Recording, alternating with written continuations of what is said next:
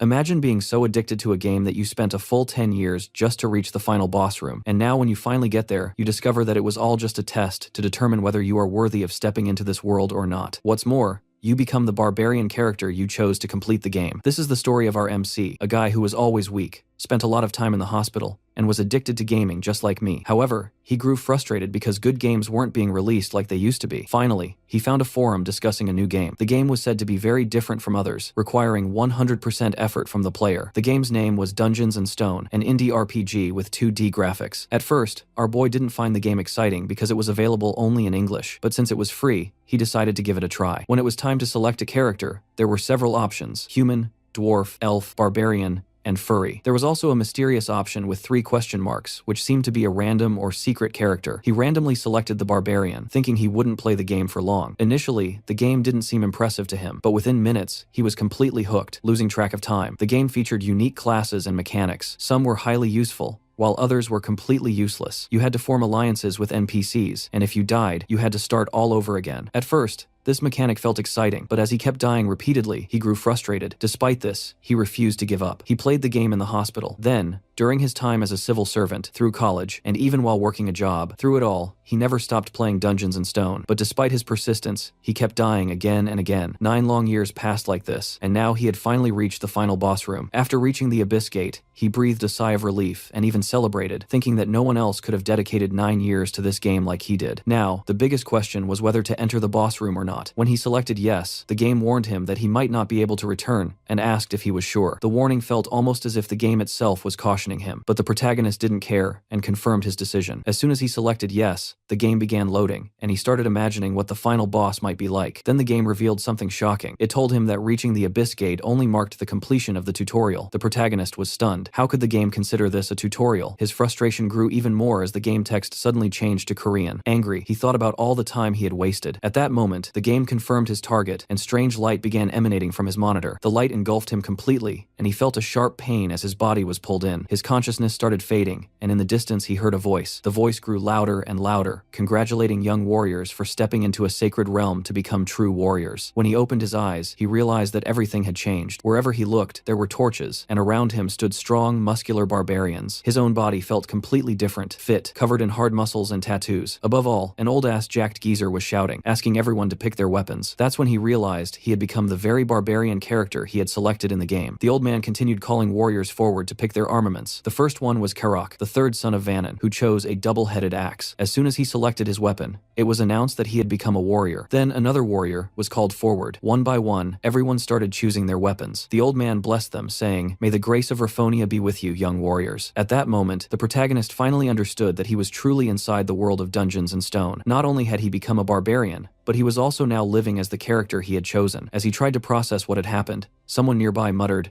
"This can't be real." A terrified barbarian standing next to him said aloud that they were all inside the Dungeons & Stone game. Hearing this, the protagonist realized he wasn't the only one trapped in this strange world. Suddenly, the old barbarian shouted, "Who spoke? Was it you?" The protagonist, shocked, screamed that it wasn't him, and angrily glared at the person who had actually spoken. The old man stared at the person and said, "It was you, wasn't it?" The barbarian quickly asked, "Are we really inside Dungeons & Stone?" Without hesitation, the old man walked straight up to him and decapitated him. The old man then shouted, "Kadua's son, Orm was possessed by an evil spirit." He ordered the rest of the barbarians to erase everything the evil spirit had said from their minds and continue with the ceremony. The protagonist suddenly understood 3 critical pieces of information. First, people like him who had entered this game world were seen as evil spirits. Second, if anyone found out about his true nature, he would be killed. Third, if he had spoken earlier, his own head would now be lying on the ground. The old man then called for the 4th son of Senek to step forward. Seeing this situation, the protagonist grew increasingly anxious as people were being called one by one. Worse, those like him were being summoned as well. He devised a plan. If no one stepped forward within 2 seconds of their name being called, he would go instead. Soon, a name was announced. Bjorn, son of Jandel. The protagonist counted 1, 2. When no one came forward, he decided to step out. It was then revealed that his name was Bjorn,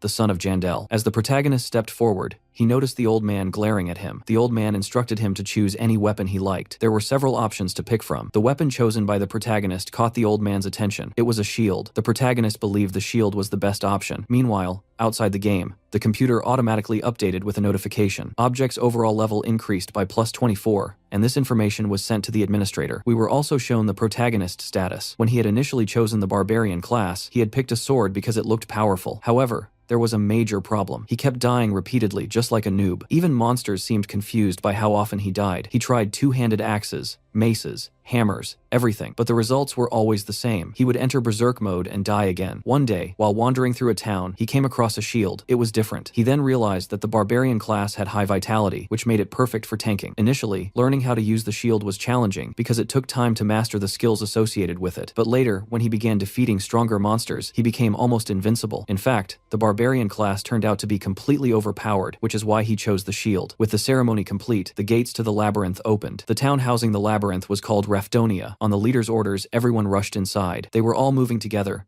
but had no idea where they were going. Suddenly, the person leading them turned around and admitted, "I've forgotten the way." Angered, everyone forced him to resign from his temporary leader position. Next, Einar, the second daughter of Fenelon, took the lead. The protagonist observed the situation quietly. A moment later, Einar announced that she too had forgotten the way. She looked dejected, and the protagonist realized this couldn't continue. However, he also couldn't afford to stand out too much. He pulled her aside and pointed toward a group that seemed to be heading toward the labyrinth. He suggested they follow that group. Einar understood his point and quickly informed everyone that she now knew the way. Shortly after, they found the labyrinth entrance. The protagonist began to wonder whether entering was the right decision. He considered leaving the barbarian group entirely. His life in the other world had been spent sick in bed. He had never fought before. Could he really defeat monsters here? At the very least, he needed to pay the game's taxes. In Dungeons & Stone, taxes were mandatory after the age of 20. Those who didn't pay were literally killed. There were two ways to earn money: enter the labyrinth to fight monsters, or take humble jobs in bars or markets. But there was a problem. As a barbarian, his reputation was that of a wild and destructive individual. This was due to the game setting. On the upside, barbarians were given weapons from the start. The downside was that the labyrinth only opened once a month, and there were just 10 minutes left before it closed. The protagonist was still stuck in his dilemma. Suddenly, Einar grabbed his hand and pulled him forward, urging him to hurry. The portal was shrinking. He told her to go ahead, assuring her that he would follow. Before leaving, she thanked him. He said there was no need, but she insisted she wanted to learn how to be as smart as him. She had never seen such an intelligent barbarian and aspired to be like him. He thought to himself that she would have to be reborn in another class to achieve that, as barbarians were inherently foolish. Not wanting to hurt her feelings, he simply said, "Just think and act like a normal person." She happily thanked him again and promised to reward him if he returned alive from the labyrinth. He wondered what kind of reward she would give and wondered whether something might develop between them. However, what stuck with him was the phrase, "if you return alive." Barbarians in this game were not afraid of death. They didn't care about it. The protagonist asked her,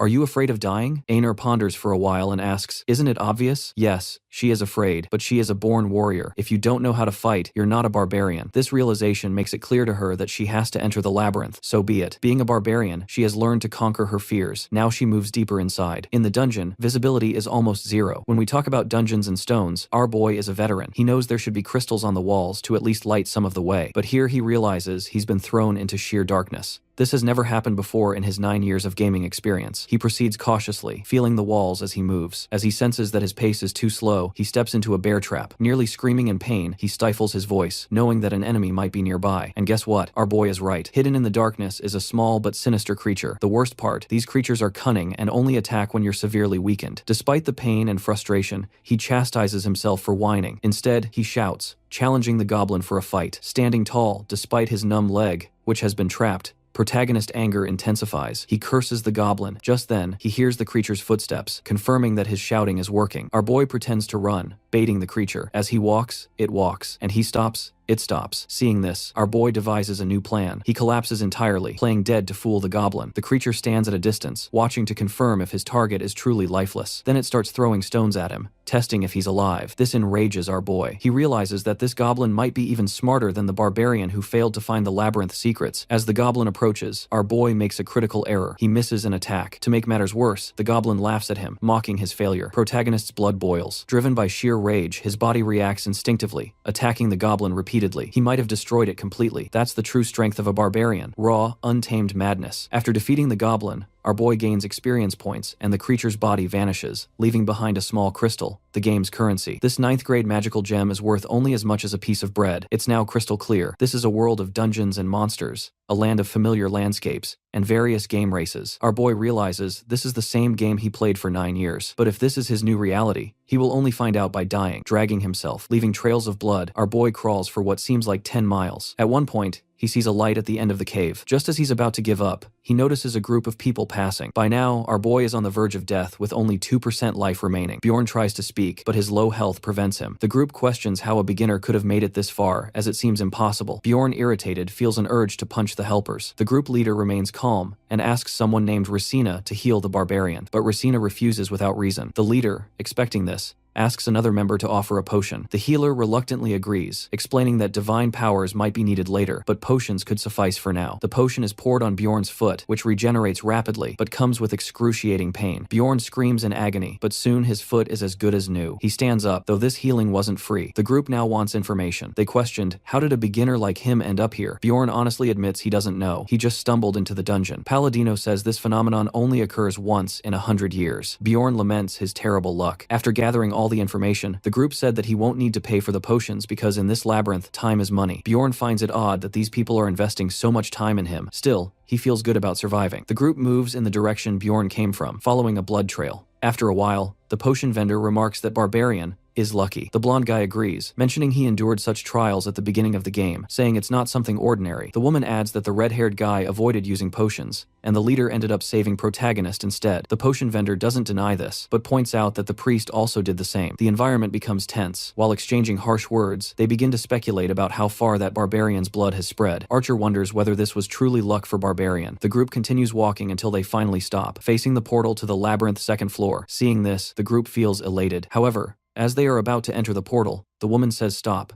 and asks if what they see lying there is Barbarian's saddle. The old man uses light magic to illuminate the path they had traveled. The blood trail is still visible, shocking everyone. The old man asks the leader how far that barbarian managed to travel. The blonde guy estimates about 10 miles. This realization dawns on the group. If this individual managed to crawl so far alone, he must possess monstrous strength. The red-haired man shivers at the thought, wondering if he could have endured such a pain himself. He recalls seeing Barbarian extending his right hand and showing a magic gam. This means that Barbarian crawled this far, unsure if he'd survive, yet never let go of his bargaining tool as he desperately clung to life. The red-haired immediately retracts his earlier statements and even asks his teammates if they remember Barbarian's name. Until now, everyone had assumed barbarians are a mindless race, bent on slaughter. But this individual seems different. Switching back to our boy, he fights goblins, defeating them using only his shield and fists. He learns their patterns and tackles traps scattered along the way. When goblins attack from behind, he turns and beats them with a shield. However, he faces one problem: hunger. The tribe leader had given him a bag of food, but it tore apart, leaving him with only 2 out of 7 pieces of bread. Realizing he must ration carefully, he eats a bit of bread, remarking how delicious it is. But now he is thirsty, wondering where he might find water in this dungeon. He reflects on how the game didn't require drinking water. Now in this real-life scenario, the challenge feels much harder. Bjorn, frustrated, gets up to search for water. Eventually, he hears the sound of running water and spots someone drinking in a corner. As Bjorn approaches, the person leaves immediately. He then took a seat and started counting his crystals, finding he had about 40. But now a new problem arises: fatigue. He knows he needs sleep. In the dungeon, there are 2 ways to sleep. The first is simply to lie down and leave your fate to God. The second method is a bit more effective: choose a sleeping partner. But the protagonist didn't expect that everyone would turn him down, which made him pissed off. Though he gets angry at almost anything, suddenly someone calls out to him. It's a guy who is smiling, and his name is Han. He asks if the protagonist is really looking for a sleeping partner, and explains that it's just for taking care of each other while sleeping. Bjorn quickly agrees and introduces himself, but the guy shakes his hand in a romantic manner and says, "It would have been better if there were 3 of us." Then blushing, he asks, "Are we really just the 2 of us, bro? I don't like this guy's intentions." The protagonist feels like smashing his head in, but he holds himself back because he needs some nighttime company. The 2 play rock, paper, scissors, and Han wins, so he'll sleep first. As usual, our boy gets pissed off. This time, due to his bad luck, Han says, "Here, take this watch. When the pointer reaches here, wake me up." Then Han falls asleep. Bjorn sat there thinking whether he should ask to borrow Han's sleeping bag. He also hopes no goblin will come. Time passes, and finally he wakes Han up. Han thanks him for doing a good job and says it's now his turn to sleep for 2 hours. But obviously the Bjorn won't be able to sleep. How can he trust an unknown guy? So our boy pretends to snore as if he's asleep. He wonders if Han is going to betray him to appear clueless. He turns his back to him and just waits to see when Han will attack. But Han does nothing. 2 hours pass, and now it's Bjorn's turn to stand guard. Not a single moment of sleep for him. He starts losing his sanity, wondering why Han hasn't done anything. Then he thinks he should have trusted him a little, and slowly he begins to fall asleep. Suddenly, he wakes up with a loud scream, and both of them just stare at each other. Bjorn explained, "I didn't even realize when I fell asleep." Han replies, "First, clean your mouth." Lucky for us, no one attacked while we were sleeping. Bjorn apologizes and tells him that if he wants to sleep more, he can and he'll watch.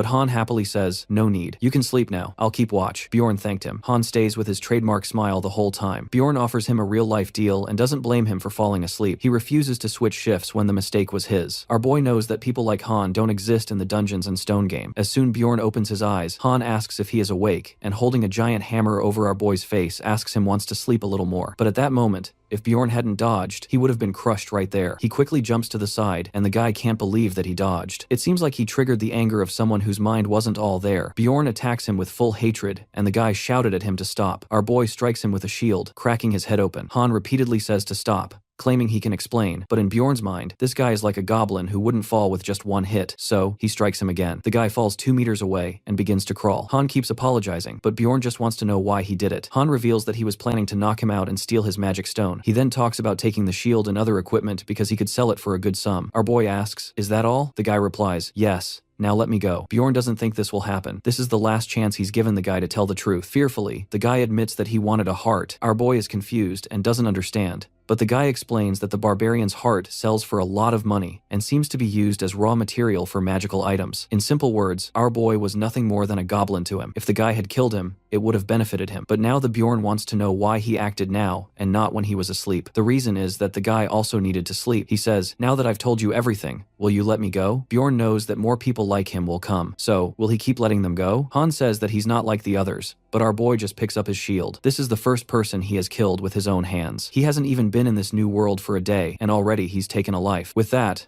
our boy equips shoulder pads, increasing his item level to 13. He then equips a backpack, increasing his inventory space, and a hammer, which raises his item level to 30. He also puts on boots. This means he's equipped with all of Han's gear. I've already mentioned that Han was a true friend. He gave our boy some cool items. Let's thank him. Thank you, Han. You're a true friend. Because of him, our boy has stepped out of his primitive life. Now he has water, medicine, and even a watch to check the time. Here's the current state of our boy. He's now wreaking havoc on goblins, and the big hammer is really coming in handy. The next day, goblins start appearing in groups that he can handle, but there's a problem. They aren't the goblins. He easily takes care of them. The problem now is sleep. He leans against a wall to relax, but at that moment, the goblins arrive, thinking he's asleep. This makes him furious. He says he doesn't even get 10 minutes of rest and crushes them all. After clearing everyone out, he says, now I'll take a nap. But suddenly, a large goblin is stabbing a knife into his chest. He wakes up with a jolt, slaps the goblin away, and sends him flying. Another goblin, seeing his friend flying about 69 kilometers per hour, notices that the barbarian is angry and quickly runs away. Our boy thought he would wake up gradually, but now he has to heal his wounds. While healing, our boy muttered that potion stabs hurt more than the wounds themselves. It's been 14 hours since Bjorn killed Han, and now he's thinking of finding a new nighttime companion. However, unlike the previous day, everyone now wants him on their team, probably because he looks a little cleaner, who knows. But anyone who passes by invites him. However, today he himself declines and says that he will stay with his own race, meaning with the barbarians. As he walks through the dungeon, he notices an elf girl sitting in a corner. Obviously, she notices him and gets scared. He immediately asks her if she is hurt, which makes her more alert. When he looks at her closely, he realizes he didn't notice it earlier. He asks her if humans injured her. As he gets closer, the elf kneels and starts apologizing. Bjorn is completely confused, and she keeps saying that she just wants to be forgiven just this once because she needs to take care of her little brother. This makes our boy even more confused, because it's not normal for an elf to behave like this. Elves in the game are usually very cold, but still, he smiles and says, "Don't be afraid, my dear elf. I have no intention of killing you." The elf is shocked, and keeps saying that she knows he is a barbarian, but is he really going to do it? Can he really let her go this time? Now, our boy starts getting angry, and asks why she is so scared. Then he gives her some items for healing, and says that they will talk later. These items are healing leaves that barbarians give to their old companions. She asks her if he needs a reason for help. He says, "Do I need a reason to protect you? Take care of your wounds." Obviously, he has a reason to help her, because he also needs a nighttime companion. And honestly, the wound looks pretty huge. It seems like he has never seen such a huge, if you know what I mean. But despite being so badly injured and without sleep, her appearance is still decent. This makes it even harder for her to find a nighttime companion compared to him. They introduce each other, and we learn that the elf's name is Erwin. Now, our boy wants to know why she is so scared of him. She says it's because she is an elf, and he is a barbarian. She explains that barbarians are their mortal enemies, but this is different from the game where it wasn't mentioned. Soon, she regrets and says that actually the war ended 10 years ago, and she doesn't have any issues with barbarians. In short, she just doesn't want to fight. Up until now, our boy thought he knew everything about this world, but now he realizes that this world is different from the game, and there is a lot he doesn't know about it. Hearing this, he becomes a little worried. But the elf girl is happy when our hero says that it doesn't matter to him either. But actually, he wants her to be his nighttime companion. He is very tired, and maybe she is too, so why not cooperate? She thinks about it and remembers that barbarians value their honor above all else. So, she asks him to swear on his warrior's honor that he won't do anything to her. As usual, this makes him a little angry, but he agrees when she says she will swear as well. He swears, "I swear on the honor of my father, whose name he already forgot." Then the elf swears too, and this non-aggression vow is fulfilled between them, at least for the night. He says that he will sleep first, as maybe this will make him feel safer. She says she has no problem with it, and this time Bjorn gives him a watch, saying that she should take care of it because it's expensive. He lies down and thinks he will pretend to snore and sleep for about 10 minutes to confirm, but suddenly he wakes up in shock because he had actually fallen asleep. He asks how long he has been asleep, and she says 2 hours. He thinks it's because of the sleeping bag and blankets. Now he feels obliged to give them to her, and she is very happy. Finally, she falls asleep, and maybe she was as tired as barbarian. Bjorn feels like weeks have passed in this game, but in reality, only 3 days have passed since he arrived here. This makes him wonder what might have happened to his body in the real world. Well, as far as he remembers, his body was pulled into a monitor, but he has no idea. When he checks the watch, he realizes there are only 10 minutes left to wake the sleeping beauty. This makes him worry as he doesn't know what to do with her now. Should he join her and share all the loot from the 3rd day because the game is now sending goblins in groups instead of singles? He says he can handle up to 4 goblins, but the problem is still sleep, because if he joins her, he will have to divide the loot. But if he doesn't join her, he will have to find another nighttime companion the next day. Suddenly, he sees 2 humans coming toward him. They are already whispering. "Isn't this the elf we've been looking for?" One says, "Yes, this is her." Blondie comes up Bjorn and asks what his relationship with the elf is. He answers that she is his nighttime companion. But when Fat-ass Blondie asks how long they will be together, Bjorn gets furious and says him to fuck off. This scares the 2 chickens and they run away. Our boy understands they are looking for the elf and realizes it's time to wake her up. When he does, she slightly says, "Just 5 more minutes," and pulls the blanket over herself. But this makes Bjorn realize she was pretending to be asleep because the blanket was loose before, and now she is holding it. Suddenly, our boy pulls her up and sits her like a child. He directly asks her why she was pretending to sleep, and she sadly replies that if she woke up, he would probably leave her, since they only made a deal for the night. Bjorn understands now why she was pretending, because as soon as she opened her eyes, their agreement would end, and she would have to survive alone again. But before that, he asks her what connection she has with the 2 men, and she firmly says that there is no connection. However, Bjorn doesn't understand how they recognized her, and she admits that she might be from the clan that tried to hurt her. At least their clothes had the symbol of the Crystal Union clan. He immediately understands that joining her might be dangerous, because the whole clan is after her. But seeing that she is only 20, he asks her to come with him so they can talk while walking. She asks if he'll help her, and he says he wants to hear the whole story first. Erwin gets excited, and she begins telling her story. She explains that she met the man on the first day of her journey, and he became her nighttime companion, but something felt off, so she opened her eyes and saw that the man had his hand in an odd position near her. He was telling her to sleep a little longer. Later, she found out that he was a manager of a clan that did business on the 1st floor. She continues that she somehow escaped that day, but his clan members are still chasing her and she got an arrow in her abdomen. Now, our boy wants to know how they are able to track her. She tells him that she thinks they use a message stone to keep tracking her. A message stone is a mystical device that allows communication within a range of about 300 meters once synchronized. It's like a walkie-talkie. Bjorn understands that if he leaves her, she will be captured, but it doesn't seem like she has done anything wrong. He asked her why was there such insistence on chasing her. Was it just to silence her? Hesitantly, she denied it, and with a slight blush, admitted that when she was running away for the first time, she had thrown her knife, and by mistake, it had landed there. She assumed he understood the implication. Rumors said the situation had turned so bad that even potions couldn't fix it. Well, that was more than enough reason for them to come after her. Feeling embarrassed, Erwin softly apologized. Just then, a strange sensation washed over her, and she quickly warned Bjorn not to look back. A group was following them from about 150 meters away. Our boy was impressed by her precision. This was likely an innate passive ability of the elves. Deciding they needed to move faster, he asked if her injury was fine. She assured him it was, though she knew her wounds had reopened. Despite that, she didn't complain. Even as they picked up speed, the distance between them and their pursuers wasn't increasing. Bjorn started formulating a plan. Erwin noticed his thoughtful expression and asked if something was wrong. Instead of answering directly, he asked her what she was good at. Proudly, she declared that she was skilled at washing clothes and cleaning the house, instantly ruining any hope he had for a battle strategy. Frustrated, he clarified that he was asking about combat. She then explained that she was proficient in archery and spiritual fire magic. Bjorn immediately recognized it as one of the rarest elemental abilities. However, what he truly wanted to know was whether she had ever killed someone. She shook her head but confidently stated that she could if necessary. Acknowledging her response, he then asked if she would be willing to accompany him until they escaped the labyrinth. Bjorn stated that the rewards would be divided. He would take 90%, and she would 10%. Surprisingly, She accepted the deal. As the enemies closed in, now only 100 meters away, Bjorn realized he needed to change his plan. He decided to take a detour and instructed Erwin to summon her fire spirit. Without hesitation, she did as he asked. Of course, our boy hadn't expected to end up back in this place. This was the very spot where he had first spawned inside the labyrinth. Before he could dwell on it, Erwin warned him that the enemies were getting even closer. At the same time, Bjorn told her to unsummon her fire spirit. Suddenly, darkness engulfed the area. Our boy quickly understood that these people had advanced tracking techniques, even in complete darkness, as one of them had stopped right where they were. Without wasting time, Bjorn called out to the elf and told her to fire an arrow at the enemies. She drew her bow, assuming a graceful archer's stance, her expression cold and focused. With precise aim, she released an arrow that struck her target directly in the head. A thought crossed her mind. This was probably her first kill. Bjorn praised her, saying that if she had hesitated, they might have been in danger. As they approached the fallen body, a voice crackled from a message stone. The transmission was being heard by multiple people, and an immediate order followed. Everyone gather at the Goblin District. It was now clear the person tracking Bjorn and the elf was Siren. Checking through Siren's belongings, our boy found 2 daggers, a bag filled with magic crystals, and a potion attached to his belt. Meanwhile, Erwin had already put on Siren's clothes. Bjorn remarked that she looked much better now. She then taught him how to use the communication stone. It was as simple as pressing the button on its side. Just then, another message came through. Repeat, repeat. Siren is no longer responding. He was tracking the elf, but he has been defeated. She's in the Goblin District, along with the barbarian, wielding a massive hammer. Their bounty is set at 10,000 gold coins. Erwin was already in shock, but Bjorn reassured her, telling her not to worry and to summon her spirit once again. Their next move was clear. They were about to travel through the darkness and head straight for the second floor of the dungeon. After some time,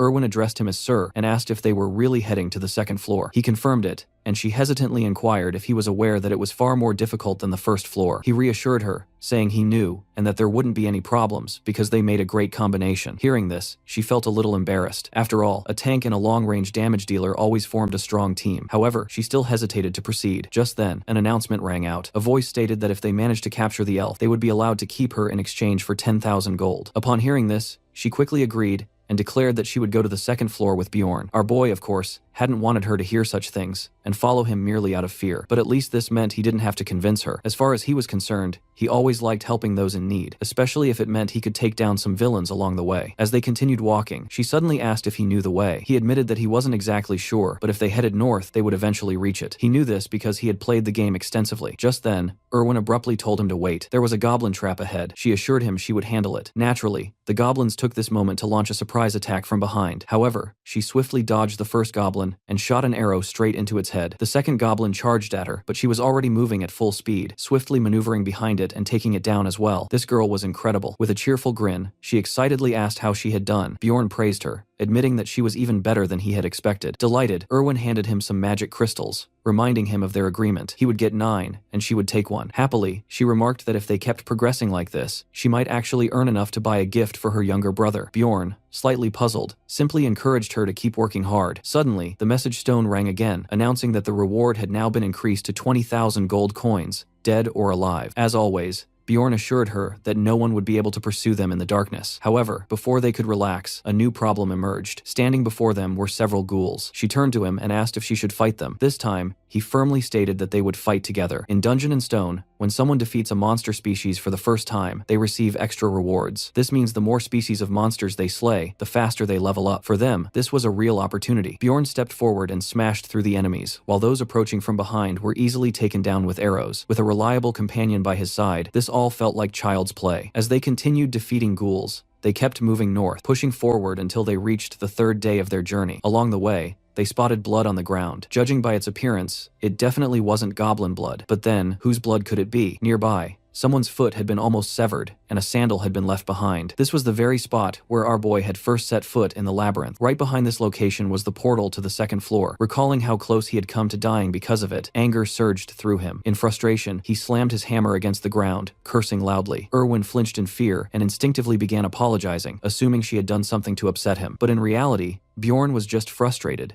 with his own bad luck. If only he had arrived from a different direction, he would have already been on the second floor long ago. Meanwhile, Elf had tears in her eyes, convinced that everything was her fault. He reassured her not to worry, insisting that it wasn't her doing. That's when she finally understood the situation, and for the first time, sympathized with everything he had endured. Bjorn was surprised that she figured out on her own, but then she said something that left him baffled. She was sure his friends had gone to heaven. He had no idea what she meant by that. Finally, the the moment had arrived to enter the portal to the second floor. A notification appeared, confirming that they had reached the goblin forest on the second floor. The very next moment, they suddenly plummeted down, crashing onto the ground. They had landed in the northern region of the goblin forest. Looking around, it seemed that there were no living beings within a 50 m radius. Erwin asked why she had never heard of a forest on the second floor before. In response, Bjorn explained that the first floor had 4 portals, one in the north leading to the goblin forest, another in the east leading to the beast slay zone, a third in the west opening to the land of the dead, and the last in the south leading to the black rocky mountains. Among all these locations, the place they had landed in was the least dangerous. Bjorn then asked if she knew how to reach the city later, essentially how to get out of the dungeon. She explained that after a certain period, everyone would be automatically pulled out of the dungeon and transported to the city. Specifically, on the first floor, this happened after 168 hours, while on the second floor, it occurred after 240 hours. After that, they would be teleported straight to the city. Realizing this, our boy decided that when the 168-hour mark on the first floor approached, they would return and teleport out to avoid being spotted by the gang chasing them. For now, they planned to explore the area near the portal. As they moved forward,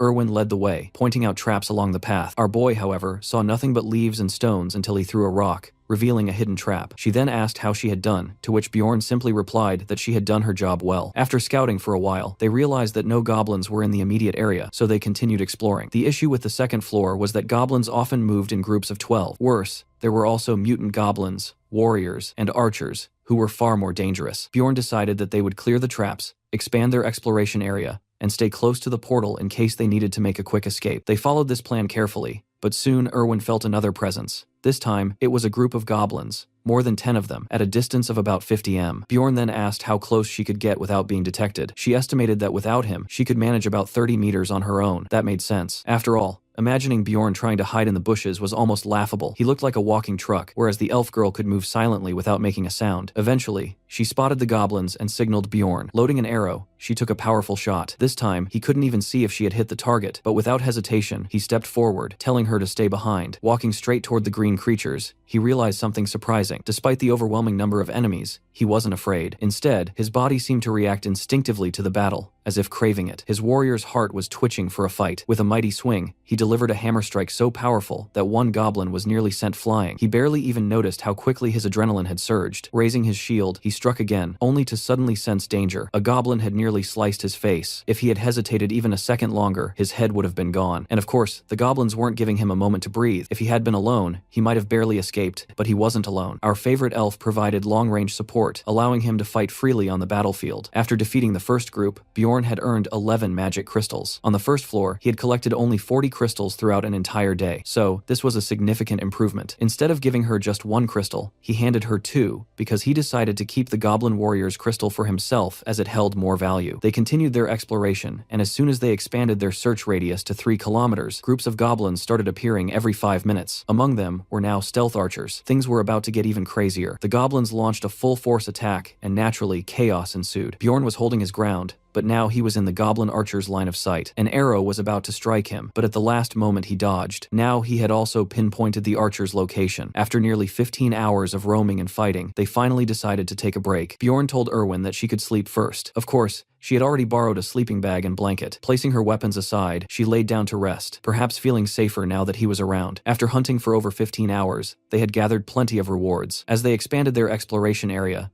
they encountered other groups, each consisting of more than 3 members, some even belonging to different species from another world. Though they merely passed by each other, our boy wasn't fond of seeing other people. To him, explorers were scarier than dungeon monsters, especially now that he had a reason to be cautious. On the 4th day, inside the dungeon, they continued fighting. They rested on the 5th day, and on the 6th, they encountered more people. Finally, the 7th day arrived, the day they were supposed to escape the labyrinth. The first floor would close in 2 hours and 47 minutes. Bjorn ordered that they head toward the portal to avoid being late. The elf warned him about newly placed traps. Perhaps the goblins were respawning. She also mentioned another goblin group about 70 m away. Without hesitation, Bjorn decided they would fight again. However, this time their enemies consisted of 8 normal goblins, 2 archers, and 2 warriors, a total of 12 goblins. Like a bulldozer, my guy tore through the goblins, swiftly eliminating the warriors, while Erwin focused on the archers. His strikes seemed even stronger than before, perhaps due to all the battles he had fought up to this point. Erwin was also showing progress. She now instinctively knew where and when to shoot, as if she had become completely sync with our boy. She had initially mentioned 2 archers, yet no arrows had come her way. Of course, Bjorn praised her, but also wanted confirmation. Had she taken both archers down, he needed to know so he wouldn't have to worry about incoming arrows. She remained silent, unsure if the second archer was truly dead. That in itself was a good thing. Uncertain information could sometimes be more dangerous than the enemy itself. Her cautiousness made him feel a sense of pride in her. Suddenly, she noticed something unusual dropping from the goblin archer. What they saw was none other than a goblin archer essence. Bjorn immediately recognized it as something extremely rare. He had researched it before. According to forum discussions, essences were part of the game skill system. Each essence provided one passive and one active skill, though their attributes weren't fixed. However, there was a limit to how many essences one could absorb, making it crucial to choose wisely for the future. Its drop rate was close to 0. Bjorn felt a pang of disappointment. There was no way his luck was good enough to get something like this. Curious, the elf asked whether absorbing an essence would turn a person into a goblin. Bjorn explained that it wouldn't. It would only grant them some of the goblin's abilities. He even gave an example of a man who had consumed a wolf monster essence on the first floor, allowing him to track others by scent. Since he already had a specific essence in mind for himself, he let Erwin keep this one. He couldn't just pick any random essence, as that could lead to problems later. However, he made her promise something before taking it, a conversation he had intended to have back on the first floor. Before he could finish speaking, a group of people arrived and ordered them not to move. One of them stepped forward and asked, "What are you doing here?" The elf began explaining that they were out hunting, but Bjorn quickly warned her that she didn't need to answer them. Without hesitation, he grabbed her by the shoulders and literally threw her into the essence. As soon as she made contact, she merged with it. The man who had been watching all this unfold became desperate and furious. He shouted that the essence belonged to them. When the elf returned, Bjorn immediately challenged them, daring them to come forward if they wanted to fight, and readied his hammer to crush them. Instead of engaging, the group turned and ran at full speed toward the portal. He forced them to retreat. The problem, however, was that based on Bjorn's analysis, they were likely heading to the portal to return to the city. That meant they could cross paths again, which was best avoided. Just then, the elf warned that a group of goblins was about 50 meters away. Bjorn suggested trying to avoid them, but that plan quickly fell apart. The goblins had already detected them. At the last moment, he made a split-second decision. They needed to head in the opposite direction. The elf confirmed the plan, but just as she did, an arrow came flying straight toward her face. Luckily, Bjorn reacted instantly, pulling her back with full force. But something was off. This arrow didn't seem to belong to the goblin archers. It was likely from the same group that had just run toward the portal. Bjorn suspected that those people had deliberately attracted the goblins toward them while positioning themselves on the other side,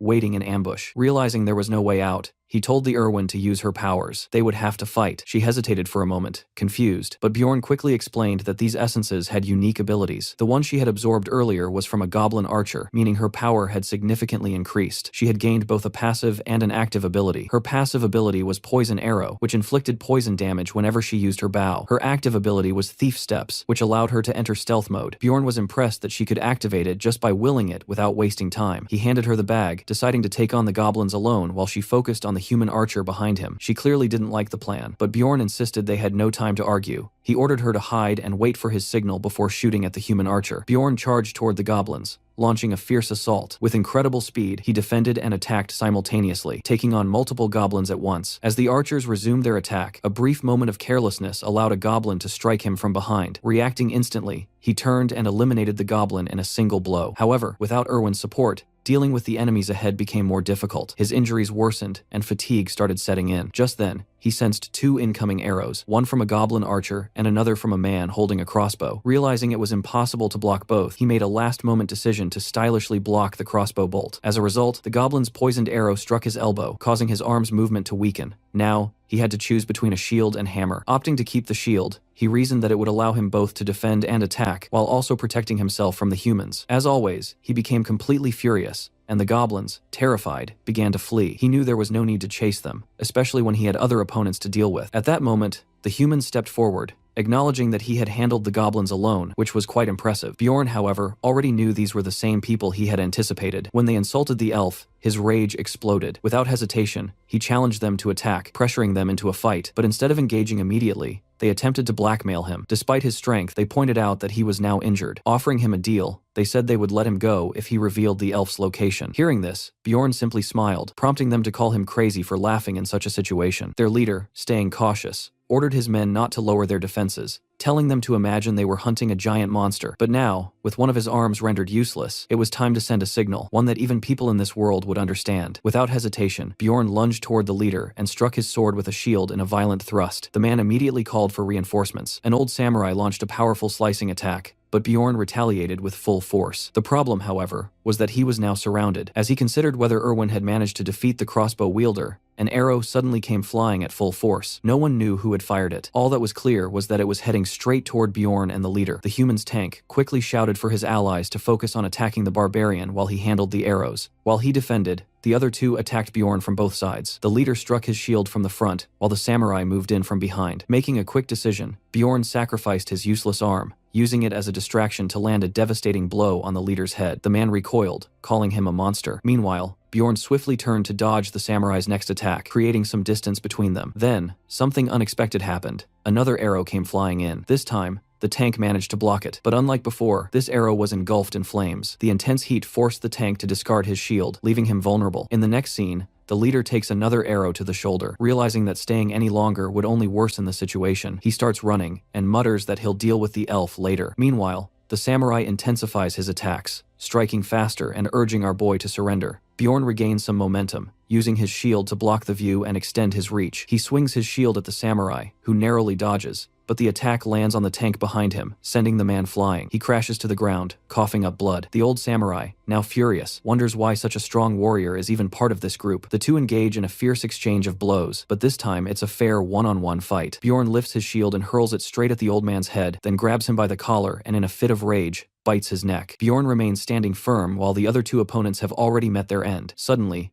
Erwin rushes toward our boy, calling him sir. She anxiously asks if he's okay and urges him to take a potion, showing genuine concern for him. After drinking it, Bjorn feels a strange sensation. His body feels like it's boiling, every vein pulsing, his skin burning and itching. After a moment, Erwin encourages him, assuring him that he can handle it. However, he is only concerned about the time. She informs him that it has been 10 minutes since he took the potion, reminding him that they have 40 minutes left before the first portal closes. Without hesitation, he tells her to take off clothes. Completely flustered, Erwin freezes, but then convinces herself that he must have a good reason for saying this. She hesitantly starts undressing, only for Bjorn to clarify. He wasn't telling her to take off her clothes, but to strip the bodies of the fallen enemies. Embarrassed, she quickly recovers and starts gathering only the useful items, leaving the unnecessary clothing behind. Without wasting time, she picks up a crossbow from one of the fallen men. With only 26 minutes left, they sprint as fast as they can. Finally, when just 8 minutes remain, the portal comes into view. As the countdown reaches 50 seconds, they dive through it as fast as possible. Bjorn crashes headfirst onto the ground on the other side, while Erwin lands gracefully. Frustrated by his rough landing, he groans. But Erwin, full of excitement, exclaims that the whole experience was so much fun. She thanks him for a job well done. He acknowledges her words, and she reminds him that he can now talk about the essence condition he had mentioned earlier. However, there isn't enough time to discuss it here, so they decide to talk about it after leaving. With only 8 seconds left, Bjorn struggles to remember the name of the tavern where they can meet later. His mind races, his head feeling like it's about to explode. Just as 4 seconds remain, the name finally comes to him. Blackwell. As soon as he utters the name, the labyrinth seals shut. The notification appeared confirming that he had been transported to Rafdonia, meaning he had finally returned to the city. Our boy was back, and it seemed like the others had also made it out. He hadn't expected so many people to return. No matter how much time one spent in the labyrinth once outside, it was always the next day at exactly noon, forcing them to readjust their clocks. Suddenly, a barbarian called out to him. Bjorn recognized him as Carrick. They exchanged greetings, and soon after, Senec arrived. Within moments, more barbarians gathered around, leaving Bjorn with the same reaction anyone would have. Where did all these barbarians suddenly come from? When he needed them inside the labyrinth, there was not a single one in sight. Before long, the group moved toward the store to count their collected crystals, betting on who had the most. Naturally, they invited Bjorn to join in on the wager. The woman in charge of counting announced that they had a total of 41,498 crystals, which left everyone impressed. Then it was Bjorn's turn. As the woman began counting rapidly, Bjorn found himself impressed. When she finally revealed the total, it was an astonishing 182,413 crystals. The crowd erupted in cheers, chanting his name as they lifted him onto their shoulders. He had set a new record. Time passed, and Bjorn wandered around with the other barbarians. That's when he spotted a familiar figure in the distance, his favorite elf. She was there, happily chatting with a group of elves, her cheerful demeanor standing out. A twinge of jealousy hit him. Why was she surrounded by all those guys? Meanwhile, he himself was stuck with a group of overly muscular men. When she noticed him, she waved slightly. He quietly indicated her to meet him at night. She confirmed with a nod. But before the moment could pass, another elf girl from her group turned to her and asked if she knew that barbarian. Caught off guard, Erwin quickly denied any acquaintance with him. At that moment, a large barbarian who had been eyeing the scene turned to Bjorn and asked if he had been looking at that elf. Bjorn casually denied it, but the man's expression darkened. With clear hostility, he declared that under no circumstances could the greatest warrior ever be on good terms with those cowardly, point-eared people. Hearing this, one of the elves visibly looked offended. Bjorn immediately sensed that things were taking a turn for the worse. A clash between the muscular warriors and the elegant, beautiful elves was just on the verge of breaking out. However, the tension eventually subsided. As he continued walking through the city, he saw families reuniting, brothers embracing, parents overjoyed, but not everyone had made it back. Some were still missing. It was a stark reminder of reality. Seeing it happen in real life was far different from watching it in a 2D game. But for now, it was time for celebration. The muscular warriors drank mug after mug of beer. Even the women were joining in. Some were even downing two at once. Bjorn couldn't help but wonder why he was here with them. Originally, he had only wanted to see if there was anything he could learn from the barbarians. But here, they were just drinking endlessly, drowning themselves in alcohol without a care in the world. Frustrated, he suddenly stood up and declared that he was leaving immediately. The moment he announced his departure, every barbarian in the bar turned to look at him. Some asked why he was leaving, but in the end, they simply wished him good luck, calling him the best barbarian warrior. After walking for some distance, he realized how peaceful the outside world was. Different races were even seen wandering together. He then headed to an inn, took a bath, and thought to himself, if things were this calm here, maybe living in this city wouldn't be so bad. After bathing, the massive barbarian lay on the bed wearing nothing but his underwear. He was so big that his legs dangled off the bed. The moment his head touched the pillow, memories of his old home resurfaced. When he woke up, it was already 9:18 at night. He had left the dungeon at noon, meaning he must have slept for around 4 to 5 hours. He inquired about a tavern only to be told that it had closed down. Apparently, the owner got caught up in a betting scheme 10 years ago, forcing them to change both the owner and the tavern's name. Curious about the new name, he was told it was now called Python, the very place he was standing in. It felt different from when he had last played. As he stepped into the bar, the lively atmosphere greeted him. Everything seemed normal until he spotted Erwin calling out to him. She was sitting with another grumpy elf. The woman immediately remarked, "So, you're the barbarian." However, he politely corrected her. "My name is Bjorn, and who are you?" She introduced herself as Erwin's older sister, Teresia. Then, suddenly standing up, she demanded to know why he called a young girl to a tavern so late at night. More importantly, why had he failed to show up after calling Erwin there himself? Without hesitation, she called him shameless. Completely confused, Bjorn asked what she meant. Teresia snapped, telling him to stop acting innocent. Panicking slightly, he turned to Erwin and asked how long it had been since they left the dungeon. Erwin casually replied, "Around 30 hours. Only then did it hit him. He wasn't feeling refreshed because he had slept for 4 to 5 hours. He had been asleep for 30 hours straight. Erwin, however, remained silent, simply observing the situation. He quickly apologized, explaining that he had been sleeping the whole time. This left Teresia completely stunned. She had never seen a barbarian apologize before, and she admitted that she hadn't expected much from him, considering she herself hadn't apologized to anyone in over 7 years. Still, she wanted to know what exactly was his business with Erwin in this place. Bjorn simply replied that he wasn't obligated to tell her anything. That response instantly made her furious, and the two began arguing in front of everyone. Suddenly, Teresia placed a bag on the table, stating that it contained 350,000 crystals, enough to compensate for the essence Erwin had consumed. She then glanced at him, wondering why he wasn't taking the money. Suspecting an ulterior motive, she even remarked that he was hiding something. Bjorn, ignoring her accusations, simply asked, "Does Erwin agree with her sister?" He then revealed the deal he had planned. He wanted Erwin to help him until he found his own essence. This revelation took Erwin by surprise. "Oh, so that's how it is?" she asked to further convince her. He even promised that this time they would split the loot 50 to 50. Hearing this, she was completely overjoyed, only to suddenly lose her excitement. With an apologetic expression, she admitted that she had already joined her sister's group. Teresia then firmly declared that she would never let Erwin again. The only reason it had happened before was because it was part of a ritual. Bjorn, as usual, was infuriated upon hearing this, but instead of arguing, she simply shoved the bag toward him and told him to take the crystals if he understood. However, Bjorn pointed out that 350,000 crystals would be about half the current price, right? She confirmed it, but he wasn't convinced. If that was the case, then 280,000 crystals were missing, as their promise split was 90 to 10. Laughing, Teresia admitted that she had almost forgotten and then literally picked up 280,000 crystals and placed them on the table. She had actually tried to deceive him. Now, he fully understood why barbarians and elves hated each other so much. Satisfied, he told her she could leave since he needed to speak with Erwin privately. Her sister seemed a bit confused by this, but before she could respond, Erwin suddenly grabbed her hand, thanked her for coming, and told her she could go now. She needed to thank and say goodbye to the barbarian. Her sister, impressed, felt that Erwin was finally growing up. However, before leaving, she turned toward the hour boy and made a demand. He had to swear an oath that he would not sleep with Erwin. If he swore, she would leave. Hearing this, Erwin turned completely red while Bjorn found himself wondering, was she only forbidding sleeping with her? Were the other options allowed? But Teresia kept pointing at him, insisting that he swear. Since he didn't care either way, he made the oath. And just like that, she finally left. As she was leaving, she thanked him for saving Erwin. The young elf turned crimson with embarrassment, but Bjorn remained unfazed. Once her sister was gone, Erwin hesitantly asked if she had been too rude to her. She had never said no to her sister before. Bjorn reassured her that it was fine. She then, for his previous offer, but admitted that she had already decided to work with her sister.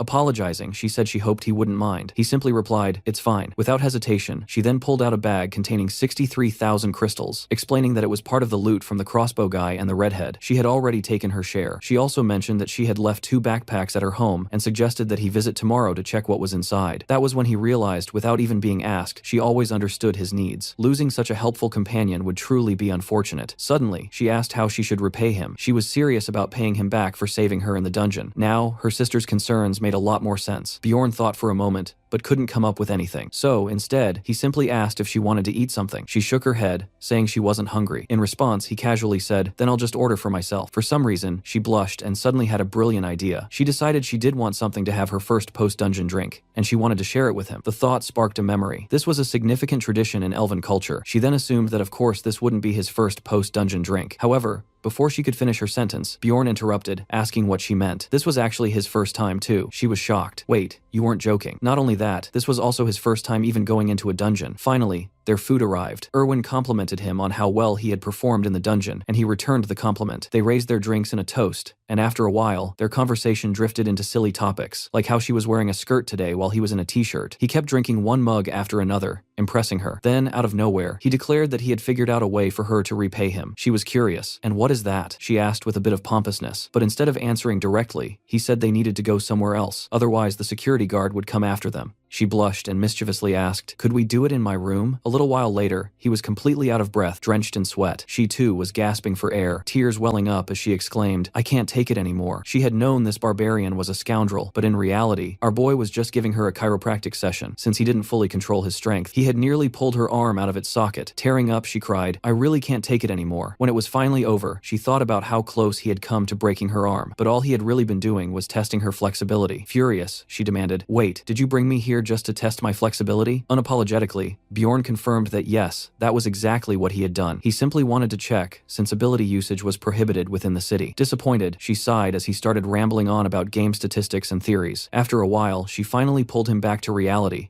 complaining that she was getting sleepy, and just as expected, they ended up sleeping together, but only sleeping. Well, so much for that barbarian's so-called honor. The next day, Bjorn showed Erwin the loot he had brought back from the dungeon. She asked if he planned to sell everything since she needed leather armor and a belt. Bjorn allowed her to keep those items, stating that their cost would be deducted from her share. After that, they went around the city selling various items in different shops. Bjorn managed to earn a total of 1.4 million crystals, while Erwin was shocked to find that even she made 50,000 crystals. Bjorn mentioned that when he had first started the game, he had never earned this much. Then he brought up the idea of parting ways, which upset Erwin. She requested that he at least accompany her to the central square. Upon reaching the square, they found a crowd gathered. Curious, Erwin asked what was happening. Looking at a soldier, Bjorn explained that it was an execution. A man had been gagged and placed on the guillotine. He further clarified that these people hadn't committed any serious crimes. They had simply failed to pay their taxes. Witch's curse loomed over the city, and resources were only available through the labyrinth. Those who refused to participate in the labyrinth were executed to reduce the number of mouths to feed. As the execution took place, people rushed toward the guillotine, dipping their bread in the executed man's blood and eating it. Erwin was disgusted by the sight. Bjorn explained that according to legend, drinking the blood of an executed person brought wealth. Bjorn noted that with each passing year, the fees kept rising, which meant he had to grow stronger over time. He realized that if he couldn't return to his world or become strong enough, he might end up on the guillotine himself. If he wanted to avoid that fate, he had to reach at least the 6th floor of the labyrinth. With that in mind, Bjorn headed to a library. In the game, this place had still been under construction, but now it was complete. As he stepped inside, he noticed people staring at him. His gaze then landed on a table where Einar was sleeping with her face buried in a book, even drooling slightly. Bjorn tried to wake her up. In her drowsiness, she smiled faintly at him, but the moment she fully woke up, she loudly greeted him, causing annoyance among the other visitors. Bjorn asked her to lower her voice and question what she was doing in the library. Einar explained that she was following his advice to think before acting, so she had decided to gather knowledge, hoping to set herself apart from other barbarians. She had also realized that there were enemies beyond just monsters, but studying was still difficult for her. Standing up, Einar mentioned that she was heading to the sanctuary to learn to read and write from the elders. Before leaving, she reminded Bjorn that she had promised to repay the favor of his advice. She assured him that if he ever needed help, he could find her at the Brave Bull Inn and she would assist him. Bjorn thanked her, hoping she wouldn't forget her promise because he had a feeling he would need her help soon. Bjorn sat in the library wondering how to find the book he needed. As he scanned a room, he noticed someone slumped over a large table, fast asleep. Approaching quietly, he let out a small cough, stirring the librarian from her sleep. She blinked at him and asked what he needed. Just as Bjorn was about to say the book's name, she stopped him. With a wave of her hand, she cast a spell. Bjorn tensed for a moment, wondering if she had just cast magic on him, but nothing seemed to have changed. The librarian simply told him to take a walk. He would find what he was looking for. Before he could say anything, she had already dozed off again. As he wandered through the library, he gradually understood how her spell worked. The books related to his thoughts began glowing on the shelves.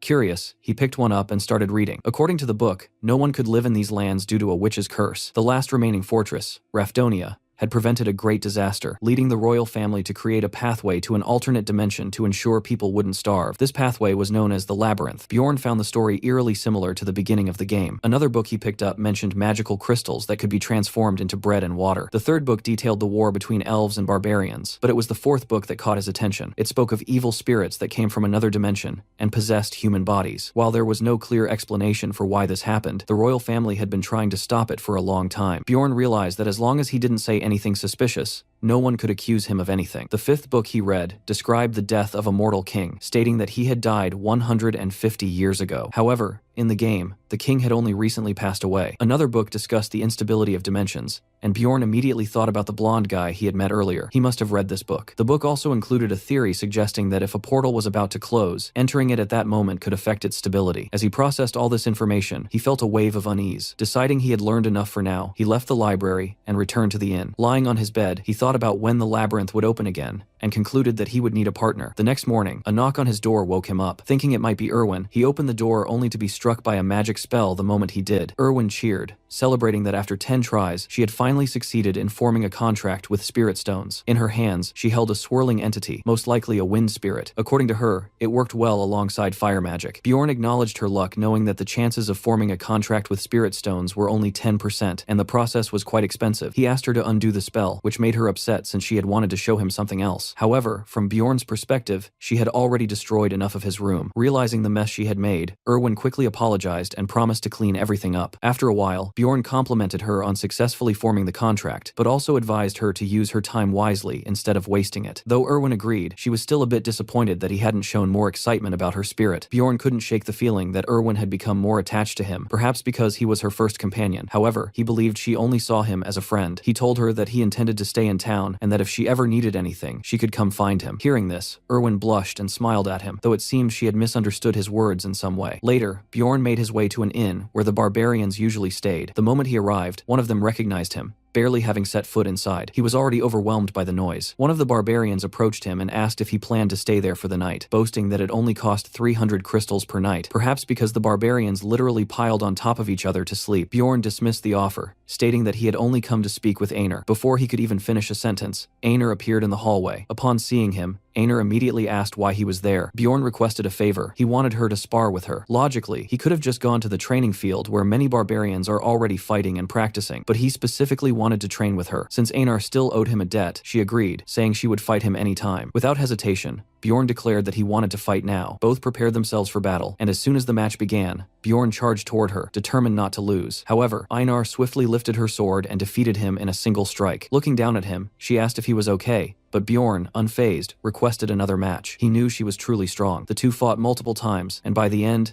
Bjorn was on his knees, exhausted. Einar too had grown tired, and they both decided to take a break. Bjorn then asked if she planned to return to the labyrinth alone. Einar confirmed that she would, as she didn't have enough money to form a party. Hearing this, Bjorn invited her to join him as his companion. Einar seemed slightly surprised at the offer. When he explained that he would take 80% of the profit, but would also cover all the expenses, she didn't ask for further details. Bjorn worried that she might reject the deal, but instead, she took his hand and agreed. From her perspective, there was no point in overthinking things. She wouldn't understand the details anyway, so she decided to trust him. The next day, Bjorn and his new companion arrived at the barbarian sanctuary, where the elder asked if he had come to learn reading and writing. However, Bjorn clarified that he was searching for a spiritual seal, specifically the immortal seal, as he would need it to pass through the labyrinth. According to the elder, elves could form contracts with spirits and use their powers. Dwarves possessed the blessing of steel, which enhanced the power of their items, and demi-humans could bond with ancestral beasts. Meanwhile, barbarians had access to spiritual seals. Curious, the elder asked how Bjorn knew about the seals, since someone his age wouldn't typically have such knowledge. Bjorn explained that he had learned about them from a book, and also mentioned that the seals had been used during the war against the elves. The elder laughed, patted Bjorn's shoulder, and said he had no reason to refuse his request. Just as Bjorn was about to say something, the elder demanded 800,000 crystals for the seal. Bjorn had anticipated this,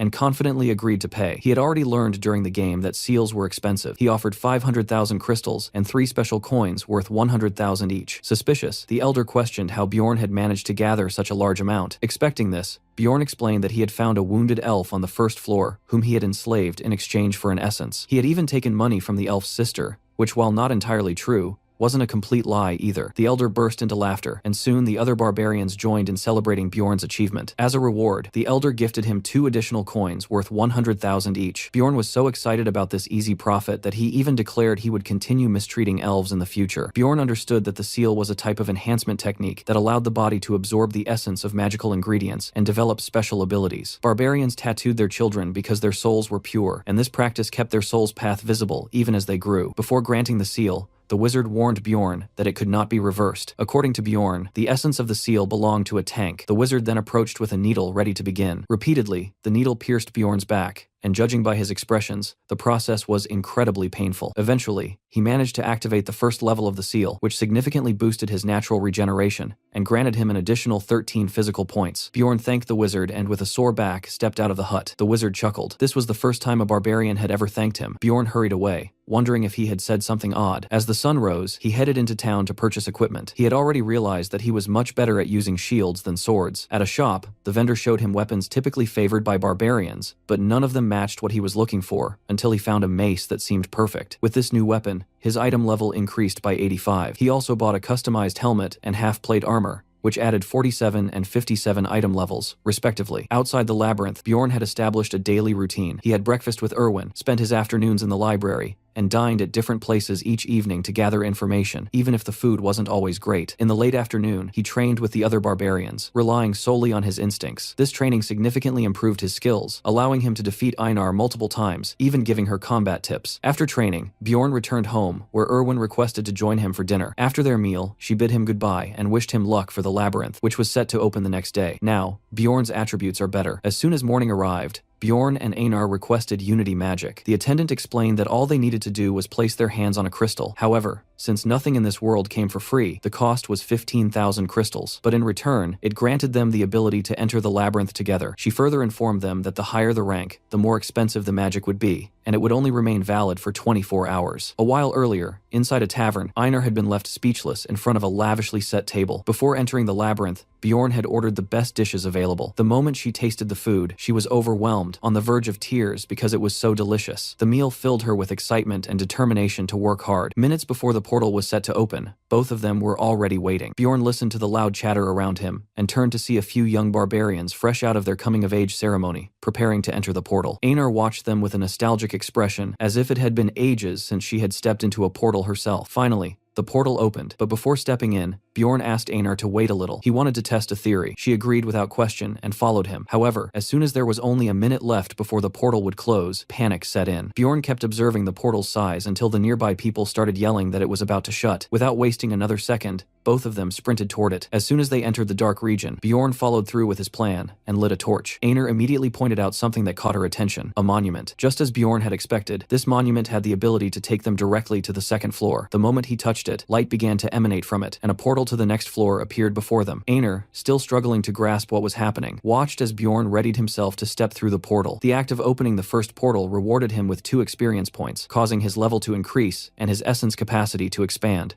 Curious, Einar questioned how he had managed to take them straight to the next level. According to him, he had simply read about it in a book. If that was the case, then it seemed like they had entered the land of the dead. Bjorn turned to Einar and asked if she felt anything strange. She admitted that she sensed something filling her body. Trying to make sense of it, she explained that it was probably her spirit status adjusting. Bjorn connected the dots. It was similar to how leveling up worked in games. Just as characters gained higher stats upon leveling up, his soul power, or MP, had also increased. This was essential for using special abilities, and at the same time it determined how much essence he could absorb. Einar, however, found it odd that his level had increased without having defeated a single monster. What had happened was that normally only a small amount of experience could be obtained from undead monsters, but if someone was the first to open a portal, they could gain experience points, an easy way to level up. Bjorn had no intention of revealing this trick to anyone. In fact, he even warned Einar not to tell anyone that they had reached the second level so quickly. Experienced explorers would soon arrive, and if they were spotted, they would surely be questioned about how they had gotten there. Staying away from the portal seemed like the safest option. Securing the torch to his helmet for better visibility, Bjorn noted that the flame was magical. It neither extinguished nor emitted heat. Compared to the goblin-infested forests, the land of the dead had stronger monsters, but at least it wasn't riddled with traps, making it a more favorable place for barbarians. Just then, Einar sensed something approaching. It was a small group of ghouls. Despite this, she felt an exhilarating excitement at the thought of battle. Without hesitation, she charged toward them and swiftly took them down. It almost seemed too easy until a chilling scream echoed through the air. In that instant, fear crept into her. Bjorn calmly explained that it was likely a banshee and that it was best to leave it alone. The creature wouldn't attack unless provoked. However, Einar, still nervous, asked if it wasn't a dangerous monster. According to Bjorn, if they attacked first, they would be cursed. Moreover, the banshee would follow them until the very end of the labyrinth. That thought alone sent a shiver down Einar's spine. Another eerie scream rang out, and this time Einar instinctively clung to Bjorn's neck. Moments later, skeletons began emerging, confirming her fears. Bjorn tried to explain their weak points, but before he could finish, Einar, without even listening, eliminated all of them in an instant. The two continued heading north, walking for almost 8 hours. Along the way, they encountered ghouls and mutant skeletons wielding weapons, but defeating them wasn't too difficult. These battles helped Bjorn improve his skills as he crushed the monsters with his mace. His new armor significantly boosted his defense, and his helmet was no longer just for carrying candles. It could now withstand arrows as well. Glancing at Einar, he noticed that she was quite skilled in combat. One thing stood out though. She constantly shouted, "Vahela,"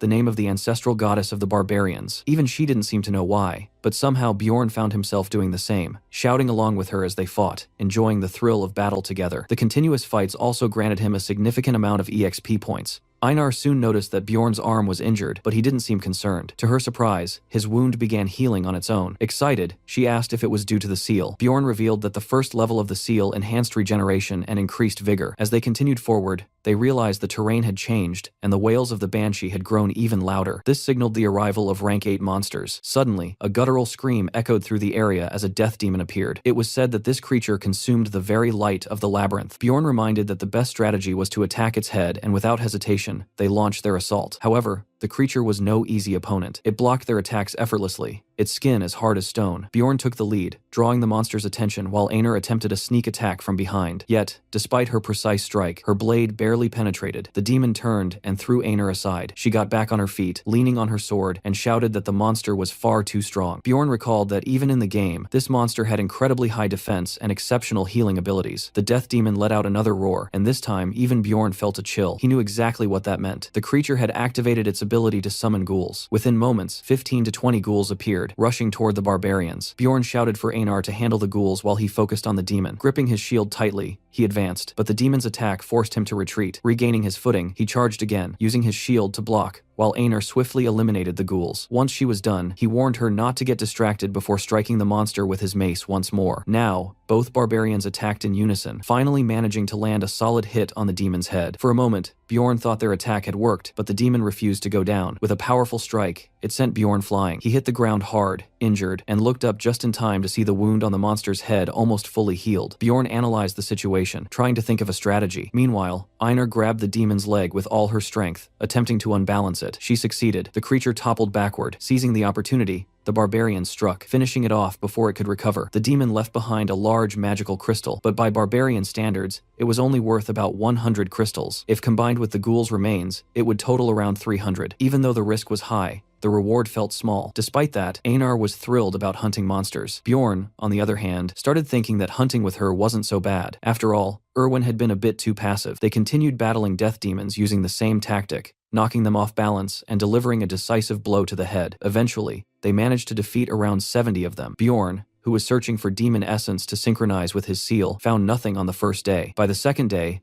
demons began appearing in pairs, but they still weren't too difficult to handle. The real trouble came when they took too long in one place. Soon they found themselves at risk of being surrounded by ghouls. By noon, demons started appearing in groups of 3. That's when the barbarians realized the situation was becoming overwhelming. Just then, another group of explorers arrived. Before Bjorn could say anything, Einar interrupted and threatened them. Terrified, the explorers fled from the barbarians without a second thought. She then turned to Bjorn and said it would be better to set up camp elsewhere since humans had discovered their location, and they couldn't be trusted. As they continued on their way, Bjorn wondered if she had bad experiences with humans in the past. As they were discussing how they hadn't found a good camping spot, a desperate voice calling for help reached their ears. Moving forward cautiously, they came across several adventurers' bodies, all showing traces of poison. Both of them froze. Before they could react further, a plunderer appeared in front of them, someone who looked incredibly powerful. Unlike regular explorers, plunderers didn't hunt monsters, but instead targeted fellow adventurers to make money. This activity was punishable by death, but just as Bjorn had silenced the explorers who had abused him, if everyone here was eliminated, no one outside would ever know. The plunderer smirked and asked if this was their first time encountering someone like her. Bjorn remained silent, carefully analyzing his opponent. Judging by her stance and characteristics, she was highly skilled at her craft, so much so that he had never even heard of her before. Meanwhile, Einar was already on edge, her hand inching toward her sword. She whispered to Bjorn, saying she had a feeling this one was extremely strong. Looking at the fallen explorers, it was clear that none of them had external injuries. It seemed they had all been poisoned. Bjorn turned to the plunderer and asked if those people had been her companions. Turning her back to them, she casually admitted that they had been. Without a hint of remorse, she began gathering their belongings into a magic pouch. Uncertain about their next move, Einar hesitated and asked Bjorn if they should fight. However, after assessing her strength, Bjorn made the quick decision that running away was their best option. Before the plunderer could react, both of them bolted at full speed. As they ran, Bjorn began spotting the signs he had left behind earlier, markers to guide him back to the first floor. But before they could make much progress, they suddenly ran into a group of 4 human explorers, forcing them to stop abruptly. Einar, already prepared for battle, tensed up, but Bjorn quickly explained that they were running away and needed help. The group seemed to believe them, and their leader made an offer. If they could defeat the plunderer, they would receive the full reward. Calling them closer, the leader prepared to use his gnome ability, which could cloak them and their companions within a 3 meters radius, provided they remained still. Trusting him, Bjorn and Einar stepped forward. Lucky us, their leader mused. 2 barbarians just walked straight into our trap. A sudden wave of paralysis spread through Bjorn's body, and he finally understood. The plunderers had set them up. He had no idea how to break free from their magic. His mind raced, analyzing the effect. If they were truly immobilized, what kind of magic could this be? Then it hit him. It had to be the immobilization spell of a stone golem. That meant one thing. The person who cast this must have consumed the essence of such a creature, and the only way to break free was to take damage. As the plunderers casually discussed how much they could make from the barbarians, one of them grabbed Einar's face. Examining her closely with a wicked grin, he remarked how fortunate they were. After all, a barbarian's heart was incredibly valuable. Another plunderer turned to Bjorn, chuckling as he pulled out a knife. Too bad for you, he sneered. My eyes won't let you escape. With that, he drove a knife toward Bjorn's neck. However, Bjorn was ready. Just as the blade pierced his skin, he twisted his body, ensuring the wound was as shallow as possible. The pain was enough to break the paralysis. In an instant, he moved. Before anyone could react, he struck the plunderer directly in the face. The group gasped in shock. Bjorn, breathing heavily, yanked the knife from his neck and flung it aside. It landed dangerously close to Einar's chest. Though still in a combat stance, he was severely injured and his body could barely hold up. His legs buckled, and he collapsed onto his knees. But Einar wasted no time. Gripping her sword tightly, she lunged forward, slicing through the plunderers with swift, merciless strikes. One by one, they fell until only the leader remained. Seeing his entire group wiped out, he turned and fled. Einar barely spared him a glance. Instead, she rushed to Bjorn, who was in critical condition. Desperation filled her voice as she shouted at him to stay alive. Clutching her sword, she swore vengeance while Bjorn, barely conscious, weakly reached out, struggling to ask for a potion. Bjorn's near-death experience resulted in an increase of 3 points in his mentality. After taking a potion and with the help of the seal, his neck wound healed quickly. Einar congratulated him, joking that he was now the only barbarian with a scar on his neck. Now fully recovered, Bjorn wanted to track down the leader of the plunderers, and soon they managed to capture him. However, instead of killing him, Bjorn intended to use his ability to hide from the plunderer woman. Just then, a dart shot through the air and struck the captured plunderer directly in the neck. Both of them turned to see his lifeless body while the redhead plunderer approached. She revealed that she had been watching their fight with his group. Bjorn immediately shouted to Einar that it was time to attack, and both of them rushed toward the woman. However, despite being attacked by 2 barbarians at once, she remained eerily calm. She easily dodged Einar's strike, and even managed to block Bjorn's attack. Bjorn couldn't help but wonder how many essences she possessed. She was incredibly strong. Deciding to change tactics, he dropped his weapon and attempted to push her while shouting at Einar to attack. But suddenly, He collapsed to his knees, realizing too late that the plunderer had stabbed him with a dagger. A chilling thought crossed his mind. If she was an aura user, they had no chance. Meanwhile, Einar attempted a surprise attack from behind, but the plunderer retaliated with such speed that Einar couldn't even defend herself. She was using a paralyzing poison, leaving the barbarians immobilized. Bjorn recognized how powerful she was, far beyond what they could handle. As she pointed her dagger at his face, she unexpectedly offered him a deal. If he swore that he had never seen her, she would spare his life. She explained that she had never intended to kill the barbarians in the first place because she owed a debt to their race. Bjorn realized she was telling the truth. However, Einar warned him not to trust her, believing she was merely toying with them. Curious, Bjorn asked what would happen if he refused the offer. Without hesitation, the plunderer stated that she would kill him. Left with no choice, Bjorn swore on his honor. The plunderer, intrigued by his response, remarked that he was different from other barbarians and placed some kind of enhancement on him. It was now Einar's turn to respond. To Bjorn's surprise, she refused. The plunderer raised her dagger, ready to finish Einar off. Desperately,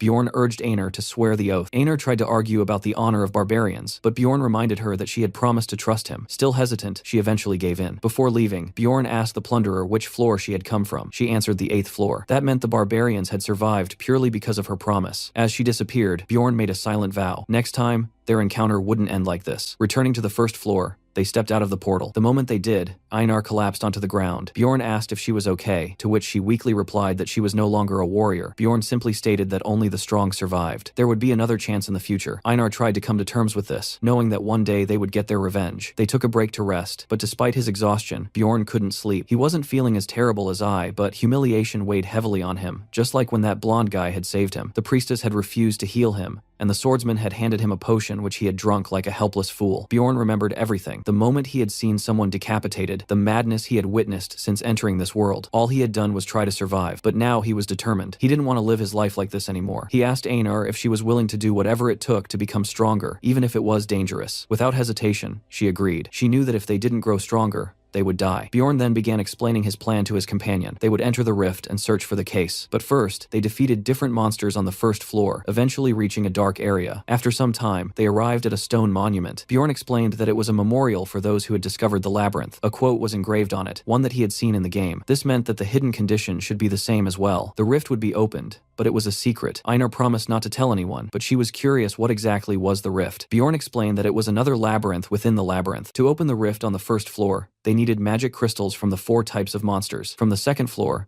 they required an 8th rank magic crystal. The rift itself would open an instance dungeon with a 5-person capacity, and its difficulty depended on the number of participants. In the game, the rift had only opened 3 months in a Rift City's timeline, and people had eventually found ways to force it open. Bjorn activated it, and the two of them stepped inside.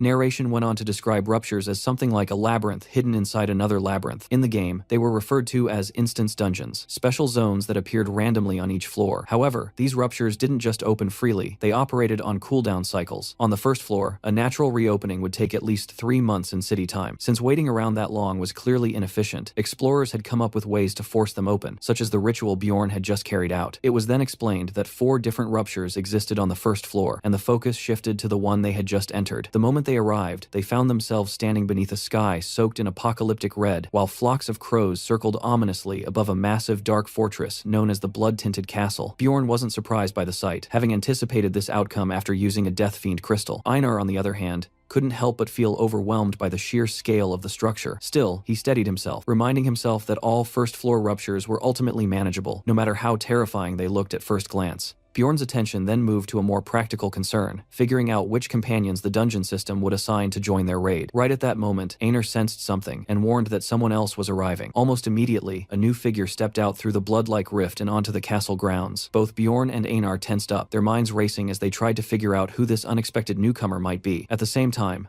elsewhere on the 1st floor of the labyrinth, Erwin was being scolded for relying on her spirit powers yet again. She tried to defend herself, explaining that fighting with just a dagger was too difficult, but her sister wasn't having it. She firmly told Erwin that she needed to be able to fight without depending on either her bow or her spirit abilities. Erwin pushed back, saying that Bjorn had advised her to focus on her strengths and trust her teammates, sticking to the role she was meant to play within the group. Teresha dismissed that idea almost immediately, saying that while it sounded nice in theory, reality didn't work that way. She grabbed Erwin by the shoulder and warned her that teammates were just that, teammates, and shouldn't be placed on too high a pedestal. Erwin gave in reluctantly, though deep down she continued to believe that Bjorn wasn't a bad person. Shifting the topic, Teresia proposed that they should head up to the second floor, guessing that Bjorn was probably already earning solid money there. She explained that simply hunting monsters on the second floor wouldn't be enough for rapid growth, which was why they should aim to enter a rupture as well. When Erwin mentioned that she had always thought ruptures depended purely on luck, Teresia pointed out that many explorers went their entire careers without ever encountering one, despite their experience. She added that a rupture on their current floor had last appeared 8 months ago, meaning it should be close to opening again. In her mind, Teresia concluded that Bjorn, being inexperienced, likely had no knowledge of this and was progressing in a highly inefficient way. A subtle smirk crossed her face as she began forming plans around that very ignorance. She then urged Erwin to trust her, confidently, assuring her that within a year, she would surpass that barbarian in strength. Teresia suddenly caught a familiar sound, and her entire body snapped into alert. Both of them looked up just as a red rupture violently tore open above them. Without wasting a second, she shouted at Erwin to run, and the two immediately sprinted toward the forming rift. They didn't hesitate for even a moment, charging straight into the unstable opening. Teresia reached out and physically grabbed onto the rupture itself, forcing their way inside as red energy coiled tightly around them and dragged them through. A moment later, everything disappeared. The rupture closed as abruptly as it had appeared, leaving them standing once again in the empty cave. Clicking her tongue in frustration, Teresia wondered if they had arrived too late to be selected. Back at the blood-tinted castle, Bjorn and Einar lifted their heads as their first new party member began to materialize. A loud and energetic dwarf warrior appeared, proudly exclaiming that he had finally made it inside. Bjorn immediately recognized him as a dwarf, while the dwarf himself seemed delighted, casually remarking that having 2 barbarians in the party was a great thing. Another flash of light followed, signaling the arrival of a second recruit. A brightly dressed woman in pink stepped out, instantly recognizing the place as the blood-tinted castle. Bjorn was genuinely shocked to realize that this newcomer was a mage. He couldn't help but marvel at the fact that there were still mages operating on the first floor. As the mage approached, with the quiet man accompanying her, Bjorn assessed the situation and felt that their party composition was shaping up to be quite strong. Even the dwarf seemed surprised to see a mage here. The woman adjusted her hat with confidence, smiling as if she already belonged in control of the situation. Bjorn felt a surge of excitement, while Einar, curious, questioned whether mages were truly that impressive. Bjorn recalled that the city librarian was also a mage, and explained that the librarian was a powerful 9th rank mage. People like that were considered far too valuable to the city, and were only allowed into the labyrinth after strict verification. Hearing this, the mage laughed lightly, and stated that by those standards, her mere presence here should already prove her worth. She introduced herself as Alua Raven, a 6th rank mage. Bjorn, observing her closely, felt that she carried a slightly condescending air, though she was still kinder than the mages he remembered from the game. Alua then gestured toward the quiet man beside her, introducing him as a professional carrier she had hired. The man calmly introduced himself as Tarjan. The dwarf followed with his own introduction, cheerfully stating that his name was Hikarod Murad, and that he had been an explorer for 3 years. Bjorn took note of the high-quality equipment the dwarf carried. Bjorn and Einar then introduced themselves in return, shaking hands with their new companions as the party for the blood-tinted castle raid officially came together. Even so, Bjorn quietly observed everyone, keeping his thoughts to himself. Soon, he voiced his suspicion, questioning why such a strong group was still on the first floor, and demanding to know how they had managed to get here. Both the dwarf and the mage avoided giving a clear answer, only stating that they had come because a rupture was expected to open. Bjorn immediately realized they were deliberately hiding the method, effectively shutting out newcomers like him. The mage then declared that all loot would be shared among the group, excluding Tarjan, but only if everyone agreed to follow her commands. The others accepted this condition as standard practice within the labyrinth. Bjorn reflected on the situation, understanding that with a mage present, he had little choice but to follow her lead. He remembered how even royalty relied on mages to deal with dangerous threats. At that moment, Einar suddenly spoke up, strongly objecting and catching Bjorn completely off guard. She loudly insisted that Bjorn should lead, claiming that he was an unusually wise barbarian. As Bjorn hurriedly tried to quiet her down, she continued praising him, pointing out that he even spent hours reading something unheard of for a barbarian. This only made the mage more curious. Einar didn't stop there. She passionately emphasized that Bjorn wasn't just different, but genuinely exceptional, boldly declaring him to be a great warrior. The atmosphere instantly turned awkward. Both the dwarf and the mage were left stunned by her outburst, while Bjorn covered his face in pure embarrassment, internally begging her to stop. The dwarf, amused, joked that Bjorn was lucky to have a wife who respected him so much, which immediately flustered Einar as she denied being married. The mage simply laughed it off and told everyone to calm down so they could move forward. Bjorn felt relieved that the focus had shifted away from him and noticed that Raven seemed more interested in gathering information than scrutinizing him. He silently hoped she would never direct her full attention toward him during the expedition. The dwarf then expressed concern that they barely knew each other's abilities, but Raven dismissed the need for deeper introductions. She explained that the monsters in in this area were ranked 7 or lower, and that she and Tarjin alone were more than capable of handling them. This statement made Bjorn and his companions tense up slightly. Raven then added that she would personally claim all loot from the Guardian for research purposes. The dwarf repeated her statement in disbelief, clearly upset that she intended to take everything from the Guardian. Conflicts like this over loot distribution were common in dungeons. The dwarf grew angry, questioning whether she thought he was a fool. The tension escalated rapidly, and as sparks began to fly, it became clear that the argument was on the verge of turning violent. Bjorn recalled that the Guardian dropped the highly valuable rupture flower. While mages prioritized research materials, explorers like them were mainly driven by money. Sensing the rising tension, Raven quickly offered to let the others take all the magic crystals instead. Bjorn immediately recognized this as a problem she herself had created. The dwarf rejected her offer, arguing that it left them with scraps, while Raven insisted her proposal was fair given the uncertainty of the drops. Bjorn noticed that Raven seemed genuinely surprised by the resistance, making him wonder if she was simply naive. Eventually, the two reached a compromise. Raven would take the Guardian's essence, while the dwarf would claim the numbered item. Bjorn quietly observed that both he and Einar had been completely ignored during this negotiation. At that point, Bjorn stepped forward, refusing to be left out. He made it clear that he wouldn't continue without securing a share for himself. He conceded the essence and the numbered item, but demanded the rupture stone for himself and Einar. Both Raven and the dwarf immediately called him greedy. They argued that having 2 barbarians in the party was already unnecessary, and that asking for the rupture stone was excessive. Bjorn quickly realized that his initial demand had failed. Adjusting his approach, he backed down from the rupture stone and instead negotiated for 2 non-guardian essences. Raven and the dwarf fell silent for a moment, reconsidering his revised proposal. After a brief pause, Raven smiled and agreed to the new terms. Bjorn accepted that this was likely the best outcome they could get. He also noticed how quickly the atmosphere shifted back to friendliness, as if the intense conflict had never happened. The mage cheerfully suggested that they get moving, while Bjorn muttered to himself about how frighteningly ruthless explorers could be. Watching Raven demonstrate her authority once again, he strengthened his resolve to grow stronger. As the tension finally eased, Bjorn let out a quiet breath of relief. Despite dealing with experienced explorers who tried to suppress others from rising, he swore to himself that he would climb the ranks no matter what. A system message rang out, announcing that they had entered the blood-tinted castle. The narration followed by explaining that the castle was divided into 4 distinct chapters. The first chapter was the entrance drawbridge. The second was the outer castle wall district, shaped by urban-style combat. The third was the underground prison hidden within the inner walls. And the fourth and final chapter was the demon worship room, located inside the castle lord's chambers. As the party moved forward, they approached a massive doorway guarded by towering statues on both sides. Raven immediately identified them as gargoyles. The narration described these creatures as 8th-rank monsters that usually remained completely still, like statues, only coming to life the moment they detected intruders. True to that, the gargoyles suddenly activated and launched a high-speed attack without warning. Bjorn tensed up instantly, knowing their signature ability was petrification. The usual method to deal with them involved sacrificing one person to the petrification effect, while the others fought back. As Einar panicked and shouted Bjorn's name, fearing he would be the one sacrificed, Raven simply tipped her hat with quiet confidence, already prepared to handle the situation. The narration pointed out that everything changed when a mage was present. Raven cast her spell, invoking Artena Bjar, directly countering the curse. Bjorn immediately recognized it as a curse-canceling spell, and the petrification effect on him was completely nullified. With their most dangerous ability gone, the gargoyles were reduced to nothing more than melee opponents. Bjorn and Einar rushed in together, striking hard and cutting one down with ease. At the same time, the dwarf let out a loud battle cry as he charged the second gargoyle, smashing it with a crushing hammer blow. The creature staggered,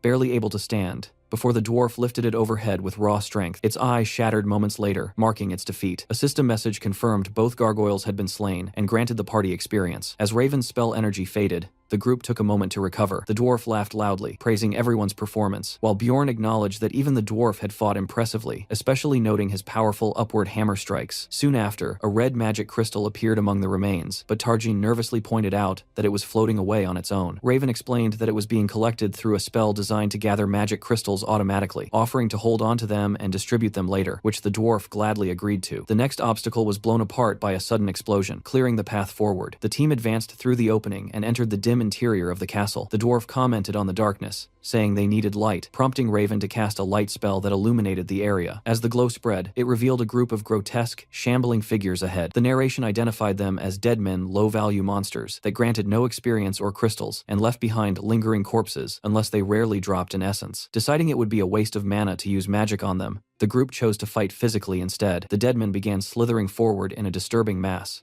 releasing horrifying screams as they charged. Einar immediately rushed in, declaring they would finish them quickly, cutting through them in wide, blood-soaked arcs. The dwarf followed up by smashing another with his hammer, while Bjorn raised his weapon and joined in, noting that the fight was already nearing its end. Together, they tore through the dead men in a brutal and relentless assault. Bjorn couldn't help but watch in amazement at the sheer intensity of the carnage unfolding before him. Once the fight ended, a new item appeared identified as the Deadman Commander's blowhorn. Einar excitedly picked it up, examining its massive size and asking how it was supposed to be used, while the dwarf hinted that she would figure it out soon enough. Eventually, the group reached a reinforced steel door. The dwarf admitted his hammer wouldn't be useful against something like that, so Raven stepped forward, offering to take care of it. She began chanting a powerful incantation, Agin Daruth, before unleashing it directly at the door. The spell exploded with immense force, sending a shockwave through the area and forcing the others to recoil as Bjorn raised his guard to shield himself. When the dust settled, Bjorn peeked out, completely stunned and speechless at the sheer destructive power of the spell. The steel door had been completely obliterated. Raven, unfazed, calmly gestured for them to proceed through the smoking entrance. With a soft smile, she told the group to keep moving, while Bjorn, still processing what he had just witnessed, couldn't help but think about just how overwhelmingly powerful mages truly were. The narration marked the beginning of the first chapter, the drawbridge at the castle entrance. As the party reached the edge, Raven observed that, just as expected, the drawbridge was currently raised. She immediately instructed Einar to use the horn. Without hesitation, Einar blew into it, activating the artifact. A deep, echoing rumble spread throughout the castle as the group waited below. A system message appeared, announcing that a long-dormant magical seal had been awakened. Still holding the horn, Einar grew uneasy, clearly caught off guard by the sudden reaction. The massive drawbridge began descending slowly toward them. As the situation escalated, someone pointed out that the moat's blood-like water was rapidly rising. Einar looked closer and noticed shapes forming within the crimson liquid. The narration explained that the castle's name came from these eerie red waters and skies. Raven calmly reassured her that the figures were nothing more than dead men. Even as Einar denied being afraid, a bloody hand suddenly slapped onto the edge of the bridge, making the objective of this chapter clear. The system ordered them to endure until the drawbridge fully lowered, meaning they had to survive continuous waves of dead men. The narrator remarked that such a task would be difficult for an ordinary party, but Raven simply smirked, already prepared. She called everyone to gather around her, explaining that with a wide area mage present, this stage was trivial. Then she unleashed another large-scale spell, Utherna Daruth, flooding the surroundings with overwhelming magical force. The party stood within the spell's protective and destructive range as it tore through the incoming deadmen. By the time the light faded, piles of disintegrating bodies surrounded them, while the group itself remained completely unharmed. The dwarf stared in amazement at the devastation, but Raven brushed it off as nothing more than dealing with weak enemies. Bjorn, however, couldn't hide his shock. He had known she was strong, but witnessing this made him realize just how massive the gap in power truly was. Raven casually stated that all that remained was to wait for the drawbridge to finish lowering, which surprised Bjorn, as the stage had ended far faster than expected. Soon after, the bridge slammed into place. Raven announced that they should proceed, and the narration confirmed the completion of the first chapter of the blood-tinted castle. With his helmet lowered, Bjorn quietly reflected on how effortlessly everything had gone, feeling that the entire stage had ended almost disappointingly easily. A map-like narration followed, as the party crossed into the outer castle. Normally, this area would be filled with enemies, but Raven once again used her wide-range magic to clear the battlefield. Her spell wiped out skeletons and other undead in a sweeping blast. Bjorn observed that while she couldn't eliminate everything at once this time, her magic was still overwhelmingly powerful, as a single cast had nearly wiped out all opposition. Only the massive Death Fiend demons remained, towering over the group. Raven instructed the fighters to handle the rest, and Einar eagerly charged forward alongside Bjorn. They clashed directly with a Death Fiend, coordinating their movements seamlessly. Together, they executed a double barbarian tackle, slamming the creature into the ground with brutal force. The dwarf watched in disbelief, questioning whether this was truly how they usually fought. Raven followed up by casting another spell, surrounding the fiends in crackling purple energy that worsened their wounds and suppressed their regeneration ability, known as body preservation. With their healing disabled, the barbarians tore into the death fiends relentlessly until nothing remained but shredded flesh. As the enemies fell, glowing essences drifted into Tarjan's bag. Einar quietly admitted to Bjorn that she now understood why mages were so highly valued. The dwarf cheerfully agreed, saying that having a mage in the party opened up countless possibilities. Raven responded proudly, stating that such results came from both intense training and natural talent. Bjorn, watching her, concluded that she clearly enjoyed showing off and was deeply obsessed with her magical research, even if she tried to appear modest. Since they now had some spare time, Raven asked the group to help gather research materials, and everyone, including Bjorn, agreed. After quickly collecting specimens and loot, she thanked them and suggested they move forward. As they continued, Einar casually wondered how many cream pies she could buy with the money they would earn. Meanwhile, Bjorn silently followed, but something caught his attention. Raven had carefully searched the area, yet she had ignored a particular object. This made him suspicious. He wondered if she simply didn't know about the hidden treasure that could be revealed by breaking a nearby statue. He recalled how, in the game, players would often interact with anything unusual to uncover secrets. A familiar memory surfaced of characters discovering hidden items by pressing interaction points in odd places. Bjorn himself had shared that habit during his 9 years of playing, allowing him to uncover countless secrets. Even so, in the present moment, he chose not to reveal this knowledge. Drawing attention to it might hurt Raven's pride, or make her suspicious. Keeping quiet, he moved along with the group as they advanced deeper into the ruined, red-lit castle. Soon, they confirmed they had reached the inner castle beyond the outer walls. Raven noted that the area seemed strangely empty, with no monsters or valuable resources in sight. She suggested they move on quickly, and the group readily agreed. With Raven visibly energized, they continued forward, descending deeper with torches lighting their way into the underground section of the castle. A system message appeared, stating that they had entered the first floor of the underground prison. The dwarf asked what kind of monsters they could expect here, and Raven listed them: skull rats, banshees, death fiends, chimera wolves, ghoul lords, and corpse golems. The dwarf mentioned that he had fought all of them except corpse golems, which were unique to this castle. Raven warned them that corpse golems were dangerous, capable of causing flesh explosions with acidic fluids that could be deadly at close range. The dwarf laughed it off, boasting that there was nothing to fear as long as they had a mage. Raven responded with a flattering remark toward the brave warrior, while Bjorn quietly noted how easily everyone had moved past their earlier argument over loot, as if it had never even happened. As they moved forward, Einar suddenly noticed a group of skeletal rats and asked if those were monsters. The mage quickly identified them as the skull rats she had mentioned earlier. Just as Bjorn was about to explain further, the mage cut in, stating that skull rats were weak, rankless creatures that could be crushed underfoot without effort. That interruption immediately irritated Einar, who snapped back that she hadn't asked her. The mage's expression tightened, clearly annoyed at being spoken to like that. Before the tension could settle, Einar suddenly froze as a horrifying sound echoed through the area. Panic took over instantly as she clung tightly to Bjorn, shouting that a banshee was coming. Moments later, the grotesque figures appeared, shrieking as they rushed straight toward the group. The mage had already warned earlier that encountering a banshee would be bad, explaining that while they weren't necessarily the most dangerous enemies, facing them was an extremely terrifying experience. That explanation only made Einar more frightened. Bjorn, watching this unfold, couldn't help but feel that the mage was acting somewhat childish. Einar, still shaken,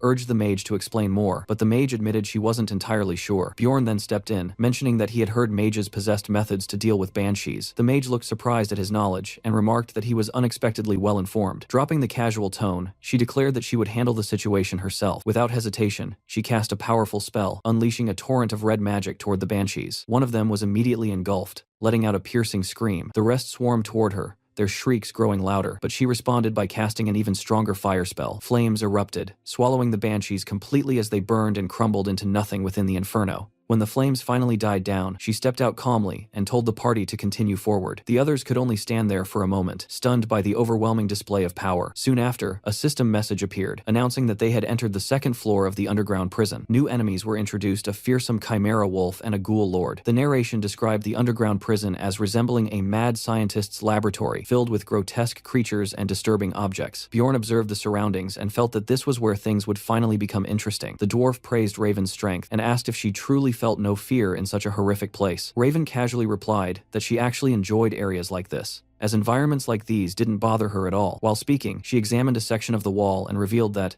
according to a map she had memorized, there was a hidden door there. She added that a corpse golem was waiting just beyond it. Bjorn quietly noted that she had even skipped the usual process of acquiring such a map. The group decided to leave behind their heavier gear before proceeding. Raven then asked Bjorn to light his torch so they could see clearly. Once ready, she announced that she was opening the hidden door. As the door creaked open, it revealed a chamber packed with countless corpses. The party stood at the entrance, greeted by an overwhelming stench and a seemingly endless mountain of bodies stretching deep into the darkness. As they stepped inside, Bjorn reflected on how, in the past, a sight like this would have made him faint instantly. Now, however, his barbarian body dulled the physical impact of the scene, leaving him largely unaffected. The first to react was Tarjan, the carrier, who immediately began retching from the unbearable smell. Raven followed soon after, struggling to suppress her own nausea. Bjorn realized that while she might be accustomed to gruesome sights from dissections, she clearly wasn't prepared for the stench as she began coughing and gagging. The dwarf, noticing this, felt relieved that at least the two barbarians remained unaffected and urged them to keep moving forward. They continue through the corpse-filled area, noticing another immense pile ahead. The party stops again before another towering heap of corpses. The corpse mound suddenly speaks to them, shocking the group. Many voices in the corpses cry out for help and to be saved, horrifying the party. Bjorn focuses on a glowing red point within the mass. A system message declares that the first boss, the corpse golem, has appeared while the writhing flesh screams in pain, and Bjorn recalls that it was silent in the game. Hearing their pleas, he realizes they must act immediately. He shouts for everyone to pull themselves together. He curses that the dwarf has frozen up in terror. The corpse golem's agonized voices continue to echo, amplifying the oppressive atmosphere. Raven and the dwarf are reduced to trembling wrecks, and the Bjorn thinks bitterly that they are not living up to their reputations. He concludes that, at this rate, the strong allies will be useless, and that he will have to carry the fight. The corpse golem looms before the two barbarians as they ready themselves to battle it. Dungeon and Stone is a niche game that has managed to reach its peak because of how many features it offered to different types of players. What stood out the most in his memory were its incredibly lifelike illustrations, especially the ones depicting creatures like the corpse golem. Those visuals had been so vivid that they spread across the internet as memes, even reaching people who had never played the game. Because of that, many could recognize monsters like the corpse golem without knowing anything about where they came from. But now, standing face to face with the real thing, Bjorn realized just how different reality was. No matter how detailed the game's artwork had been, it couldn't come close to the sheer horror of seeing the creature in person. The living corpse golem was far more terrifying than any drawing could ever capture. The mage, who had earlier claimed to be skilled in dissections, was now bent over, barely holding back vomit. Even the experienced dwarf looked shaken to his core, and the supposedly tough carrier was visibly trembling, drool slipping from his mouth in fear. Bjorn noticed the irony in all of this. Despite being treated like inexperienced newcomers, only he and Einar were mentally holding it together. The two barbarians were the only ones still ready to fight. As the corpse golem suddenly attacked, Einar snapped out of her shock and shouted at everyone, demanding to know what they were doing. She immediately urged them to move. Bjorn didn't hesitate, charging forward and striking one of the incoming corpse bombs mid-air. Another exploded near the dwarf, spraying acidic gore in all directions. The corrosive green fluid splashed across the dwarf's face, and he screamed in agony, shouting that his eyes were burning. Bjorn quickly realized the dwarf had been taken out almost instantly, which made him glance toward the mage. She was still too busy vomiting to even react. Understanding the situation, Bjorn gave a sharp order. Einar was to drag the blinded dwarf to safety and guard the mage while he handled the boss. He knew that if he didn't act smartly, all of them would die. Without waiting, Bjorn rushed forward alone, deliberately drawing the corpse golem's attention. He relied on his knowledge of its attack patterns. At a distance, the creature threw explosive corpses, while at close range, it hurled chunks of flesh directly at its target. If anyone got too close, it would try to pull them in and devour them. Bjorn understood that under no circumstances could the mage get near it. If the golem shifted its focus toward her while she was still panicking, it would be disastrous. So he kept his distance, using his shield and precise movements to bait every attack toward himself, buying time until she could recover. Eventually, the mage steadied herself. She forced herself upright, gripping her staff as her breathing slowed, and her focus returned. Then, without hesitation, she unleashed her most powerful fire magic. Flames erupted across the battlefield, engulfing everything in a blazing inferno. Bjorn and Einar watched in awe as the overwhelming power of the spell burned away the corpse golem's outer body in a single strike, something that would normally take countless torches and a long time to achieve. As the flames died down, the monster's inner skeletal core was revealed. Einar immediately recognized it as the second phase, where the creature transformed into a skeleton golem. Bjorn quickly reminded her that the fight wasn't over and called her to move. Both of them leaped forward at the same time, targeting the exposed core. While the corpse golem in its full form was ranked 7, once its outer layer was gone, it became manageable for two barbarians. Taking advantage of that, they pressed forward aggressively. Together, they smashed the skeleton core apart, and a system message confirmed the defeat of the corpse golem, awarding them experience. Catching her breath, Einar suddenly noticed something forming where the boss had fallen. A swirling light appeared, and she called out, asking if it was what she thought it was. Bjorn confirmed it. It was the essence of the corpse golem. They both understood the significance. Ruptures acted like treasure chests, and elite monsters like this, which didn't appear in normal areas, were extremely valuable sources of experience. While Guardian loot was already highly sought after,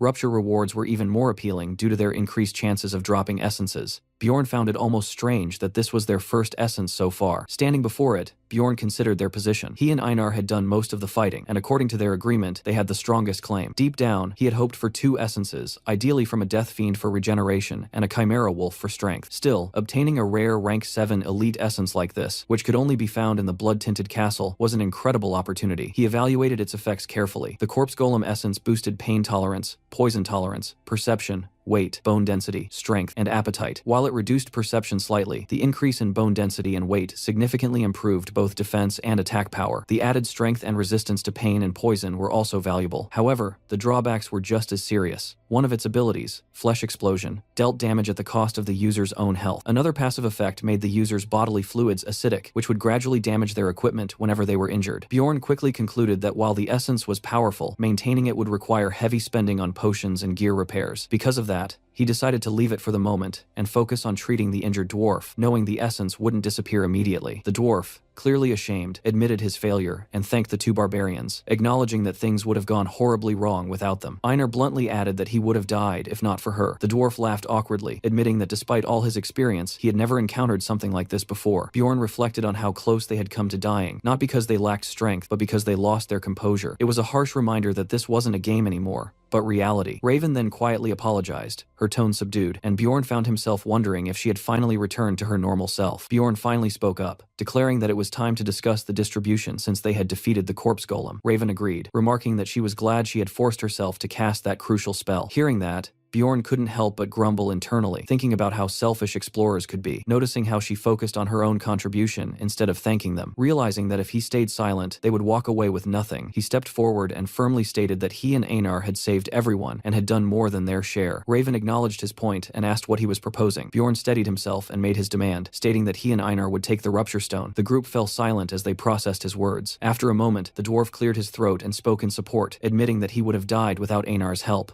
Raven hesitated, clearly conflicted, saying she wasn't fully in favor of the arrangement. Bjorn countered by promising that if they encountered another rupture stone later, he would give them a fair chance at it, presenting it as a reasonable compromise. Then, preparing to push further, Bjorn revealed that the corpse golem had dropped an essence and asked for their thoughts. Raven's reaction was immediate. She was astonished, explaining that such an essence was even rarer than a guardian's, and so uncommon that even the Explorers Guild didn't fully understand it. As she excitedly imagined researching it, Bjorn realized his prediction about her reaction had been correct, and prepared to negotiate seriously. He offered her a deal. He would give her the corpse golem's essence. In return, if they later obtained a guardian's essence, it would belong to him. He laid out the proposal clearly and waited for her decision. Raven repeated the terms, confirming that he wanted to trade the corpse golem essence for a potential guardian's essence. Bjorn reminded her that there was no guarantee a guardian would drop one, but she still chose to take the risk. Delighted, she accepted the deal, stating that she was far more interested in the corpse golem than the guardian. With the negotiation settled, the dwarf asked whether the mage intended to give the essence to one of the barbarians, since mages couldn't absorb essences themselves. Raven clarified that she only wanted it for research and produced a special test tube to store it. She explained that such tubes were extremely expensive and only worth using for essences above the 6th rank. The dwarf was impressed that she owned such a costly item, and she admitted she only had one. Bjorn realized that using her only tube on this essence meant she valued the corpse golem highly, reinforcing his belief that trading it had been a worthwhile gamble. After carefully sealing the essence inside the tube, Raven announced she was ready to move on. The dwarf happily declared it was time to leave the dreadful area, and the group quickly agreed as they began to depart. They walked through a hall filled with demonic statues and piles of skulls. The dwarf questioned whether the statues might be gargoyles, but Raven examined one and concluded it was just a lifeless sculpture with no mana. Looking around, she remarked that the castle lord's residence must have been located above them, and expressed regret that they couldn't explore it. As she reached out and touched the face of one statue, something inside shifted with a mechanical sound. A hidden mechanism activated,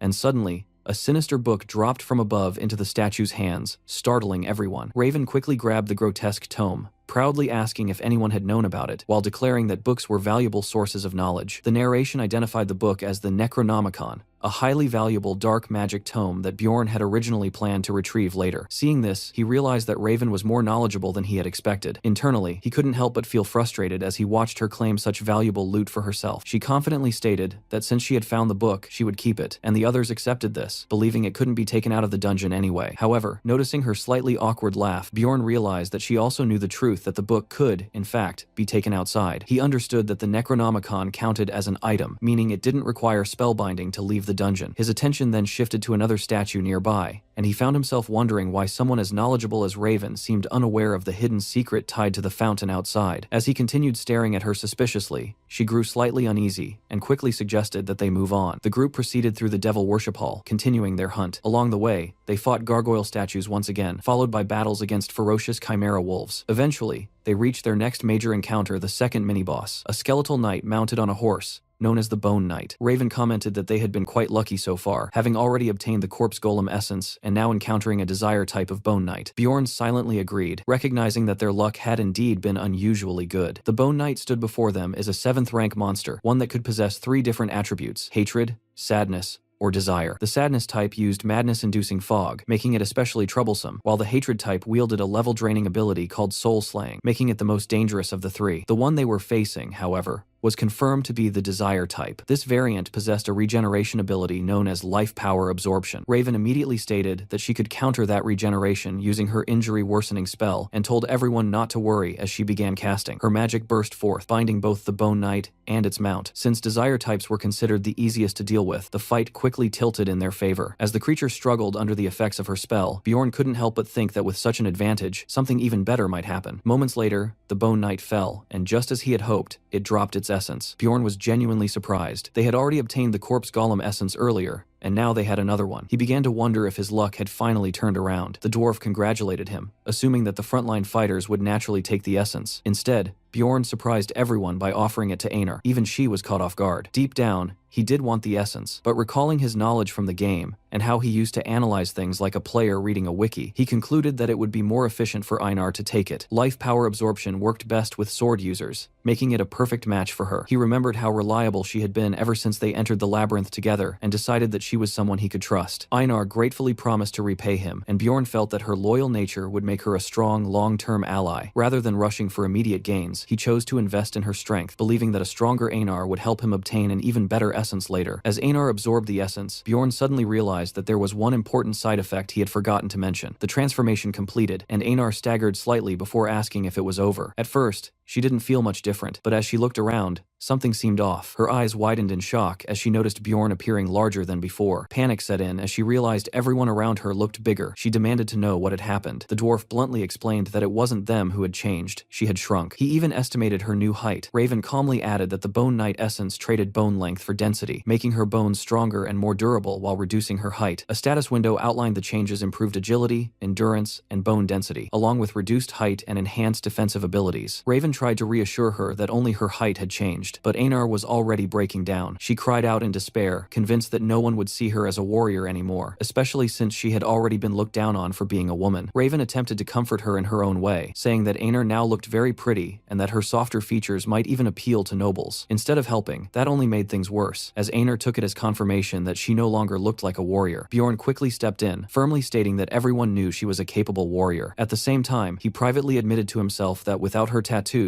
she might indeed look like an ordinary woman, but he chose to focus on encouraging her instead. Meanwhile, the others seemed more interested in discussing the essence itself, with Raven even expressing curiosity about examining Einar later. Einar, however, felt completely hopeless, convinced that everything was ruined. Bjorn gently told her not to dwell on it so much. Just then, a massive three-eyed demon, the Death Fiend, appeared. Bjorn immediately told Einar to use this opportunity to test her new power. Even though she was still shaken by her transformation, she resolved to fulfill her role as a warrior. The Death Fiend charged forward, towering over her, but Einar didn't hesitate. She leaped forward and struck with a single powerful swing, slicing the monster apart instantly. Both the mage and the dwarf were left stunned, unable to believe that the creature had been defeated in just one attack. Bjorn, on the other hand, was thrilled. He pointed out to Einar that she had become significantly stronger. Hearing that, Einar lit up and asked if that meant she was still a warrior. Bjorn corrected her, telling her that she wasn't just a warrior, she was now an even stronger one. The bond between the two of them stood out clearly, leaving the rest of the party impressed. As they moved ahead, the group arrived before a massive, ornate door, the entrance to the Guardian's chamber. The dwarf remarked that their journey together had been enjoyable, and admitted he finally understood why people chose to become explorers. Bjorn, reflecting on everything so far, realized just how fortunate they had been. He even found himself hoping that the Guardian might drop its essence as well. Thinking back, he counted their gains. Einar had already obtained an essence, and they had secured extra loot from the corpse golem, but that very streak of luck made him uneasy. Memories of his past life surfaced, especially moments in the hospital where hope had often been crushed. It made him question whether things had ever gone this smoothly for him before. Now, standing here in his new barbarian life, he instinctively asked himself what the worst possible outcome could be. The dwarf, still in high spirits, stepped forward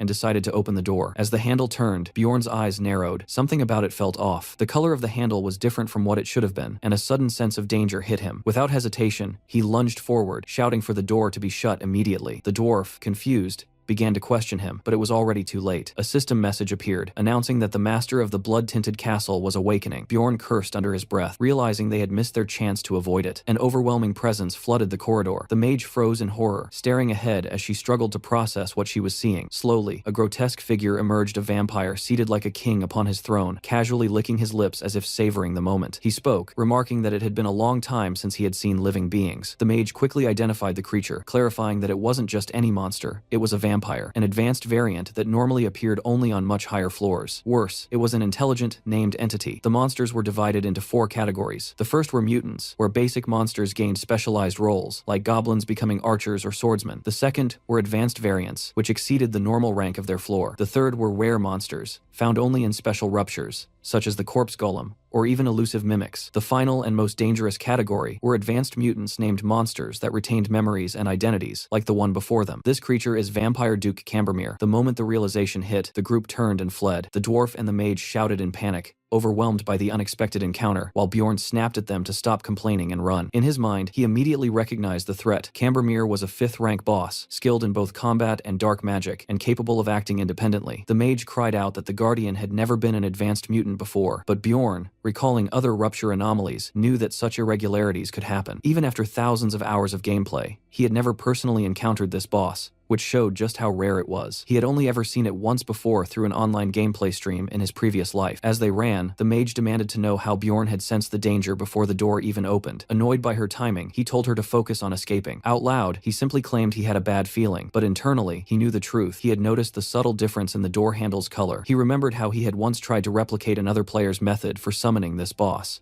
eventually realizing that the handle color was the key indicator. He couldn't help but wonder if their recent good luck had distracted him enough that he almost missed it. The mage then argued that they wouldn't be able to escape without defeating the vampire, and suggested turning back to fight. Bjorn firmly rejected that idea, insisting they needed to reach an area exposed to sunlight first. Behind them, the vampire's voice echoed, mocking them for trying to flee. Shadows spread through the corridor as it cast a spell, Spiritification. Bjorn mentally cursed the overwhelming power of magical enemies. Recognizing the attack, the mage urgently ordered everyone to close their eyes. She immediately cast a powerful holy light spell, clashing against the vampire's spirit form and forcing out a piercing scream. Bjorn squinted against the blinding light, gripping his torch tightly. When the brightness faded, the vampire was gone. Einar confirmed in shock that it had vanished. Bjorn quickly analyzed the situation. Spiritification allowed the vampire to move rapidly in spirit form, but its real body remained fixed unless it followed up with a relocation technique. Since the mage had interrupted that process, they now had a limited window, about 3 minutes. Just as he concluded that the vampire would likely reawaken in its chamber, chaos struck again. The carrier suddenly shouted that the mage had collapsed. He lifted her, calling out in alarm as she struggled to breathe, blood leaking from her mouth. Bjorn immediately realized something was wrong. This wasn't a normal side effect of vampire abilities. A strange, ominous sensation stirred within him, making him suspect that another unknown essence might be involved. He recalled the gameplay video where the player had died before revealing what essence the vampire possessed. With too many unknown variables, he decided that survival was the only priority. When the dwarf worried about navigating without the mage, Bjorn stepped forward confidently, stating that he knew the way. He admitted that he had memorized the route and took the lead, deciding that staying alive mattered more than hiding his unusual knowledge. Drawing on his countless hours of gameplay, Bjorn guided the group through the corridors with precision. He was certain of the castle's layout, and there was no hesitation in his movements. Eventually, they reached the exit, leaving the dwarf in awe at how Bjorn had remembered everything after just one real run. But just as they thought they were safe, Bjorn felt something, and his eyes widened. The vampire's spirit was pursuing them once again. He immediately shouted for everyone to hurry. The group burst out into the sunlight at the dungeon's entrance. As the vampire's shadowy form followed, it began to weaken under the light. They sprinted forward, putting distance between themselves and the dungeon as the creature's presence recoiled from the brightness. Inside the sunlight, Einar and the carrier watched in shock as the remaining shadows tried to push forward, only to be forced back. The vampire's spirit gradually dissipated, retreating into the darkness as it failed to withstand the light. Exhausted, the group finally stopped outside. Bjorn pointed out that spiritification was especially vulnerable to sunlight, silently grateful that it was still daytime. The dwarf, catching his breath, stared at him in amazement, remarking that Bjorn had truly memorized the entire route after seeing it just once. He even asked if it was true that Bjorn had completed his coming-of-age ceremony only a month ago. Einar confidently responded, praising Bjorn as a great warrior, and stating that it was only natural for him to accomplish something like that. She added that she could already see him becoming someone truly exceptional in the future. As the sun began to set, Einar grew uneasy and wondered what they should do next. Bjorn immediately urged the group to move quickly, stressing that they didn't have time to waste, especially while carrying the unconscious mage. The carrier insisted that they should head toward the outer castle walls for cover, believing that Miss Raven needed proper rest. Bjorn, however, snapped back sharply, warning that if they didn't get up and move immediately, they would all die. He ordered the man to protect the mage no matter the cost, even if it meant sacrificing his own life. Though shaken, the carrier gathered his resolve and agreed. As Bjorn glanced at the setting sun, he realized this was his only opportunity, no matter how much he thought about it. He told the group he would scout the area until the mage woke up, but in reality, he had a different plan in mind to retrieve something they had passed earlier. He approached a statue and smashed its head apart, revealing a hidden object inside. The moment he saw it, he confirmed that his suspicion had been right. The system explained that the item, known as Goddess Tears, was a single-use relic capable of healing allies while also damaging evil monsters. Later, Bjorn returned and greeted the mage, who had regained consciousness. He confirmed that they had managed to escape the vampire for now, but warned that it would return once the sun fully set, something she acknowledged. He then asked about her earlier condition. She explained that it was most likely caused by a skill called pain sharing. Bjorn internally noted that it was fortunate the vampire had only possessed an 8th rank essence. He then asked how long she would need to recover. She estimated around 20 minutes,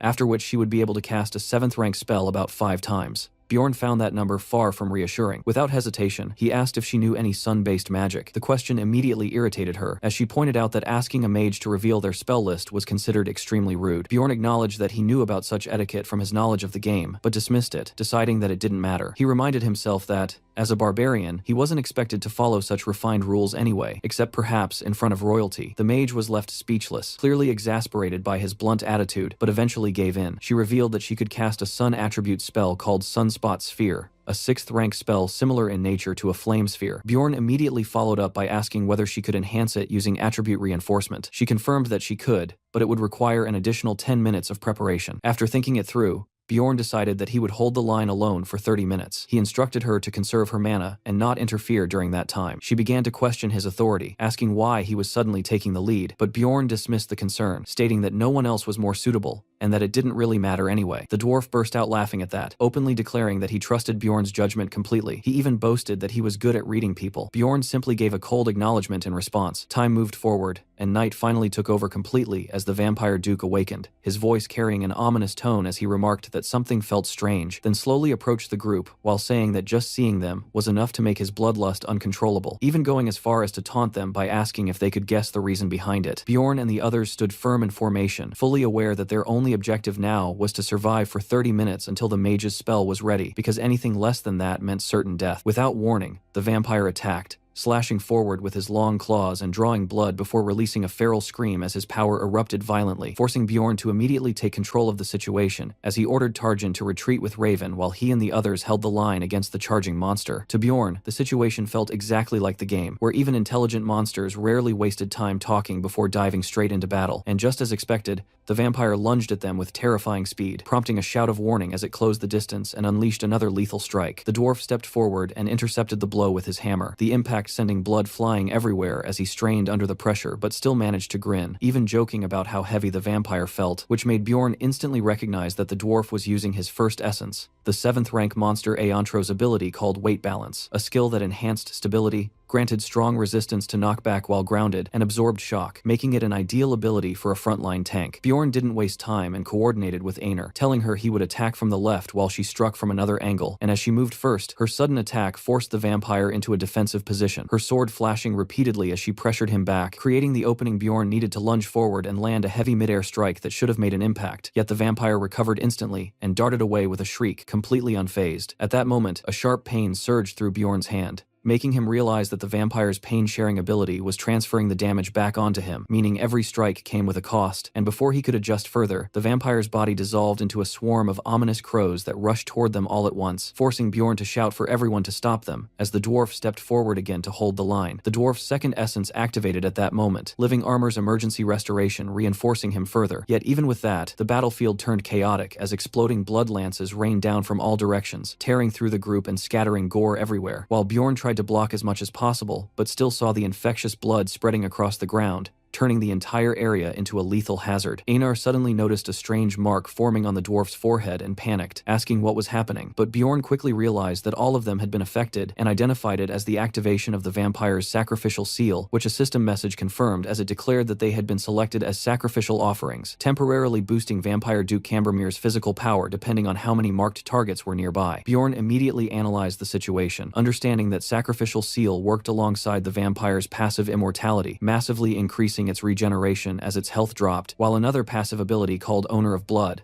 allowed it to absorb certain skills or traits from opponents whose blood it consumed, making it clear that this monster possessed 3 extremely dangerous abilities that worked together in a devastating combination. What made it worse was that this particular vampire could utilize all of them seamlessly, shifting into smoke to evade attacks, transforming into explosive or swarming crows, and using blood to summon threats, which made it overwhelmingly powerful even among high-rank bosses. And despite their efforts, the dwarf was eventually overpowered and thrown back, vomiting blood as he collapsed. Einar shouted in panic that Hikarad had gone down, but Bjorn immediately snapped at her not to lose focus, cursing the situation as he realized this level of difficulty was exactly why most players never made it past the 6th floor, then demanded to know how much longer Raven needed, only to hear that she still required 5 more minutes, which felt impossibly long given their condition. With their main tank down and both he and Einar already exhausted, Bjorn quickly concluded that continuing like this would only lead to their deaths, so he immediately changed tactics and ordered Einar to retreat while carrying the dwarf, promising that he would hold the vampire alone and urging them to move quickly. And although reluctant, Einar obeyed while Tarjan moved to support, leaving Bjorn standing alone at the front. He steadied himself and realized that what he was about to do wasn't normal combat, raising his shield as he prepared to endure rather than fight, just as the vampire slammed into him with claws and fangs bared, tearing into his body while briefly showing surprise at something unusual about him. And in response, Bjorn began drinking healing potions continuously, mentally provoking the vampire to keep attacking him without stopping. The assault became relentless, as Raven and Tarjan watched in shock, seeing a blazing aura begin to form around Bjorn while he endured hit after hit, his body being torn apart as he staggered and bled, making Raven demand to know what he was doing, as it looked like he was trying to survive purely by consuming potions while taking damage non-stop. Bjorn himself understood how insane this strategy was, because healing potions caused extreme pain, and the worse the injuries became, the more unbearable the agony would be. Yet empty vials kept falling to the ground as he continued drinking them one after another, smoke rising from his battered body as he forced himself to stay standing. Raven realized that at this rate he might die from sheer shock, but even then, Bjorn managed to block another violent attack, leaving even the vampire stunned that he could still move in such a state. And up close, his condition was horrifying as his body was being mutilated because he couldn't stop every strike, yet he still focused entirely on protecting his vital areas, intercepting every attack that could have killed him. Blades tore into his torso again and again, blood bursting out as he blocked another fatal strike, and despite everything, he remained standing purely through willpower, which made Tarjan recall something he had once read about barbarians, that their true strength didn't lie in raw stats, but in an unyielding mentality. And seeing Bjorn now, he finally understood that truth. Tarjan urged Raven to run, but she refused immediately, saying there was nowhere to escape and that the only way out of a rupture was to defeat its guardian. And as she watched Bjorn continue fighting for them, she began questioning herself, realizing that even he, someone newly initiated,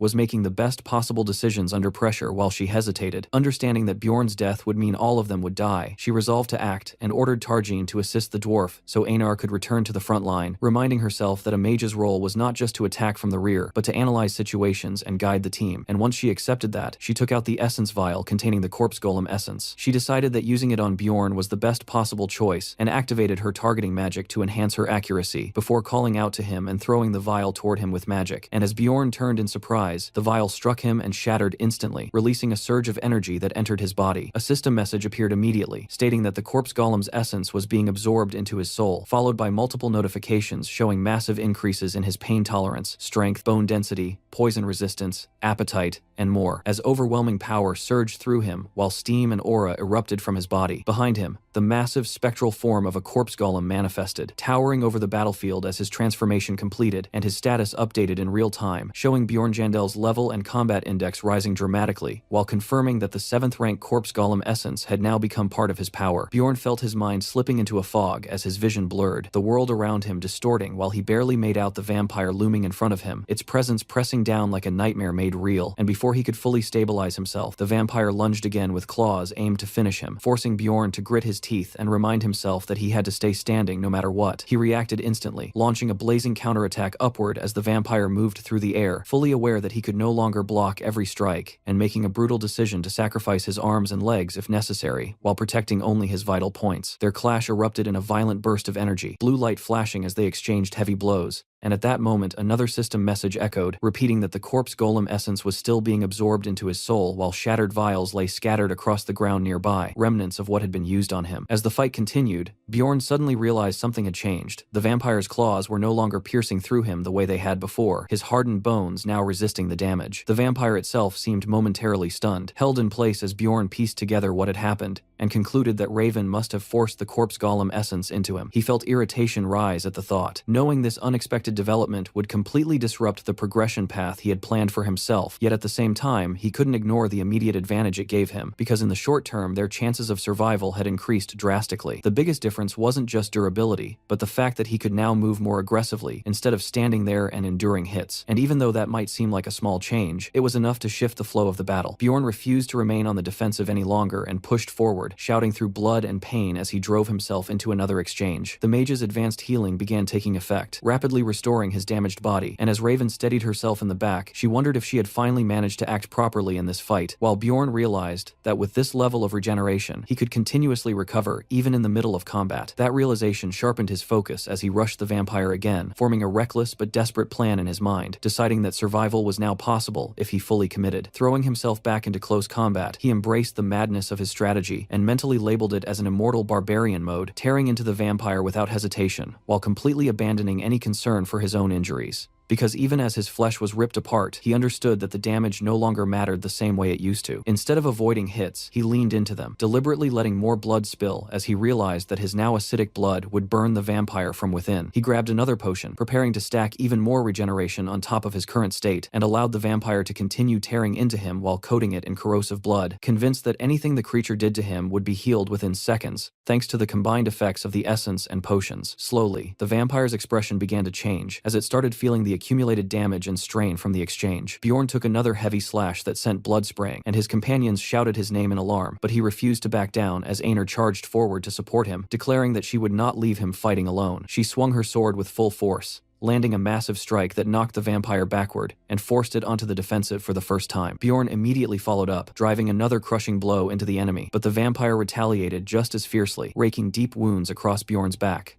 Bjorn coughed up blood, but still refused to fall, enduring everything as Einar continued her assault, while inside his mind he cursed the situation and wondered how much longer they had to hold on before the mage's prepared spell was ready. Just as he took another hit, Raven finally announced that her attack magic, Sunspot Sphere, was complete, and Bjorn instantly recognized that the decisive moment had arrived. Something struck nearby, signaling the start of their final move as the vampire grabbed hold of Bjorn, confused by the sudden shift in momentum, while Bjorn groaned through the pain and prepared himself for what came next. With a shout, he launched himself upward while dragging the vampire along, forcing both of them into the air toward the incoming attack, and while holding onto the creature, he yelled for the dwarf to act immediately. The dwarf responded without hesitation, lightning gathering around him as he activated his skill, Expulsion, releasing a massive surge of energy that shot toward the vampire, and in the next moment, a gigantic mass of lightning crashed down, engulfing the stunned creature and electrocuting it where it stood. A system message appeared, declaring that Vampire Count Cambermere had been rendered unconscious. Seeing the opportunity, Bjorn realized it was finally time to use the item he had been saving. He pulled out the vial he had obtained earlier, recalling the statue he had destroyed to retrieve it, and identified it as Goddess Tears. Without hesitation, he pinned the vampire down and declared that he would feed it this so-called treasure, forcing the vial into its mouth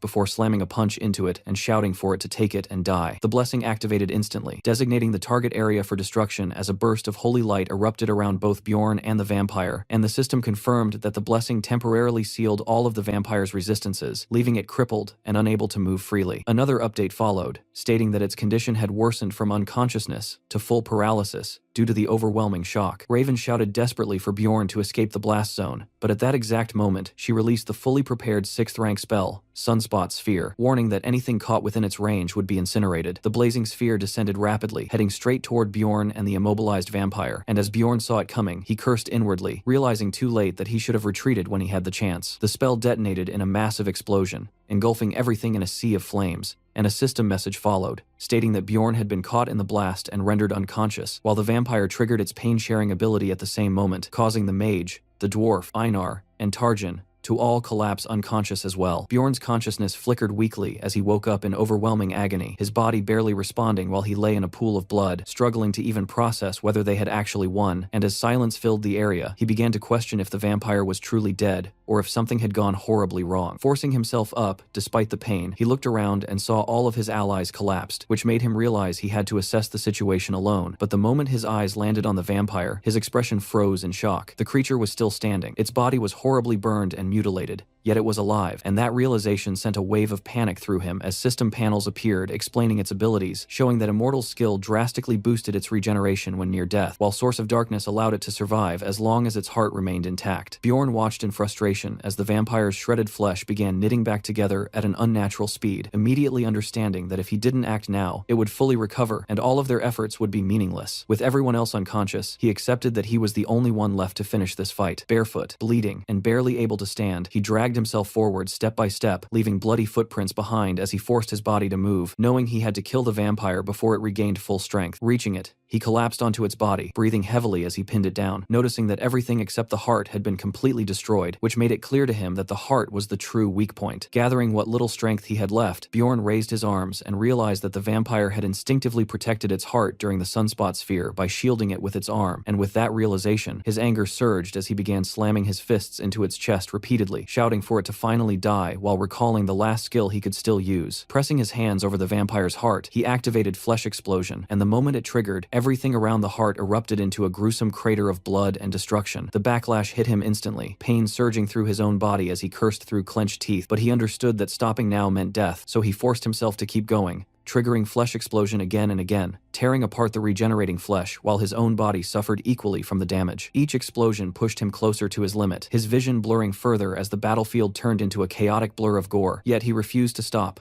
Even as a warning appeared, showing that his HP had dropped below 1%. He realized that if he continued, he would die alongside the vampire, but he accepted that outcome without hesitation and unleashed another explosion directly at the heart, pushing his HP to 0 as a system message announced the start of a death countdown. Even then, he didn't stop. Despite his HP reached 0, he continued activating Flesh Explosion, driven purely by willpower, knowing that stopping now would make everything meaningless. System messages began showing his mentality points draining continuously as he pushed beyond his limits, blood covering his body as he repeated the skill again and again, telling himself that if he was going to die anyway, there was no reason to hold anything back. His mentality kept dropping with every activation, yet he remained seated over the vampire, surrounded by smoke and destruction, breathing heavily as ash drifted from his ruined arms. When he finally glanced down, he realized both of his hands had been completely destroyed. Even so, he didn't hesitate. If his hands were gone, then he would use his entire body instead. With that resolve, he triggered one final flesh explosion, using himself as the catalyst, and the resulting blast consumed everything in a blinding eruption. A system message confirmed that Vampire Count Cambermere had finally been defeated, granting him experience, and Bjorn recognized that the monster had truly been killed only because he had pushed himself to the very end. Additional system notifications followed, awarding bonus experience for defeating a high-ranking mutant guardian, and announcing that he had leveled up, though he immediately noted that leveling up did not restore HP in this world. Then new prompts appeared, showing his spirit power increasing along with his maximum essence capacity, and to his surprise, the rare Guardian Essence, something that only had a 1/3 drop chance, had actually appeared, and before he could react,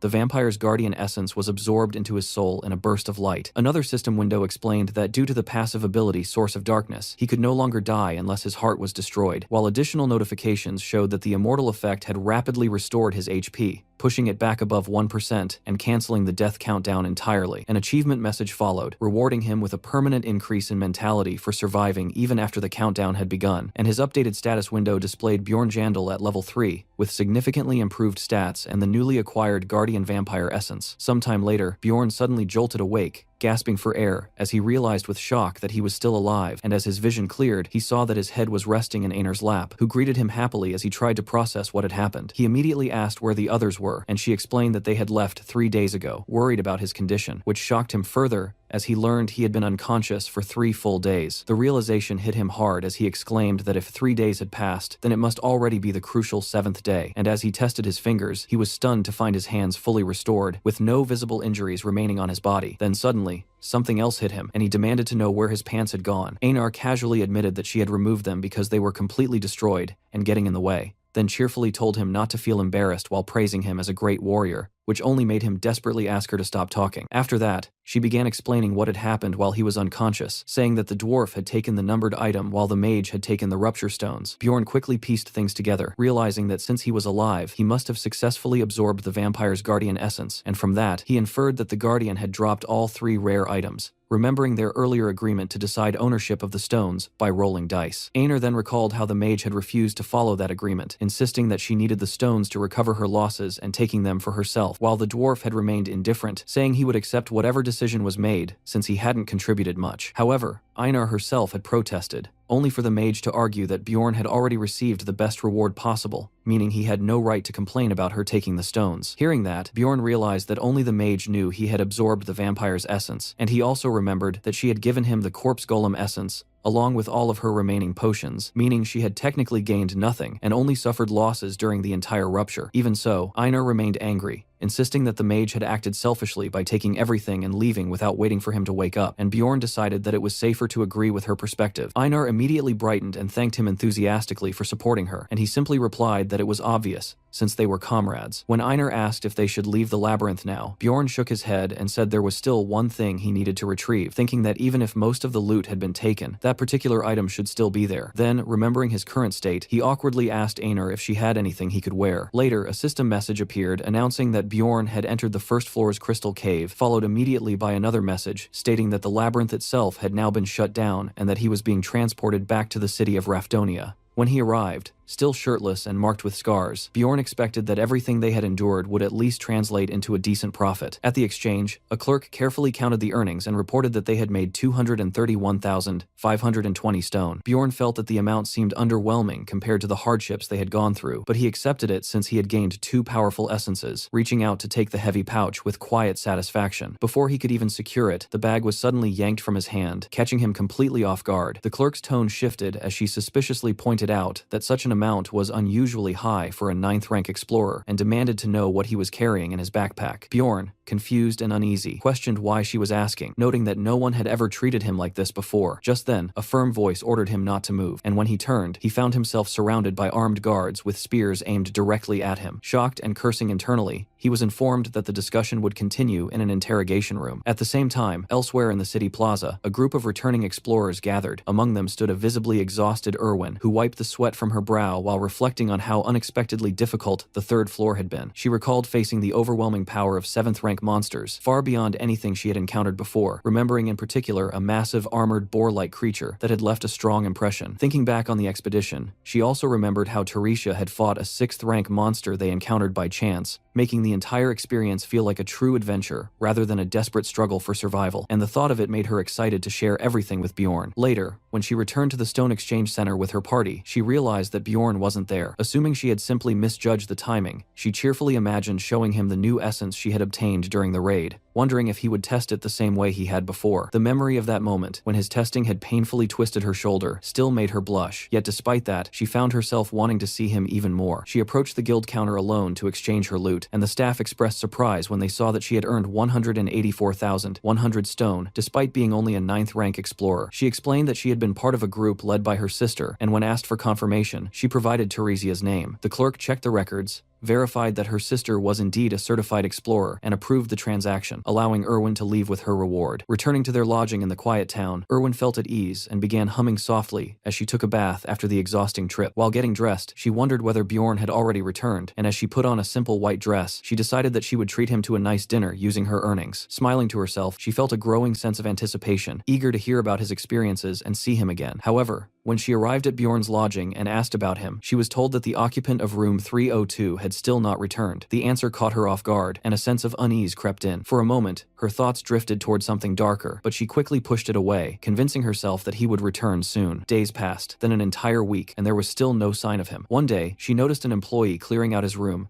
and rushed over in alarm, demanding to know why they were taking his belongings. The staff member, already irritated, replied that they had waited long enough out of consideration for her, and pointed out that the labyrinth had closed some time ago, meaning the situation should already be clear. Erwin's hands trembled as she clutched her skirt, struggling to accept what that implied, but the answer came anyway. If Bjorn had not returned by now, it could only mean that he had died inside the labyrinth. Later, under heavy rain outside the guild, Erwin sat collapsed on the ground, completely devastated as people passed by and glanced at her. A figure approached and knelt in front of her, Teresia, calling out to her. Through tear-filled eyes, Erwin slowly looked up from her despair. Teresia told her she had heard the news and urged her to stand, asking how long she intended to remain like this. Erwin's eyes burned with grief and anger as she looked at her sister and declared that she wanted to become stronger, resolving that she would gain enough power to protect the people she cared about. Meanwhile, Bjorn had been locked up in jail, and a full week had already passed since he was imprisoned under accusations of being a plunderer. During his first interrogation, the officer questioned him about the crossbow he carried, openly mocking the idea of a barbarian using such a weapon, while Bjorn calmly explained explained that it was loot taken from attackers who had tried to kill him. The interrogator responded coldly that they would determine who had attacked first, which immediately made Bjorn protest that imprisoning him over this was unreasonable, especially when something about the situation felt clearly off. He reflected on how guild customs usually avoided questioning explorers without solid evidence, but the interrogator countered by saying that the rules had recently changed, allowing for stricter investigations of 9th rank explorers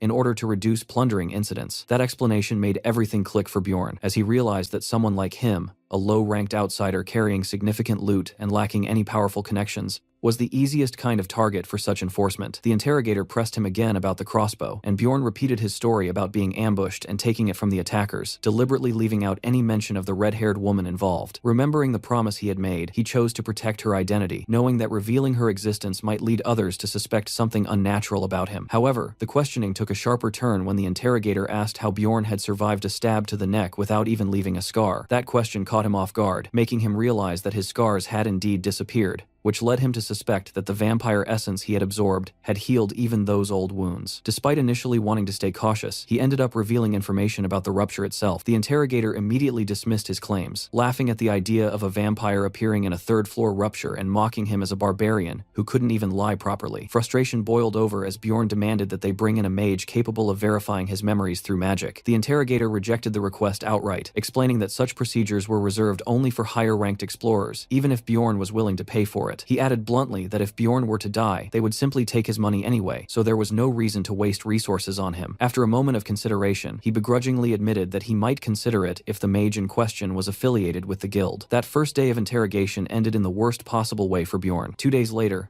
they attempted to break him using mentality-based magic, but his high mentality stat allowed him to resist it completely. A guild mage failed to penetrate his mental defenses and suggested that they might need someone from the magic tower instead, while Bjorn silently cursed the entire situation. Even so, the interrogator refused to involve more important mages over what he considered a trivial matter, completely ignoring Bjorn's mentions of Raven and the dwarf. Instead, he repeatedly pressured Bjorn to give up and confess, making it increasingly clear that they were trying to force a false admission of guilt out of him. By the 7th interrogation, the situation escalated further when the interrogator burst in, claiming they now had conclusive evidence. Bjorn immediately recognized what they were referring to: the message stone he had taken during his fight with the Crystal Union. The interrogator accused him of plundering, explaining that the stone belonged to a deceased explorer, and that they had already received statements from the Crystal Union supporting the accusation. The verdict came swiftly. Bjorn would be executed in 3 hours. At that moment, Bjorn understood that the situation could no longer be resolved through words alone, yet he also knew that escaping would permanently brand him as a fleeing criminal. Even so, he realized there was no other way to survive unless he acted immediately and found a way to prove his innocence later. Gripping the bars of his cell, he made his decision. Activating his ability, Flesh Explosion, he channeled destructive energy into his own body, and in the next instant, a massive blast tore through the jail, destroying part of the structure in a violent eruption of blood and fire. When the smoke cleared, Bjorn stepped out from the wreckage, barefoot, burned, and steaming, yet still alive. He moved forward toward a terrified guard, his presence radiating pure killing intent as he advanced through the shattered remains of the cell. The guard panicked, unable to comprehend how Bjorn had survived such an explosion, and before he could even finish shouting about an escaping prisoner, Bjorn crushed him underfoot. Looking down at the lifeless body, Bjorn hardened his resolve, deciding that what he had done was necessary. With his damaged hand dripping blood and energy swirling around him, he committed fully to escaping this place. Standing over the fallen jailer, his body still steaming from the strain, he took the key ring from the guard's belt and began moving through the corridor. As he passed by the other cells, prisoners called out to him, begging him to free them as well. Bjorn briefly considered that some of them might actually be criminals, but as someone who had been falsely accused and thrown into this situation, he decided that their guilt or innocence was no longer his concern. Without hesitation, he began unlocking the cells. The prisoners erupted in cheers, celebrating both their freedom and the barbarian who had released them, as they rushed out into the chaos. On the first floor of the guild lobby, everything seemed normal as unrelated explorers went about their business,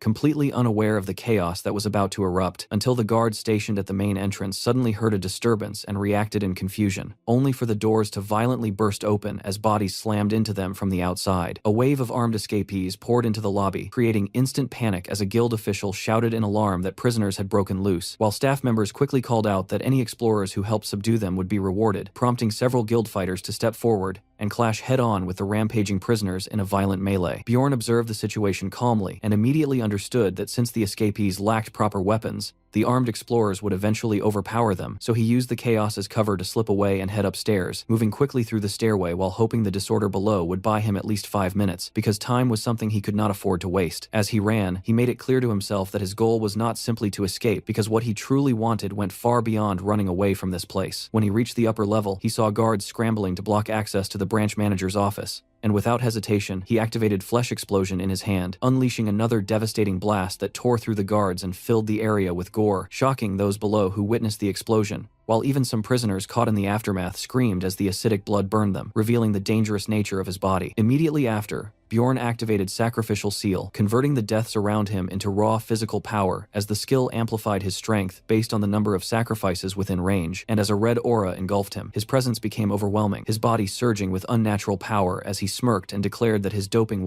is complete before launching himself forward with explosive speed. He crashed into the remaining guards like a force of nature, his sheer ferocity terrifying them as he slammed one armored opponent into the ground with such force that the man coughed up blood instantly, completely crushed by the impact, while another guard charged him in anger, only to be met with a brutal counterattack that dropped him just as quickly, and one after another, the defenders fell as Bjorn tore through them effortlessly in the chaos of the lobby. Those watching were left stunned, as they saw his wounds healing almost instantly, unable to comprehend how such regeneration was possible. But before they could react, Bjorn continued his assault, smashing another guard who questioned his abilities, while inside, he felt the combined effects of his skills surging and boiling within him, granting him overwhelming strength as he knocked down multiple opponents at once when they rushed him together. Even he found himself marveling at how powerful this state felt, recognizing the immense doping effect of his abilities, while the remaining guards began to hesitate, unable to understand how a mere 9th-rank barbarian could reach such a level of strength, and Bjorn realized that since this branch typically dealt only with low-rank explorers, no one had ever expected someone like him to become this dangerous. He continued forward without slowing down, his attacks ripping through the remaining defenders in a relentless storm until the path ahead was completely cleared, allowing him to approach the large doors leading to the branch manager's office, which he kicked open without hesitation, only to immediately realize he had walked into an ambush as a man inside attacked him the moment he entered. The guard lunged forward and slashed at Bjorn's leg, drawing blood and confidently believing he had landed a decisive blow. But that confidence vanished instantly when Bjorn's blood splashed onto his face and the man screamed in agony as the acidic blood burned into his skin, realizing too late the true danger of his opponent. Hearing the scream, a young woman rushed into the room and called out in alarm, only to freeze in shock when she saw the situation, recognizing the intruder and understanding what was happening, while the injured man desperately warned her not to come closer, revealing that she was the district manager's daughter. Bjorn immediately recognized the opportunity, realizing that her presence could completely shift the situation in his favor, while the injured man threatened him, warning that harming her would lead to severe consequences. But Bjorn ignored the warning, knocking the man unconscious and deciding to adapt his plan around this unexpected advantage. Although he had not originally intended to go this far, he quickly concluded that taking the district manager's daughter hostage would dramatically change the balance of power, and as she reacted angrily to his calm demeanor, calling him terrible, Bjorn snapped back at her, accusing her of acting as if everything revolved around her and bluntly telling her to stay quiet, while internally questioning what was wrong with her attitude. Holding her firmly, he issued his demands to the guards, ordering them to bring the original interrogator along with a mage from the magic tower, making it clear that if they failed to comply, the woman's life would be forfeit, and without giving them time to argue, he dragged her out onto the balcony, preparing for his next move. Taking a deep breath, Bjorn raised his voice and shouted loudly enough to draw the attention of everyone outside, standing in full view with the hostage as he made his declaration, announcing that it was time for his retaliation, and as the crowd gathered and recognized him as the escaped prisoner, he introduced himself clearly as Bjorn Jandal. He declared that he was a 9th-rank explorer who had been falsely accused and targeted by the guild, stating publicly that they had tried to frame and execute him despite his innocence, and he repeated his claim with conviction, making sure that everyone heard him, knowing that by turning the situation into a public spectacle, the guild would no longer be able to quietly cover up what they had done. Far away at the magic tower, a report reached the high-ranking mages that the Explorer Guild was requesting immediate assistance, and an elderly mage calmly explained that a branch manager had described the situation as a lunatic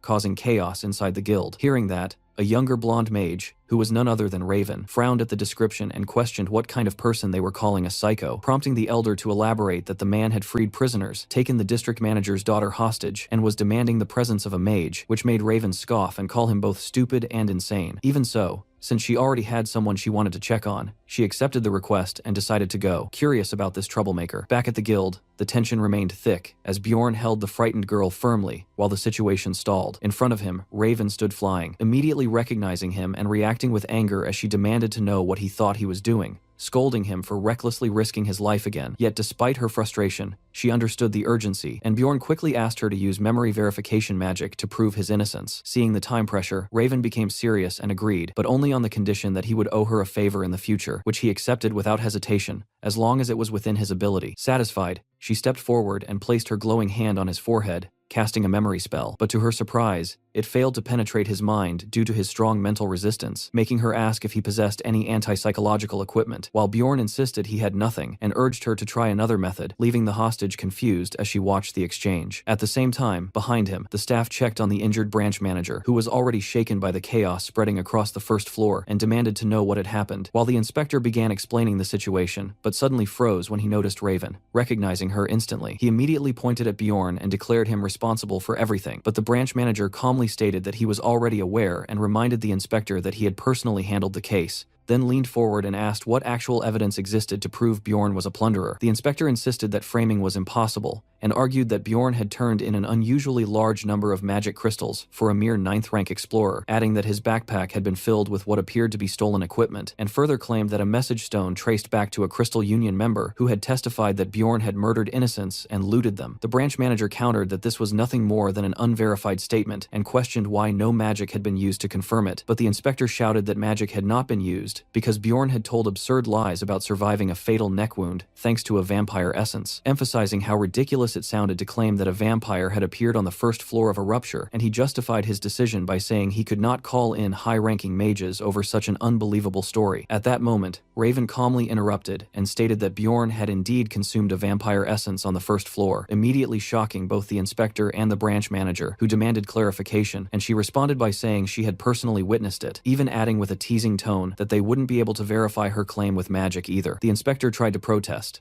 arguing that even if she knew Bjorn, she shouldn't lie to protect him, but Raven's expression turned cold as she asked if he was accusing her of lying, which made him immediately panic and backtrack, and as she pressed him further, she accused him of looking down on mages, causing him to collapse to his knees and apologize repeatedly. The influence of the magic tower was overwhelming, with its mages holding status comparable to aristocrats, and the branch manager quickly realized that offending someone like Raven was a serious mistake, so he attempted to calm the situation and explain that without proper context, Bjorn's story had simply sounded impossible, while Raven acknowledged that a vampire appearing on the first floor had never happened before, but firmly stated that such an event was not impossible, sharply criticizing the manager for dismissing it outright and reminding him that the labyrinth still held countless unknowns. As she pressed him with that reasoning, the manager was left speechless, forced to reconsider his stance, while Bjorn watched the exchange and noted how ruthless Raven could be even towards someone of authority, proving exactly what kind of mage she was. At that moment, a new figure entered the scene, addressing Bjorn as the barbarian everyone had been talking about, and when Bjorn asked who he was, the man introduced himself as Niall Urbans, arriving alongside armored guards, calmly remarking that Bjorn had caused quite a mess, while the hostage girl cried out to him, revealing that he was her father, and Bjorn immediately understood that this man was the district manager overseeing multiple guild branches. The narration briefly explained the structure of the guild, describing how it managed clans, provided support through magic, and controlled information, with multiple branches led by branch managers, all overseen by 13 district managers who ranked just below the guild master, making Niall one of the most powerful figures present, though even he had limits on what he could do. Suddenly, another man was dragged into the room and thrown to the ground, and Niall calmly stated that he had heard they were looking for this individual, causing the inspector to react in terror as he recognized him, while Bjorn stepped forward and confirmed that the man was Hearts from the Crystal Union, then directly accused him of giving false testimony regarding the message stone. As Hearts tried to deny it, Raven immediately cast a spell that revealed the truth, declaring that he was lying, which stunned everyone present, and Bjorn realized that with a magic tower mage exposing him, Hearts had no way out. Niall confirmed Bjorn's identity, and then publicly declared that Bjorn Jandal was innocent. Bjorn immediately asked what would happen to Hearts, and Niall responded that since the situation had been caused by false testimony, a full investigation would follow before determining punishment, while Bjorn added that he wanted the entire Crystal Union clan investigated as well, which Niall agreed to, noting that the group had already been problematic for some time. Niall then turned his attention to the inspector and informed him that he would be dismissed for mishandling the case, ignoring his desperate protests, and coldly stated that all of his past cases would be reviewed, warning that any misconduct uncovered would be punished accordingly, leaving the inspector trembling as he realized the severity of his situation. After that, Niall shifted his focus back to Bjorn and stated that it was time to discuss compensation, offering to promote him directly to a 7th rank explorer and provide new equipment, but Bjorn immediately dismissed the offer internally, realizing that a rank increase was meaningless to him since he he could achieve that through essences. And when Niall mentioned his lack of experience, Bjorn openly challenged him to bring in any 7th rank explorer to prove his strength, releasing his battle aura and daring anyone to face him, while Raven quickly urged him to calm down. Raven then intervened, stating that Bjorn deserved far better compensation, directly addressing Niall and pointing out that no other explorer had survived a 5th rank vampire guardian and absorbed its essence, criticizing him for treating basic restitution as proper compensation, which left Niall with no choice but to ask what Bjorn actually wanted. Bjorn smirked slightly and declared that he wanted money, deciding to demand at least 5 million stones, even admitting to himself that the amount was outrageous but justifying it with the thought that he could play the role of a foolish barbarian. And to everyone's surprise, Niall agreed immediately to pay the full amount on the spot. Raven, taken aback by how easily he accepted, and quickly added that her own fee of 1 million stones for her assistance was separate, and Niall, clearly resigned, agreed again while asking her to pass along his gratitude to her master, a mage of even higher standing. Bjorn reflected quietly on just how immense the influence of the magic tower truly was in this world. The scene shifted to the Magic Tower, specifically to Alua Raven's personal laboratory at the Altemian school, and later, inside that cluttered and chaotic space, Bjorn found himself looking around in confusion, wondering why everything was such a mess, while Raven quietly giggled to herself as if completely unbothered by the disorder. She casually handed him a beaker filled with blue liquid and told him to drink it, which immediately made him wary as he asked what exactly it was, then cautiously took a sip and guessed that it was probably just water, while Raven, almost teasingly, offered to give him something more interesting if he preferred. Deciding that water was the safest option, Bjorn drank it anyway, all while thinking that the container had probably held some kind of strange monster fluid before. After that, he asked her directly why she had brought him to her lab in the first place, and with a small smile, Raven reminded him that he had promised to do her a favor, which made Bjorn recall that he had only agreed under pressure at the time, though he also reasoned that maintaining a good relationship with a mage was not a bad idea, so he clarified that he would help only if her request was reasonable, prompting her to finally explain her intention. With dramatic flair, Raven declared that she wanted to study the vampire essence he had absorbed, insisting that the research would benefit him as well, since no one had ever consumed such an essence before, and there could be unknown side effects that only proper study could uncover. The narration emphasized just how rare this situation was, noting that even corpse golems were already considered rare research subjects,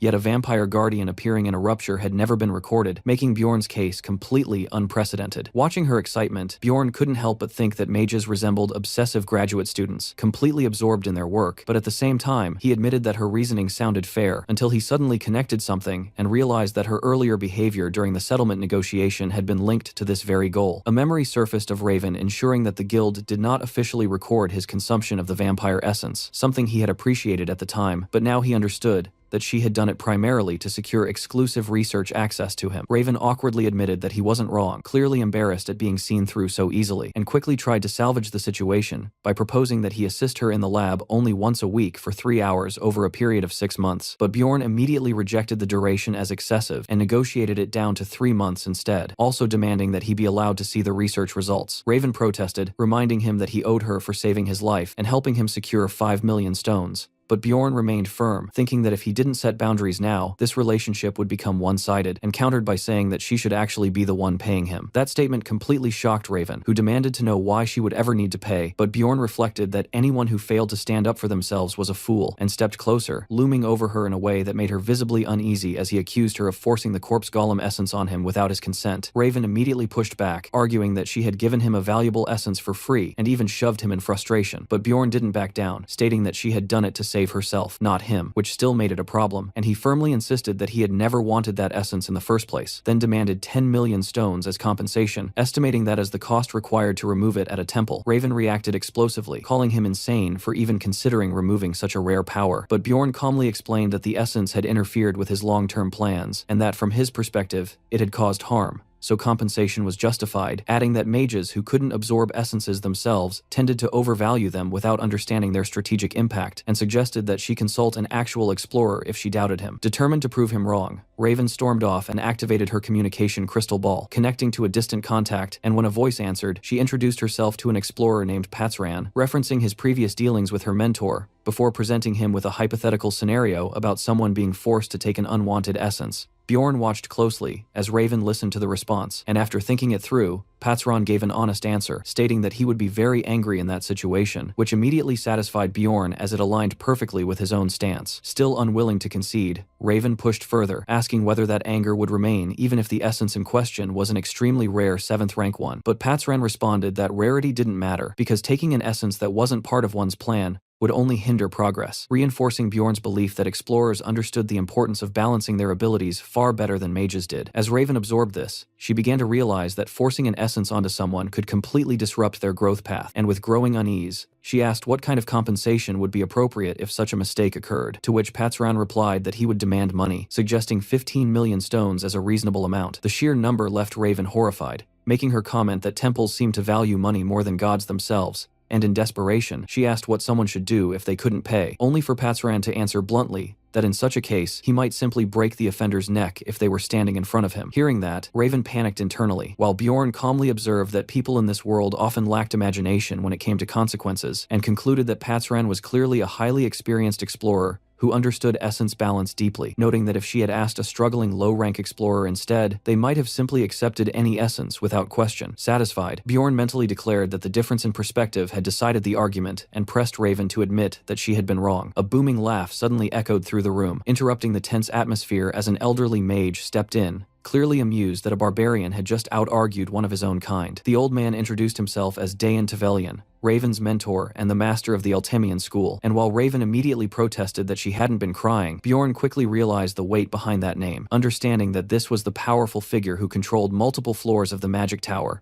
and whose authority could rival, or even surpass, that of a district manager. Dayan cheerfully admitted that he had been eavesdropping on their entire discussion, and found it thoroughly entertaining, his overwhelming presence making it obvious that Raven's soundproofing had been completely useless against him, which only embarrassed her further as he casually pointed out that both her spellwork and her reasoning still had clear flaws. He then explained that his curiosity had brought him here, as it was rare for him to see a living barbarian up close, since most of them usually arrived as corpses or scattered remains, and with a disturbingly amused grin, he elaborated that many of those specimens were reduced to nothing more than hearts by the time they reached him, which immediately made Bjorn fall silent, growing wary of the eccentric archmage standing before him. Dayan let out an ominous chuckle before suddenly bursting into loud laughter, telling Bjorn to relax because it had only been a joke, though the unsettling tone left Bjorn questioning whether that was truly meant as humor, and deciding to respond in kind, he made his own crude remark about cracking open the old man's skull, which instantly startled Dayan. Bjorn quickly clarified that he was joking as well, and even urged the old mage to loosen up and laugh, going so far as to casually pat his head, while Raven watched in disbelief, wondering if Bjorn had completely lost his mind. For a brief moment, Bjorn himself wondered if he had crossed a dangerous line, but to his surprise, Dayan suddenly broke into delighted laughter, praising Bjorn's boldness and claiming that he was not easily offended by jokes,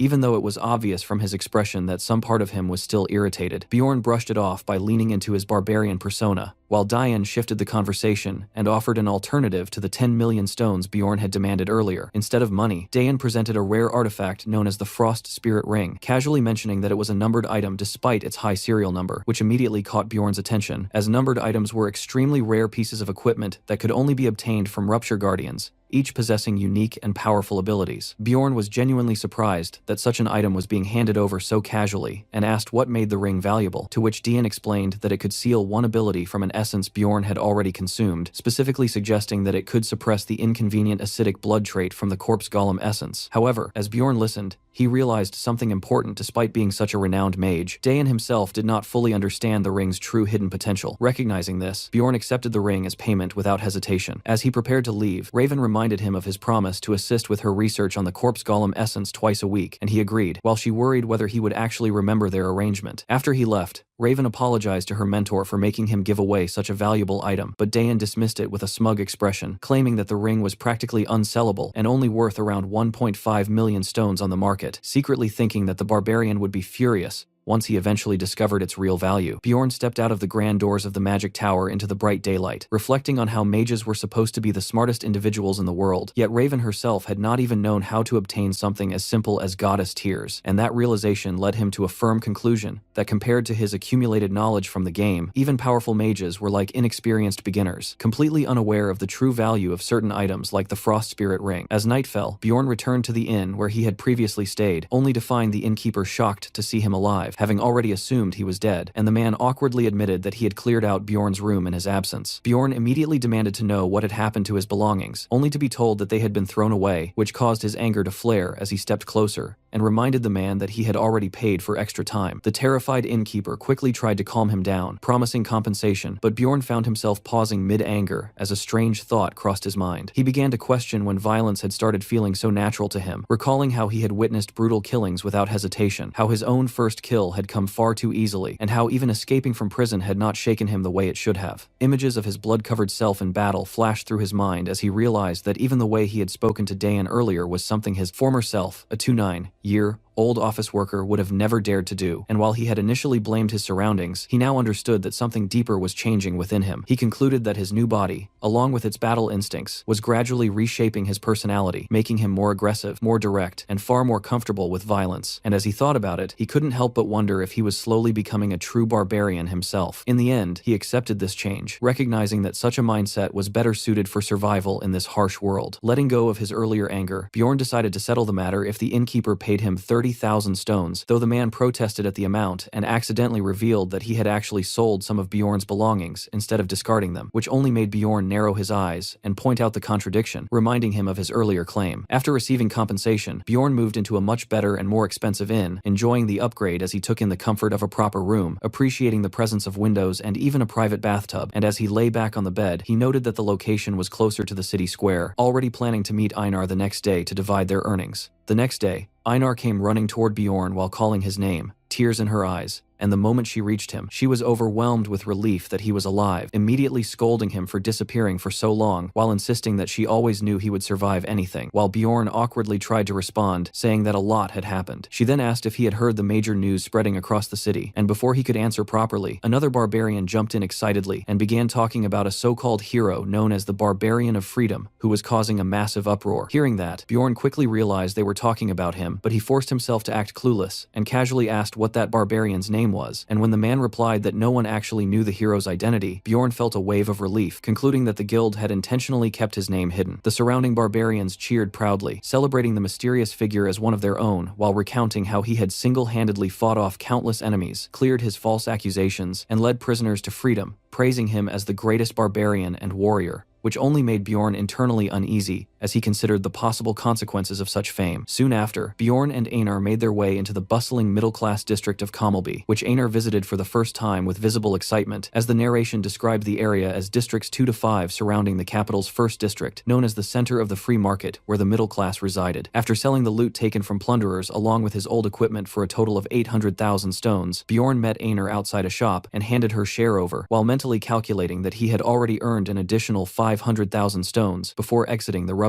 He gave Einar 300,000 stones, insisting it was a fair division, which left her completely stunned by the amount before she happily thanked him. But her attention was soon drawn elsewhere when she noticed people eating cotton candy, describing it in wonder as clouds on a stick, while Bjorn immediately recognized it and found her reaction amusing. Einar stared at the treat with sparkling eyes, clearly tempted as she clutched her pouch of money, and later, at a restaurant, she eagerly devoured cotton candy with amazement at human creativity, even joking that she could buy countless portions with her earnings, while Bjorn internally noted that she was starting to treat it like currency and reminded her to focus on actual food first. In a quieter moment, Einar softly thanked Bjorn for continuing to treat her the same way as before her transformation, catching him off guard, and she explained that ever since her appearance had changed, other barbarians no longer saw her as a warrior and had begun avoiding her, while humans now constantly approached her with unwanted attention, something she had never experienced before, leaving her flustered as she called his name again. Suddenly, she slammed the table and anxiously asked if she had become ugly, completely confusing Bjorn, and before he could even respond, she made a firm decision and declared that she would no longer enter the labyrinth with him. Although her altered appearance seemed like the reason, the truth was different, as an elder from a shrine renowned for swordsmanship had taken interest in her, and she had decided to undergo training under that master. Bjorn had asked if she could still spare even a single day for dungeon runs, but she explained that the training would confine her to the shrine for 6 months, which made him realize she was referring to a harsh training method he remembered from the game, and while he understood that this was an incredible opportunity for her, she made it clear that she would not ask him to wait or take her back later, promising instead to return one day as a warrior strong enough not to burden him. Now left alone,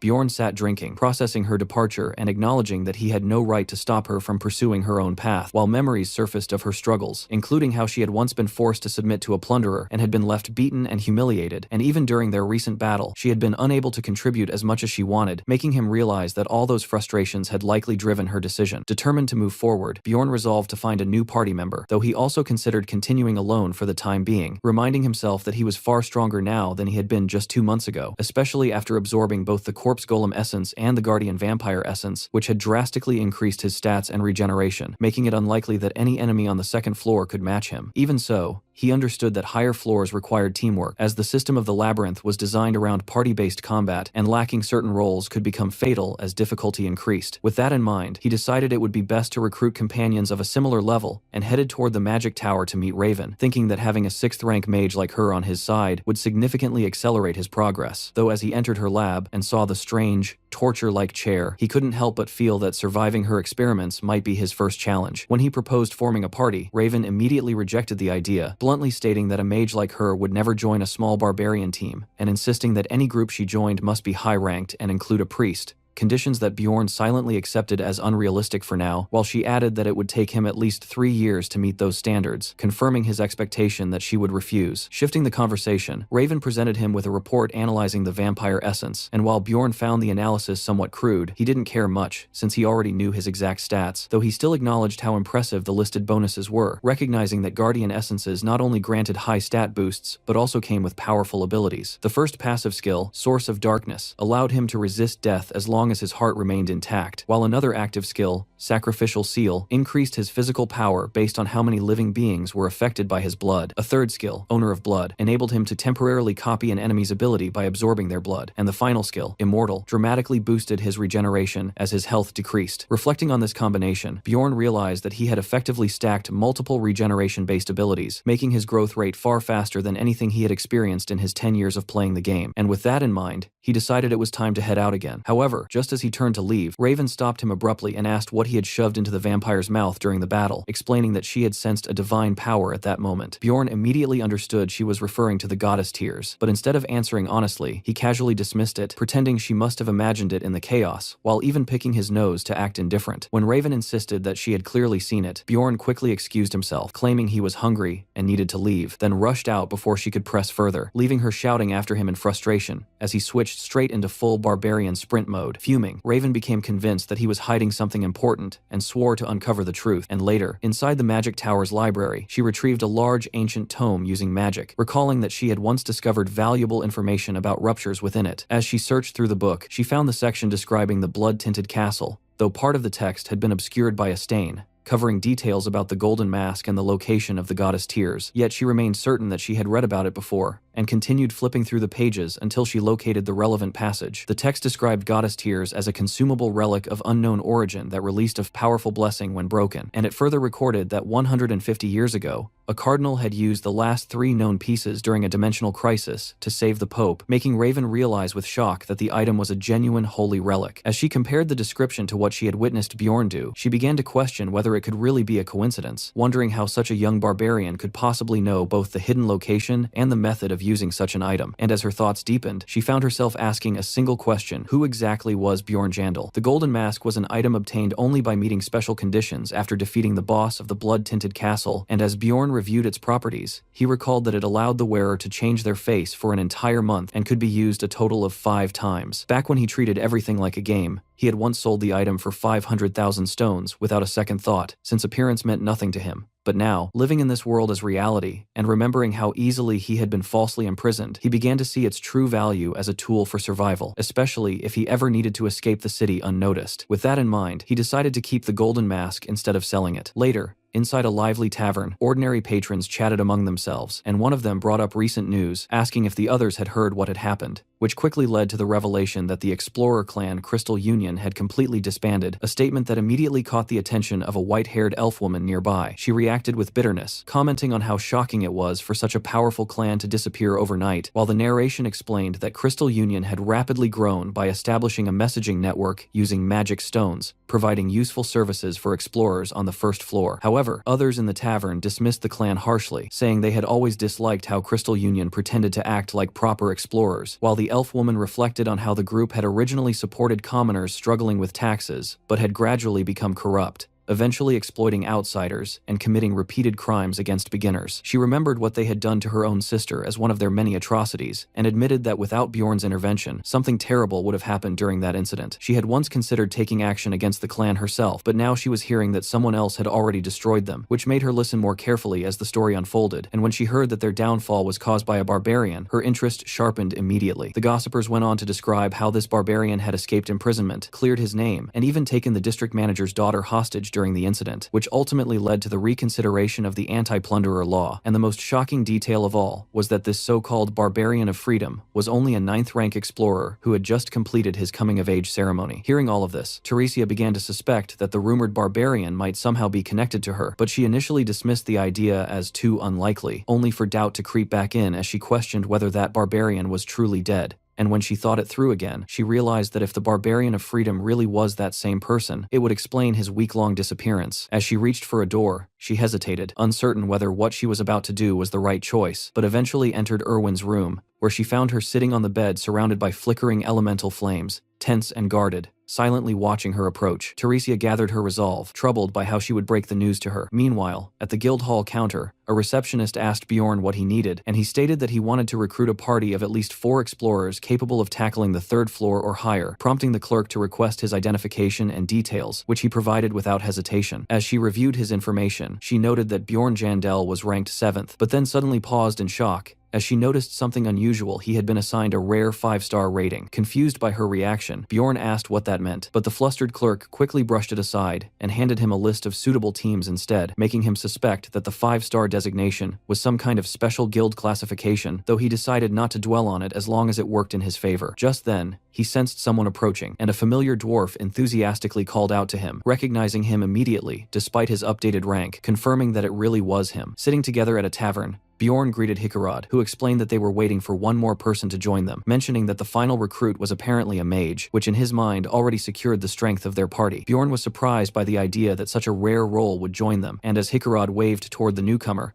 Bjorn found himself wondering who it could be, still finding the situation hard to believe. Soon, a cheerful man in robes approached them with a spellbook in hand, greeting both Bjorn and Hikarad enthusiastically, and introducing himself as Lior Dwalki, stating that he had come specifically to join their party. Hikarad welcomed him warmly and asked if he was the mage assigned by the guild, while Bjorn, still skeptical, concluded that Dwalki must indeed be the one they were expecting. Hikarad introduced himself as a 6th-rank explorer, and Dwalki proudly revealed that he was an 8th-rank royal mage, which shocked Hikarad, as it meant he served the royal family of Rafdonia rather than being affiliated with the Magic Tower or the Guild. Bjorn quickly understood that Dwalki operated independently and wondered why Hikarad seemed unaware of such distinctions, while Dwalki, impressed by Bjorn's composure, asked for his name, leading Bjorn to introduce himself and immediately take control of the conversation, bluntly questioning why an 8th-rank mage would choose to explore the labyrinth when most in his position preferred the safety and stability of city life. Internally, Bjorn suspected that Dwalki lacked the ability to progress on higher floors, and was seeking opportunity through exploration instead, while Dwalki confidently explained that his goal was to become a renowned explorer and bring honor to Baron Martoin's family, which made Hikarad realize that he had some distant noble connection, though Bjorn quickly concluded that the relationship was too weak to hold real significance. Dwalki assured them that he had no intention of treating anyone as inferior, but Bjorn remained doubtful, privately considering him inexperienced, overly ambitious, and possibly unreliable, yet he ultimately decided to accept him anyway, reasoning that simply having a mage in the party would attract stronger recruits. As expected, more capable applicants began to show interest, and over the next several days, Bjorn and Hikarad reviewed candidates together, with Bjorn doing most of the evaluation work while Hikarad occasionally approved selections, until they finally confirmed their team lineup. With the party now complete, they also upgraded their equipment, and Bjorn proudly showcased his new armor and shield, later visiting the library where the blue-haired receptionist silently stared at his flashy gear and asked what he was wearing, prompting him to eagerly explain that it was Latinium armor along with a matching shield, even demonstrating his new expandable backpack and boasting about the increase in his carrying capacity. The receptionist, unimpressed, simply stated that there had been complaints and ordered him to remove his armor inside the library, leaving Bjorn to conclude that she clearly had no appreciation for his enthusiasm or jokes. Later, Bjorn walked through the city streets in simple, casual clothes, blending in far more easily than before, when something unusual caught his attention, prompting him to turn into a narrow alley, where he spotted a pitiful sight: a barbarian slumped against the wall, looking weak and completely unarmed. That alone was enough to alarm Bjorn, because among barbarians, even the poorest always carried a weapon, and seeing one without it was practically unheard of. He approached carefully and addressed the man, whose fearful eyes immediately locked onto Bjorn's armored figure, clearly intimidated. But Bjorn calmly reassured him that he meant no harm, and asked why he had no weapon and what he was doing there. The man stammered nervously, explaining that he had sold his weapon because he had no money left, and as Bjorn listened, he couldn't help but notice how strangely polite the man sounded for a barbarian. Connecting all the clues, Bjorn quickly reached a conclusion: this wasn't a normal barbarian, but another player like himself. He introduced himself as Jandel's son Bjorn, and the man replied hesitantly that he was Leon's son, Tarakan, which only confirmed Bjorn's suspicion further, leading him to internally label Tarakan as an evil spirit, inhabiting a barbarian's body. Later, at a tavern, Tarakan devoured the food Bjorn had bought him with desperate hunger, tears forming in his eyes as he repeatedly vowed never to forget this kindness, while Bjorn observed that Tarakan had reached adulthood only a month before him, making their circumstances oddly similar. As Tarakan explained his situation, Bjorn pieced everything together, realizing that despite entering this world, Tarakan had never even stepped into the labyrinth, instead getting lost and avoiding it entirely. Bjorn immediately assumed the truth that Tarakan had fled out of fear of monsters, reasoning that slipping away from the crowd of excited barbarians on the first day would have been easy, and from there,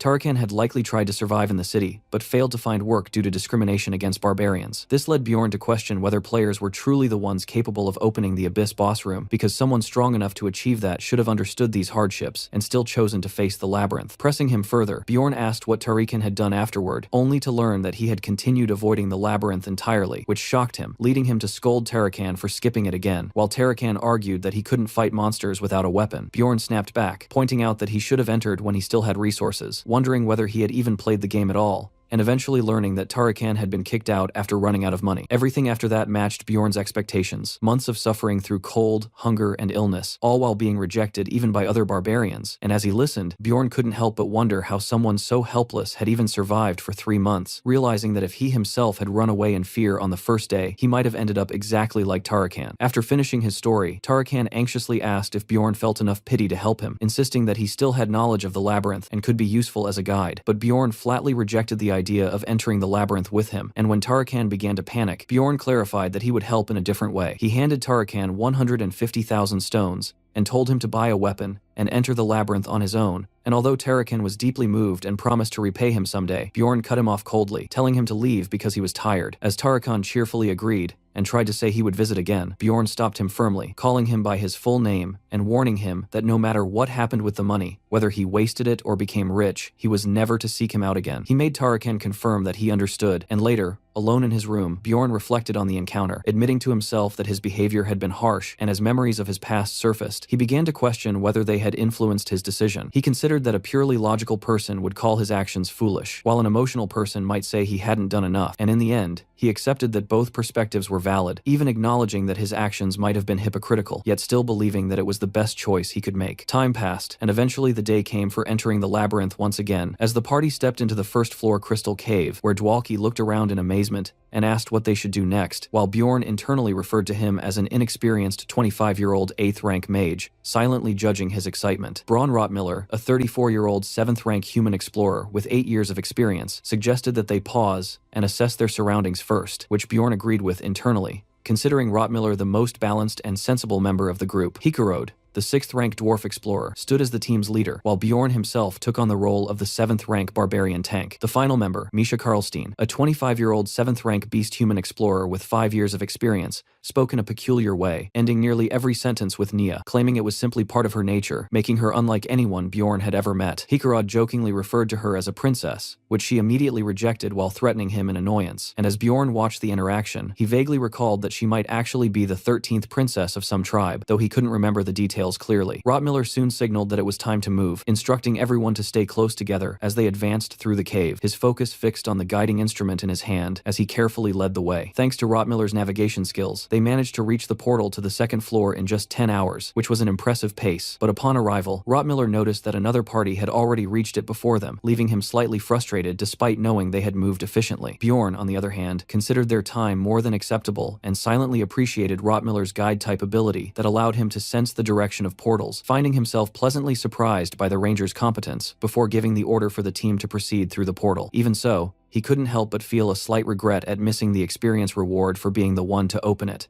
recalling how he could have exploited a known trick he once used with Einar to gain extra experience, but deciding against using it now since he didn't fully trust his current teammates yet, resolving to save that method for a time when he could rely on his party completely. As they stepped through, a system message announced their arrival in the beast lair on the second floor, and the group entered a foul-smelling valley filled with decay, where Bjorn immediately recognized that this region connected to the eastern side of the first floor and was dominated by beast-type monsters. The stench hit them instantly, and Hikarad checked on Dwalki, who was already struggling, gagging and begging him not to talk while he tried to hold himself together, while Misha loudly complained about how filthy everything was. Bjorn himself noted how overwhelmingly disgusting the environment was, the smell alone making it difficult to endure, and he briefly checked on Rottmiller, wondering if his smell-based essence made things worse, but Rottmiller calmly replied that he was used to it, and warned everyone to stay close, due to the many hidden waste puddles scattered throughout the terrain. As they moved forward, their boots squelched through the muck, the party navigating the maze-like valley where there were no traps, but where a skilled pathfinder like Rottmiller was essential. And although the monsters here were relatively weak compared to their combined strength, the team easily cut through them, slaughtering packs of great razor-mane wolves and steadily gaining small amounts of experience. They continued their advance, taking down various beasts, such as werewolves, saber-toothed tigers, and wall moles, accumulating more experience with each encounter, and by nightfall, they established a routine thanks to Dwalki's alarm spell, which allowed them to rotate 4 guards while he himself enjoyed a full 6 hours of uninterrupted sleep. Even so, Dwalki questioned why such precautions were necessary when his alarm magic was already active, but Hikarad explained that the spell only detected monsters, not other dangers, emphasizing that in the labyrinth, other explorers were often far more dangerous than any creature they might face. Hearing that, Dwalki grew uneasy and asked if it was really true, but Hikarad simply told him to rest, assuring him that he didn't need to take a watch. While nearby, Bjorn silently observed the exchange, forming a quiet conclusion in his mind that this expedition might very well be their last one with Dwalki. On the second day, shortly after midday, Rottmiller pointed ahead and informed the group that the portal to the 3rd floor was just up ahead, where they planned to begin hunting 7th to 8th rank monsters. Bjorn reflected on what awaited them, recalling that the 3rd floor, Pilgrim's Passage, was a massive shared map that connected multiple second-floor routes into one central area, and he knew that their starting position would depend entirely on where they entered from, silently hoping they would land in a favorable location. Misha, curious, asked Bjorn if he had ever been to the 3rd floor before, and he confirmed that he had, which prompted her to mention that it had taken her an entire year to reach that level, leading Bjorn to ask how long it had taken her to reach the 4th floor. She estimated around 2 years, and Hikarad casually remarked that his own progression had been similar, which annoyed Misha, who pointed out that Bjorn had already reached a high level much faster despite having less experience, while Hikarad jokingly attributed it to her background. Before the exchange could escalate, Rottmiller sharply told them to stop arguing, and both Misha and Hikarad quickly apologized, though Bjorn could sense that Rottmiller was more irritated than usual, understanding that as the only pathfinder in the group, he was carrying a heavy responsibility and had little patience for distractions. A system message soon announced that they had entered the 3rd floor, Pilgrim's Passage, and as they emerged from the portal into a region known as Steelstone Valley, Rottmiller suddenly sensed danger and raised an alarm. Bjorn reacted instantly, shouting for Rottmiller to retreat, while rushing forward himself with his shield raised, just as a massive horned beast charged straight toward them. Bjorn braced himself and intercepted the monster's attack, his shield absorbing the crushing force as he struggled to hold his ground, shocked to realize that multiple monsters had gathered right in front of the portal, an extremely dangerous situation. The impact nearly overwhelmed him, and he understood just how close he had come to being crushed, especially when he noticed a nearby dwarf who had failed to withstand a similar blow, his shield shattered under the force, though Hikarad immediately activated his emergency recovery skill to stabilize himself. Recognizing the enemy, Hikarad identified the creatures as 7th rank monsters called Iantro, and ordered Bjorn to hold the line so they wouldn't be pushed back toward the portal. And as Bjorn steadied himself, he watched Hikarad recover and internally reassured himself that he wasn't envious of the dwarf's resilience. He recalled that the Iantro possessed an ability called weight balance, which gave them strong resistance to knockback, and as Hikarad planted his foot firmly into the ground, a system message confirmed that he had activated the same skill, anchoring himself against the charging beast. At the same time,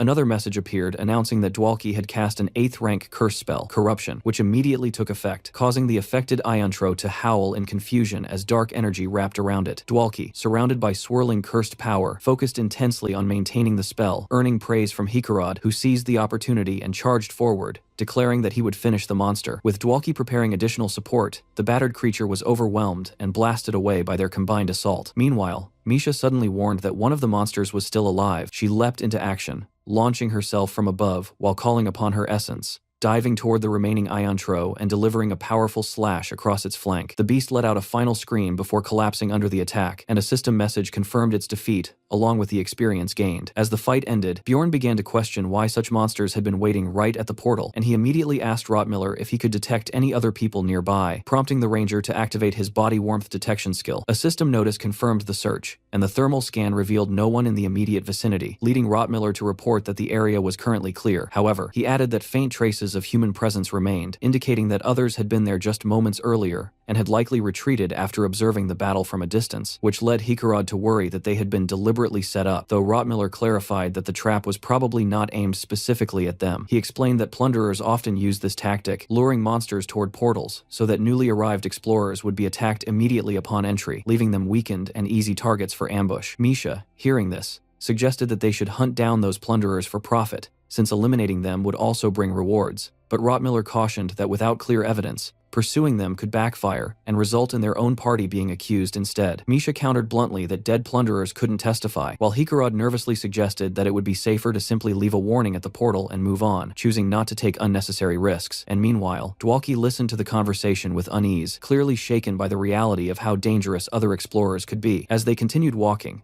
Misha casually praised Rotmiller's knowledge, admitting she had never even heard of such a tactic before, and mentioning that encounters with plunderers were actually quite rare, which immediately caught Bjorn off guard because it completely contradicted his own experience. Curious, he asked her how often she had encountered plunderers, and she calmly replied that it had only happened around 8 times over the past 5 years, which made Bjorn blurt out in disbelief that the number was ridiculously low, revealing that he himself had already run into plunderers 5 times in just the last 3 months, including the incident from earlier that day. The group reacted with amusement, joking that Bjorn's luck must be absolutely terrible, even comparing his situation to the chaotic and dangerous era from centuries ago, when plunderers were far more common. And although such incidents had declined significantly in recent times, they teased that Bjorn's misfortune alone might have attracted the plunderers they had just encountered, leaving him internally sinking into frustration over how absurd his situation felt. Seeing this, Rotmiller scolded the others for making fun of him, pointing out that Misha herself was unusually lucky, and then sharing his own experience of encountering plunderers only once every 3 months or so, which Bjorn noted was still far less frequent than his own encounters, making the gap feel even more ridiculous. When the others noticed his gloomy reaction, Bjorn simply brushed it off and told them to keep moving, unwilling to dwell on it further. As they advanced, they encountered and defeated various monsters along the way, including wormstones,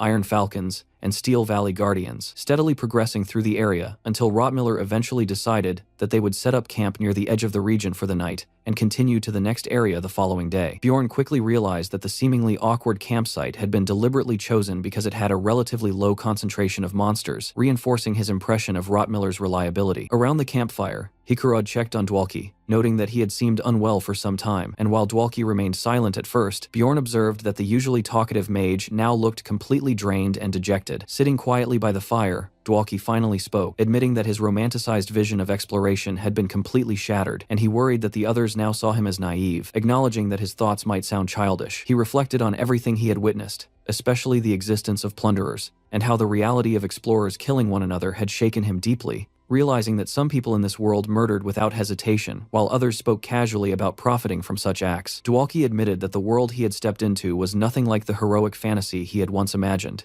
and he confessed that if he continued down this path, there might come a day when he himself would have to kill another person. He revealed that throughout the journey, he had been mentally preparing himself for that possibility, and when Bjorn asked if he truly felt ready, Dwalki's eyes hardened with determination as he listened, eventually answering that he was prepared, yet still admitting that he wasn't sure whether he could actually go through with it when the moment came. Bjorn noted that his resolve was clearly mixed with fear and uncertainty, while Hikarad felt a quiet sympathy for him. Even so, Bjorn thought that Dwalki was still better than the kind of people who boasted loudly only to collapse when faced with real danger, and Rotmiller added that it was actually a good sign that Dwalki wasn't arrogant, explaining that such honesty made him more reliable than someone who was blindly overconfident. After a moment, Rotmiller asked the group to give him some time, saying there was something he wanted to show them, and as they followed him to a higher vantage point, they were left speechless by the sight that unfolded before them. A breathtaking night landscape stretched out in the distance, filled with floating lights and a glowing tower far away, creating a surreal and mesmerizing view that captivated everyone present. Rotmiller explained that this phenomenon could only be seen at this specific time, and Misha openly admired its beauty, while he added that no one truly understood why it occurred only on the 3rd floor, a mystery that made it even more fascinating. Hikarad agreed that the view was incredible, and Dwalki,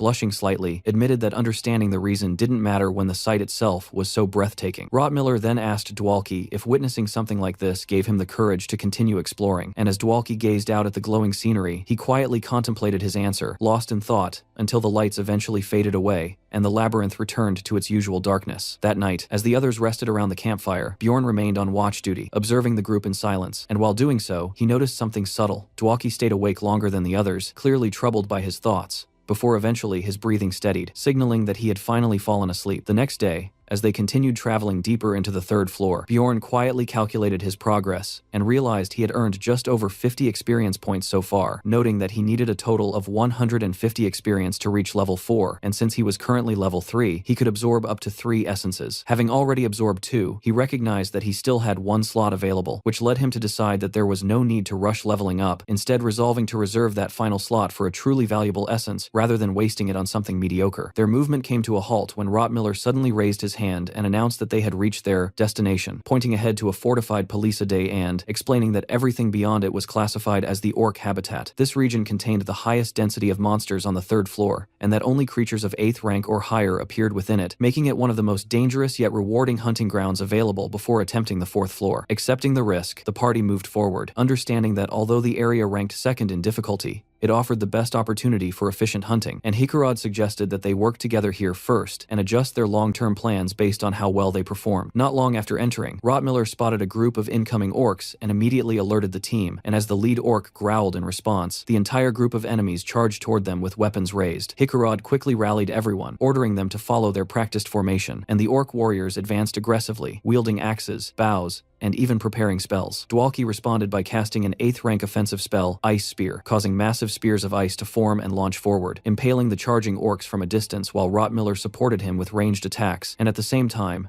Bjorn and Hikarad held the front line as tanks, bracing themselves against the incoming assault. The two of them clashed head-on with the orc warriors, blocking heavy strikes with their shields while absorbing the pressure of the assault, and according to their strategy, Misha moved swiftly through the battlefield, targeting enemies that slipped too close and cutting them down with her twin blades in rapid succession. However, the situation suddenly escalated when an orc witch doctor appeared and unleashed a swirling red aura, casting a berserk enhancement on its allies, instantly tripling the physical resilience of the affected warriors for 10 seconds and making them far more dangerous. The empowered orc's eyes glowed red as it locked onto the party and charged forward with overwhelming force, and despite Bjorn and Hikarad striking it repeatedly, the monster pushed through their defenses. Recognizing the danger, Bjorn immediately shouted that one had broken through, and Rottmiller reacted at once, ordering Dwalki to stay behind him as he stepped forward to intercept the charging orc, raising his shield to block the massive blow while protecting the mage from harm. The berserk warrior snarled in frustration as its momentum was halted, and Misha seized the moment, precisely timing the end of the 10-second buff before rushing in to finish the weakened enemy. System messages confirmed the defeat of the orc archer and the berserk warrior, granting the party experience, and as the final enemy dissipated into smoke under Misha's strike, the remaining orc witch doctor attempted to retaliate, only for Bjorn to close the distance instantly and decapitate it in a violent spray of blood. Another message confirmed its defeat along with the experience gained, bringing the battle to an end. Afterward, the group relaxed slightly, commenting on how intense the fight had been and how their hearts were still racing, while Bjorn analyzed the encounter and estimated that it had taken around 8 minutes to complete. He concluded that although their formation provided strong defense and stability, their overall damage output was somewhat lacking. Yet despite that, he felt satisfied with the team's composition and found himself growing comfortable fighting alongside them. As they continued deeper into the labyrinth, they steadily battled through multiple groups of orcs, with Hikarad leading the charge at the front, while Rottmiller provided precise crossbow support from behind, and as the groups of enemies grew larger, their coordination continued to hold. At one point, they even faced a 7th rank Great Orc Warrior, a significantly stronger variant, but even that opponent was defeated without much difficulty due to their teamwork. Even so, as everything seemed to be progressing smoothly, Bjorn couldn't shake a familiar thought, realizing from experience that misfortune had a habit of appearing precisely when things started going too well. Suddenly, an unfamiliar older mage appeared and began chanting a strange incantation, and before anyone could react, a massive explosion erupted nearby, blasting the area with fire and debris as the shockwave tore through the surroundings. Bjorn instinctively raised his shield in panic, realizing that if that attack had landed directly on them, their entire party would have been wiped out instantly. As the smoke slowly cleared,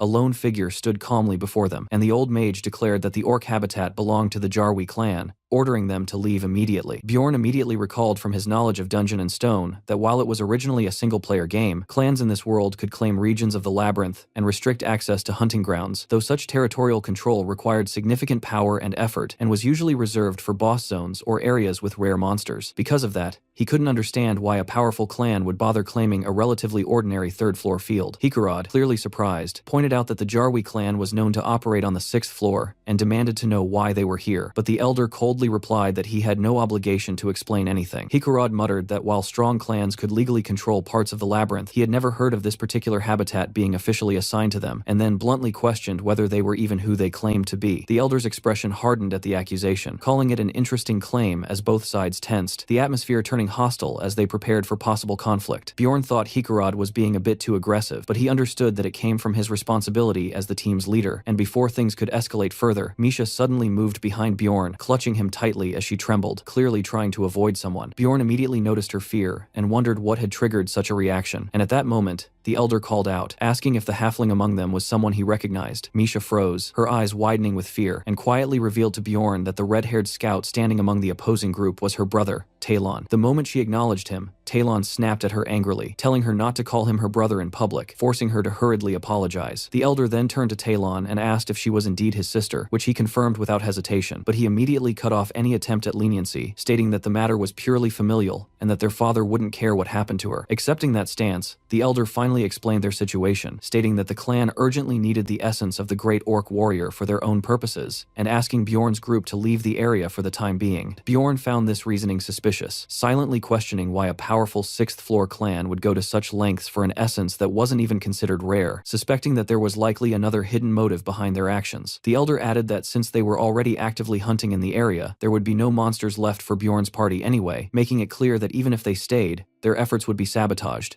and Bjorn quickly understood that this was less of a request and more of a warning. He knew that within the labyrinth, strength dictated everything, and pushing back against a clan of that level would be suicidal, even as both he and Hikarad internally cursed their helplessness. Bjorn sympathized with Hikarad's frustration, but also recognized the importance of knowing when to retreat, realizing that survival mattered more than pride, and just as Hikarad seemed ready to back down, the situation took an unexpected turn when Dwalki suddenly stepped forward. Bjorn was caught off guard as Dwalki moved ahead, clearly intending to intervene and resolve the situation himself, and the mage cheerfully introduced himself as an 8th rank mage devoted to magic, addressing the elder respectfully as a senior. However, instead of acknowledging him, the old mage immediately dismissed him harshly, calling him garbage and shocking everyone present. The elder's tone turned openly hostile as he rejected being called a senior, ridiculing Dwalki for only knowing basic spells and relying on cheap tricks, going as far as to say that his shamelessness was disgusting and that he had no right to call himself a mage. The brutal insults left Dwalki stunned and speechless, his confidence collapsing instantly as Bjorn felt a twinge of sympathy for him. Hikarad angrily protested, saying the elder had gone too far, while Bjorn grew visibly nervous, clearly wanting to leave rather than escalate the situation. But the elder remained unmoved, insisting that he had only spoken the truth. Enraged by this, Hikarad activated his lightning ability, his body crackling with energy as he prepared to attack, and before anyone could stop him, he charged forward recklessly toward the members of the 6th floor clan, screaming as he led with his shield. Bjorn's heart dropped at the sight, fully aware that engaging such powerful opponents here would be a death sentence. The elder stood completely calm, his expression sharpening as he prepared to respond, and just as the clash seemed inevitable, Bjorn shouted Hikarad's name and rushed forward, grabbing him mid-charge and slamming him forcefully into the ground to stop him. The sudden intervention stunned everyone, with Dwalki and Misha watching in horror at how close they had come to disaster, while Rottmiller stood tense and sweating, fully aware of how badly things could have gone. Bjorn pinned Hikarad down firmly, ordering him to regain control as the dwarf coughed from the impact, and Bjorn was still shaken by how close they had come to provoking a fatal fight. The elder simply looked on with a mocking expression, remarking that they had nearly died and that they should be grateful to their barbarian teammate for stopping them in time. After being driven away, Hikarad lowered his head and sincerely apologized to the team, admitting that he had lost control of himself and acted impulsively in the heat of the moment. Rottmiller responded firmly, pointing out that Hikarad's reckless action had nearly gotten all of them killed, and Hikarad apologized once again without resistance. Bjorn, watching this, silently approved of Rottmiller's scolding, and even wished he would push harder, though Rottmiller ultimately chose to forgive Hickerod since nothing irreversible had happened. He added that while the action had been rash, he still respected the fact that Hickerod had stood up for a teammate, which caught Bjorn off guard, as he privately thought Rottmiller was far too soft to be a proper leader, and that he himself would have torn Hickerod apart verbally for such stupidity. Misha then stepped forward and apologized as well, saying things might have gone more smoothly if she hadn't been there, but Dwalki immediately objected, insisting that the only reason they were let off with a warning was because of her presence. The atmosphere shifted unexpectedly, as Misha became emotional, calling out to the mage with gratitude, while the others watched the exchange with mild confusion. Bjorn internally cringed at the sudden emotional tone, wondering if he was the odd one out for finding the entire moment awkward and slightly unbearable. Misha began explaining why she avoided talking about her family, revealing that she alone had failed to form a spirit beast contract,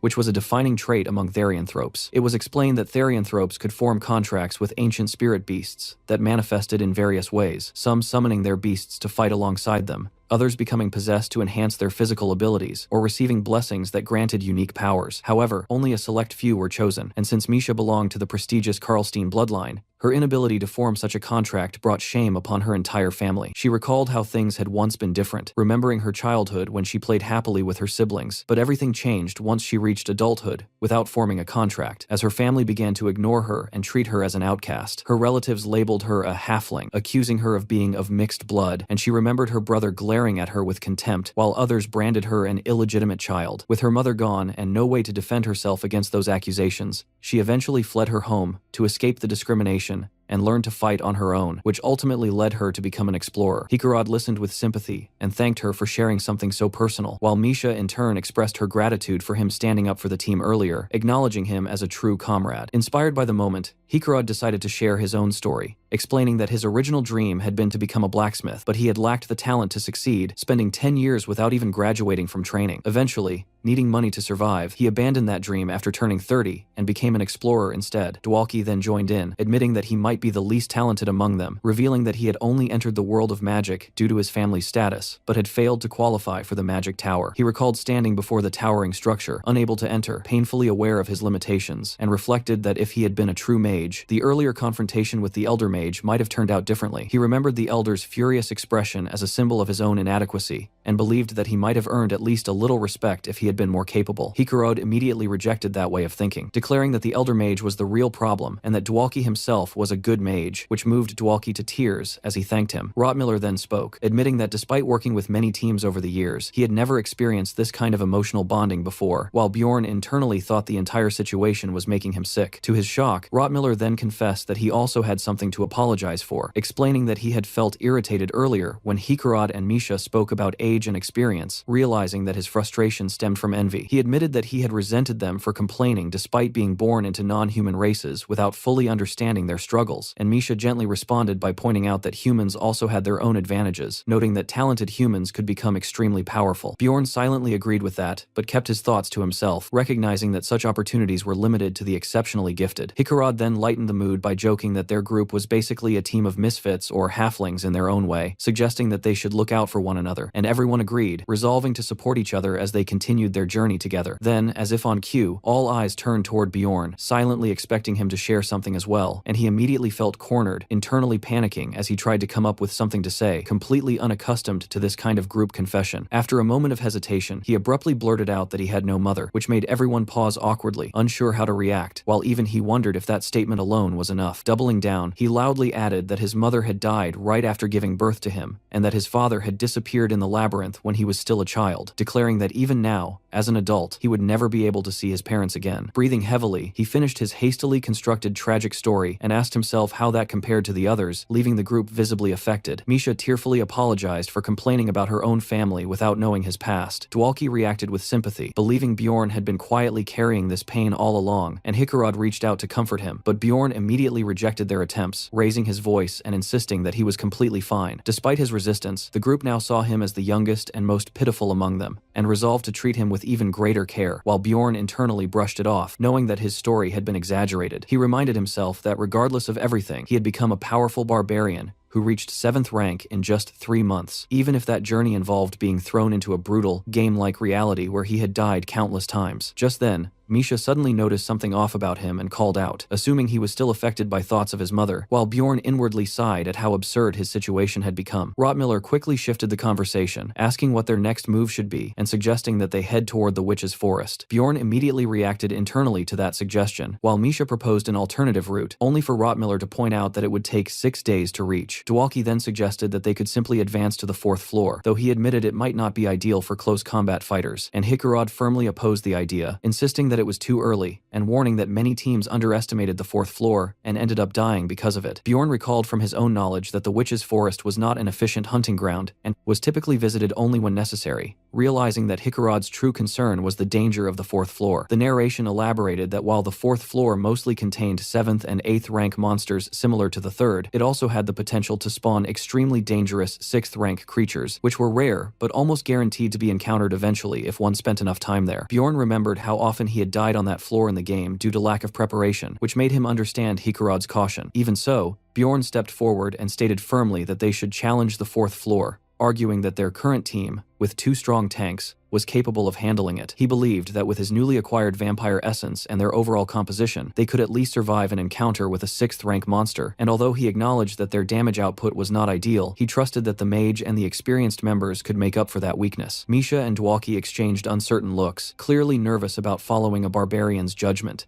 But after some discussion, they admitted that his reasoning made sense, which prompted Bjorn to snap that he could hear everything they were saying. Hikarad still looked uneasy, but eventually suggested settling the matter with a group vote, and as the narration skipped ahead, it was revealed that a decision had been reached. In the end, the party agreed to take the risk and move forward together to challenge the 4th floor. On the 3rd day inside the labyrinth, Rotmiller told the group it was time to make camp for the night, but Hikarad suggested pushing forward, since they still had energy left, only for Rotmiller to explain that a better campsite was still hours away, making it more efficient to rest where they were. Bjorn noted the time was exactly 9 p.m., the same as the previous nights, and realized that Rotmiller had been carefully pre-planning each stop by calculating distance and travel speed in advance, which impressed him deeply. Later, when Bjorn asked about the plan for the next day, Rotmiller replied that they should reach the witch's forest before noon, and Bjorn mentally compared him to a human GPS, finding his consistency and experience reassuring, as Rotmiller advised everyone to get proper rest before the difficult day ahead. Around the campfire, Misha volunteered to take the first watch and wished everyone good night as the rest of the group settled down. Sometime later, Bjorn was suddenly awakened by Rotmiller calling his name, and still half asleep, he assumed it was his turn for watch. But Rotmiller immediately clarified that wasn't the case, and warned him that trouble was approaching, not just from monsters, but from other people as well. As Bjorn focused, he realized that both monsters and explorers were indeed drawing near, and faint screams for help echoed through the forest as if someone was fleeing from danger. Rotmiller acknowledged that the situation might seem genuine, but reminded Bjorn of the earlier incident near the portal, where monsters had been used as bait, implying this could be another trap, and a quick flashback reinforced the memory of how plunderers had staged such a scenario before. Rotmiller then confirmed that the scents he detected now were identical to those from that previous encounter, concluding that whoever was approaching was deliberately targeting their party and pretending to be victims in order to infiltrate them. As the sounds grew closer, Misha began to panic and asked what they should do, but Bjorn quickly made a decision, seeing this as an opportunity to act on his own plan, and stepped forward alone to intercept the approaching group. Standing firmly in their path, he ordered them to stop and warned that he would crush their skulls if they took another step, completely blocking their advance. The approaching explorers immediately claimed that all their companions had been killed and begged for help, promising rewards as a group of orcs loomed behind them, but Bjorn ignored their pleas entirely and instead ordered them to drop their weapons,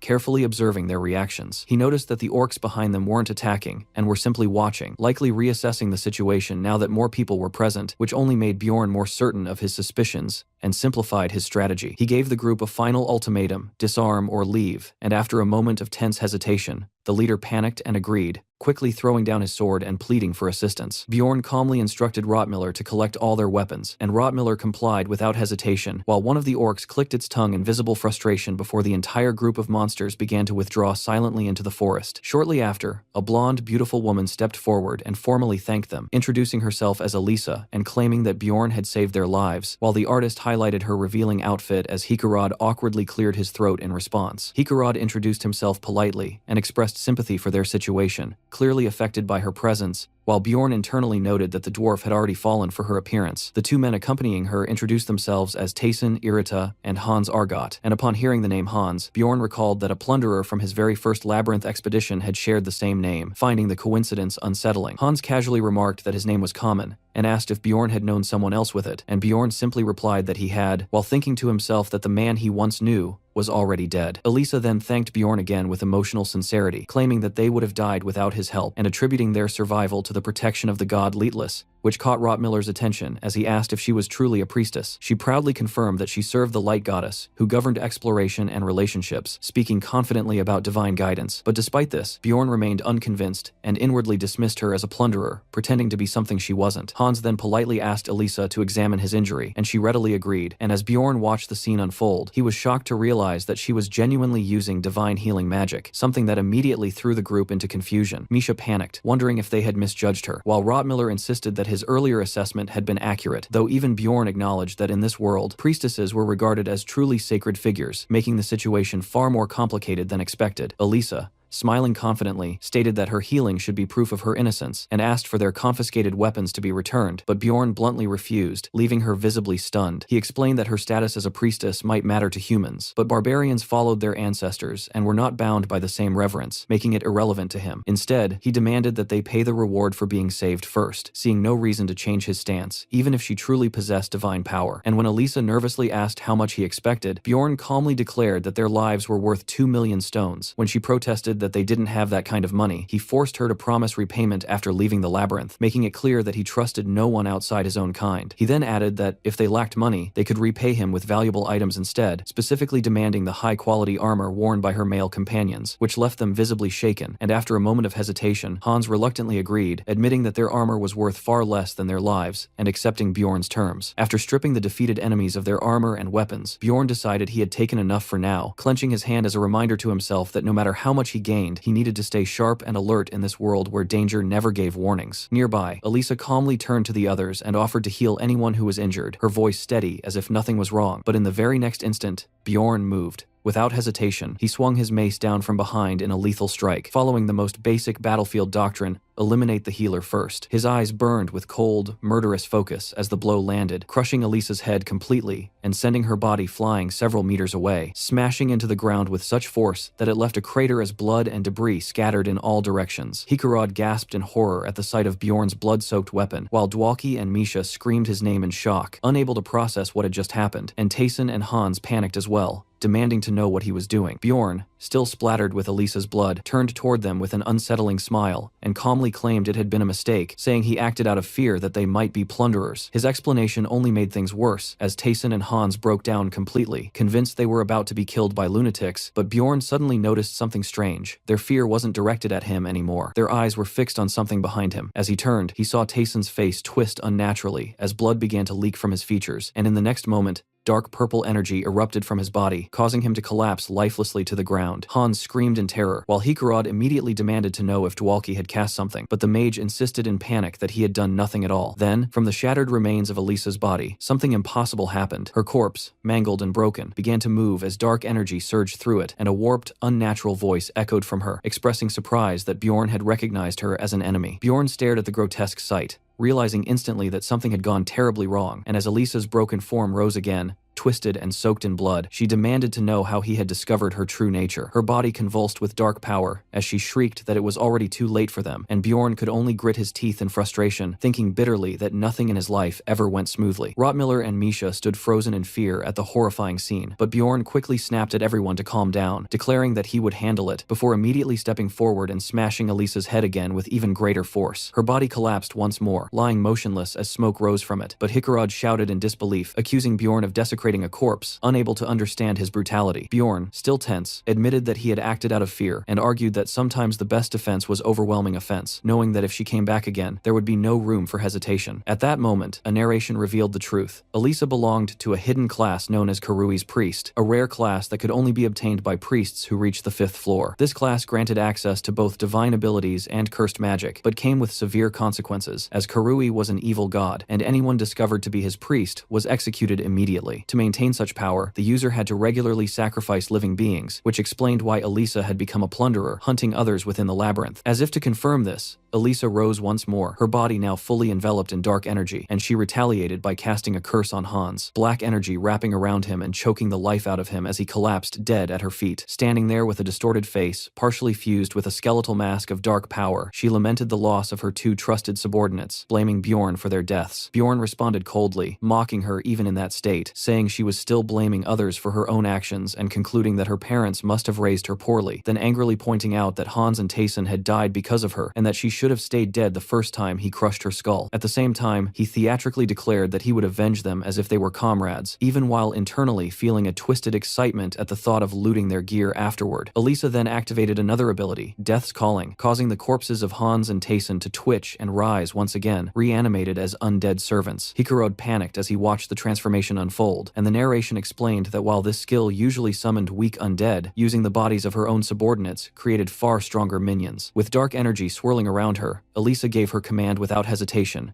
ordering the resurrected corpses to attack Bjorn's party, as the situation spiraled into a far more dangerous battle than before. One of the undead lunged forward, instantly forcing the battle into motion as Misha reacted without hesitation, darting in with glowing daggers, while Bjorn braced behind his shield and felt the sheer weight of the creature crashing into him like a relentless wave, and at the same time another undead slammed into Hikarod from the side, splitting their formation under pressure. Misha activated her poison attribute and carved through one of them with precise, flashing strikes, while Dwalki followed up with Ice Spear, launching sharp spikes that pinned an enemy in place, and for a brief moment, Bjorn noticed how smoothly the team was coordinating without even speaking, everything flowing naturally in the chaos. That brief confidence shattered immediately as Bjorn realized the problem and called it out, understanding that undead were highly resistant to both poison and ice, which meant their main sources of damage were being heavily reduced, and even clean hits were barely making a difference. He shouted to Rottmiller for support, and Rottmiller responded that he was almost ready before suddenly yelling for everyone to get back, then hurled a flaming bottle forward that smashed directly into Taysen's face and ignited him instantly, flames spreading across his undead body. Bjorn recognized at once how effective fire was against undead as the enemy burned, but before they could capitalize, Elisa calmly absorbed all the surrounding flames into herself, dark fire spiraling around her as she activated Fire of the Dead, and Bjorn watched in disbelief as every trace of fire vanished into her spell, instantly realizing their strongest counter had just been neutralized, and worse, divine power wasn't an option either, leaving them in a far more dangerous situation. He immediately switched tactics, ordering everyone to focus attacks on the priestess, while he and Hikarod held off the resurrected subordinates, knowing their earlier move of stripping the enemy's gear was the only reason they could even stall them now. Misha rushed past them toward Elisa, while Bjorn and Hikarod locked down the undead, their bodies straining under the pressure, and Elisa responded by summoning more magic to block Misha, but she kept advancing anyway, refusing to slow down. Then Elisa raised her hand and summoned a Shadow Guardian, causing dark, shifting forms to rise from the ground as Bjorn shouted a warning, his instincts flaring as the shadows began moving like living creatures, and Elisa's twisted voice commanded them to bring her enemies' heads as the mass surged forward. The battlefield turned chaotic as Misha slashed through shadows. Rottmiller fired supporting magic to weaken them, and Dwalki struggled behind an ice barrier trying to hold the line, while Elisa laughed and unleashed even more cursed power, and suddenly, Misha froze for a split second as her expression twisted in shock, realizing she had been cursed, while multiple shadow beasts converged on her at once. Before they could overwhelm her, Hikarod stepped in with lightning bursting from his weapon, cutting through the shadows and saving her, while Bjorn continued holding off both undead almost entirely on his own, pushing his body to its limit as Elisa,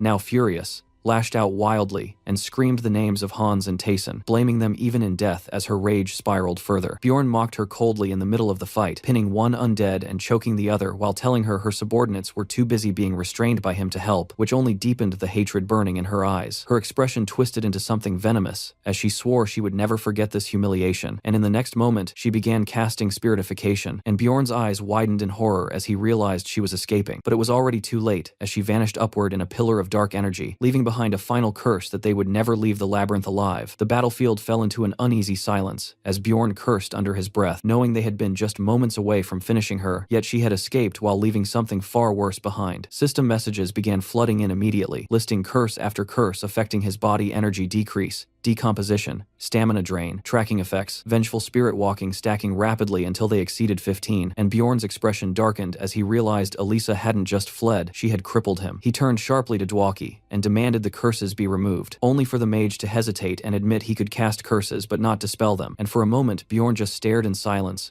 before rage exploded inside him as warnings continued flashing that his stats could suffer permanent damage. Without wasting another second, Bjorn began running, forcing his weakened body forward despite the constant drain on his stamina, brushing off Hikarod's concern while privately feeling close to collapse. realizing he had already been running for over 5 hours under these conditions, and that only the vampire essence was keeping him alive through its resistance to dark effects. While the others were only lightly affected, he alone carried the full weight of Elisa's curse, more than 15 stacked effects draining him relentlessly, and he calculated he had maybe 30% stamina left before his body would give out entirely. Rottmiller urged him to hold on, saying they were almost there, and through his blurred vision, Bjorn finally saw their destination ahead, a corrupted region marked by faint purple lights and an eerie atmosphere, with an ominous crow perched nearby as if watching them, and the boundary revealed itself as the Witch's Forest. A memory from earlier resurfaced, back when they sat at the campfire and discussed Elisa, when Bjorn explained that a Kurui's priest possessed power comparable to a fifth-floor explorer, and could have wiped them out if not for their earlier preparation, and he had already concluded then that she would come after them again before they could escape. He had warned them about the danger of being ambushed from behind while fighting monsters, and made his decision without hesitation, and now, with curses eating away at his body, and no time left to hesitate, that decision became reality. They had no choice but to move forward into the Witch's Forest.